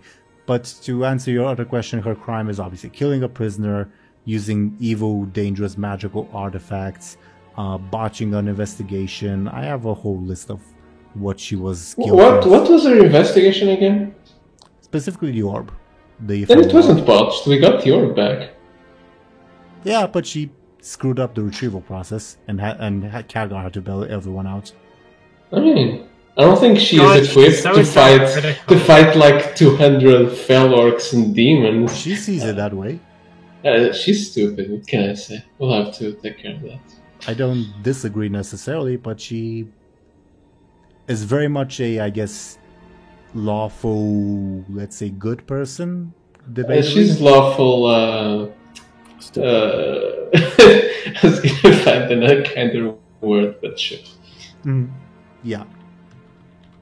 Yeah, very much so. Both of those. But yeah, let's just say, oh, sorry for hearing that, dear viewers. Let's just say she's in more trouble now. Maybe you can bail her out. Who knows? We'll see next time, or the time after, or whenever. Lots of. We could conscript her into this war in a week too. Maybe they're all you like asshole. You say conscript, but I think she'd volunteer if she had the chance. Oh, I get to kill blood elves? Yes, please. Not out of blood of racism, but out of, I have to do my duty. And a little blood of racism. Just a little. A little. So that she's like that. But Lyris cured her a little. Yeah, Lyria is one of the good ones. It's fine. And also, funnily enough, her Magistrix cellmate also helped cure her a little, if that makes sense. That's good. That's good. We'll see what happens. Either way, as we'll probably go into the hearing fairly soon into the next episode, which above what will begin with the fate of the four of you, and maybe Meridia will be a side subject, not the main one, so to say. Good luck convincing Jaina, I guess. Easy. Just say, we don't like the Horde. We want to fight them. She's gonna be like, we want to fight them? We will fight them. That's still undecided. We'll see.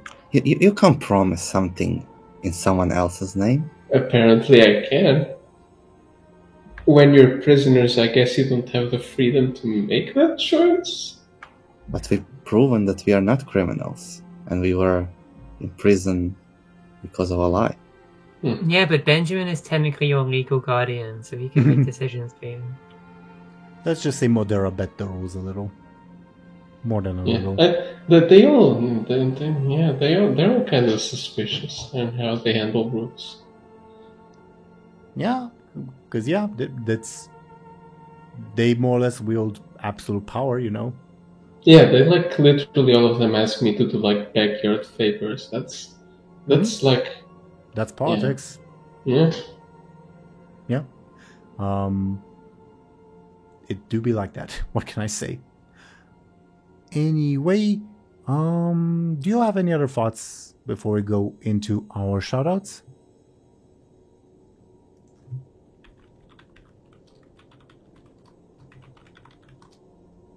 Going once, going twice. Okay.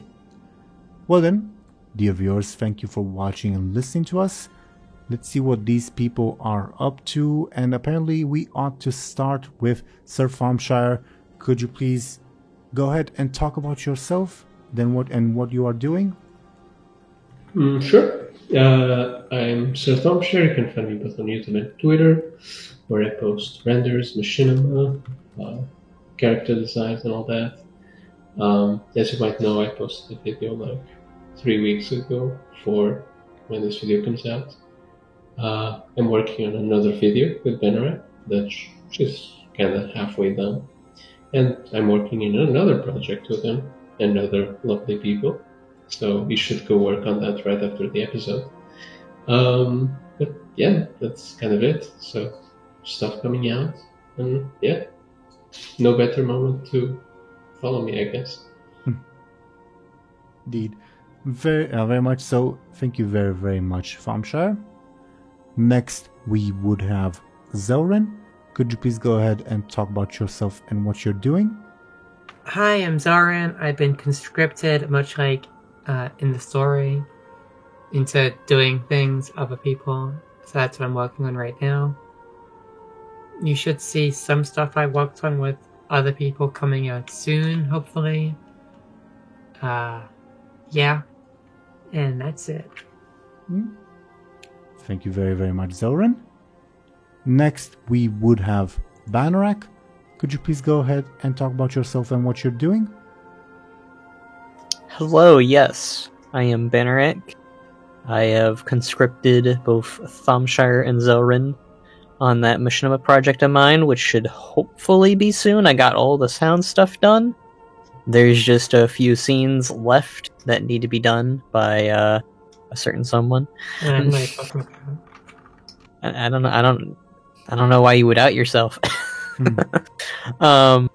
Yeah, that's an upcoming thing. I recently just released my Dragonflight review video. It's doing pretty alright, so if you want to check that out, you can. But otherwise, I am currently working on other videos that are not machinima themed, but the machinima that I've been working on, that is like over 30 minutes, will hopefully be done soonish.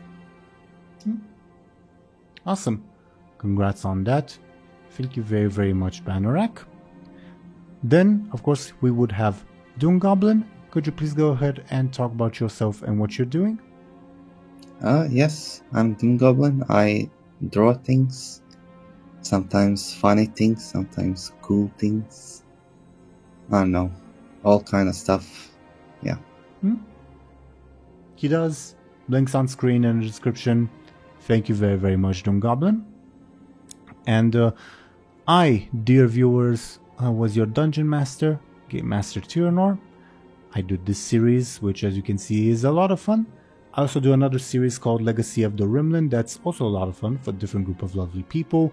That is on Mondays. Highly recommend that, because some stuff may be happening soon there. But other than that, thank you as usual, dear viewers, for watching and listening to us. We should be back next week, as we sort of quote-unquote leaked during the episode, but I will let you all know on Twitter and Blue Sky and other places if for whatever reason we have to delay an episode. But yeah, other than that, we'll see you when we'll see you. Goodbye, everyone. Bye. Bye-bye. So yeah.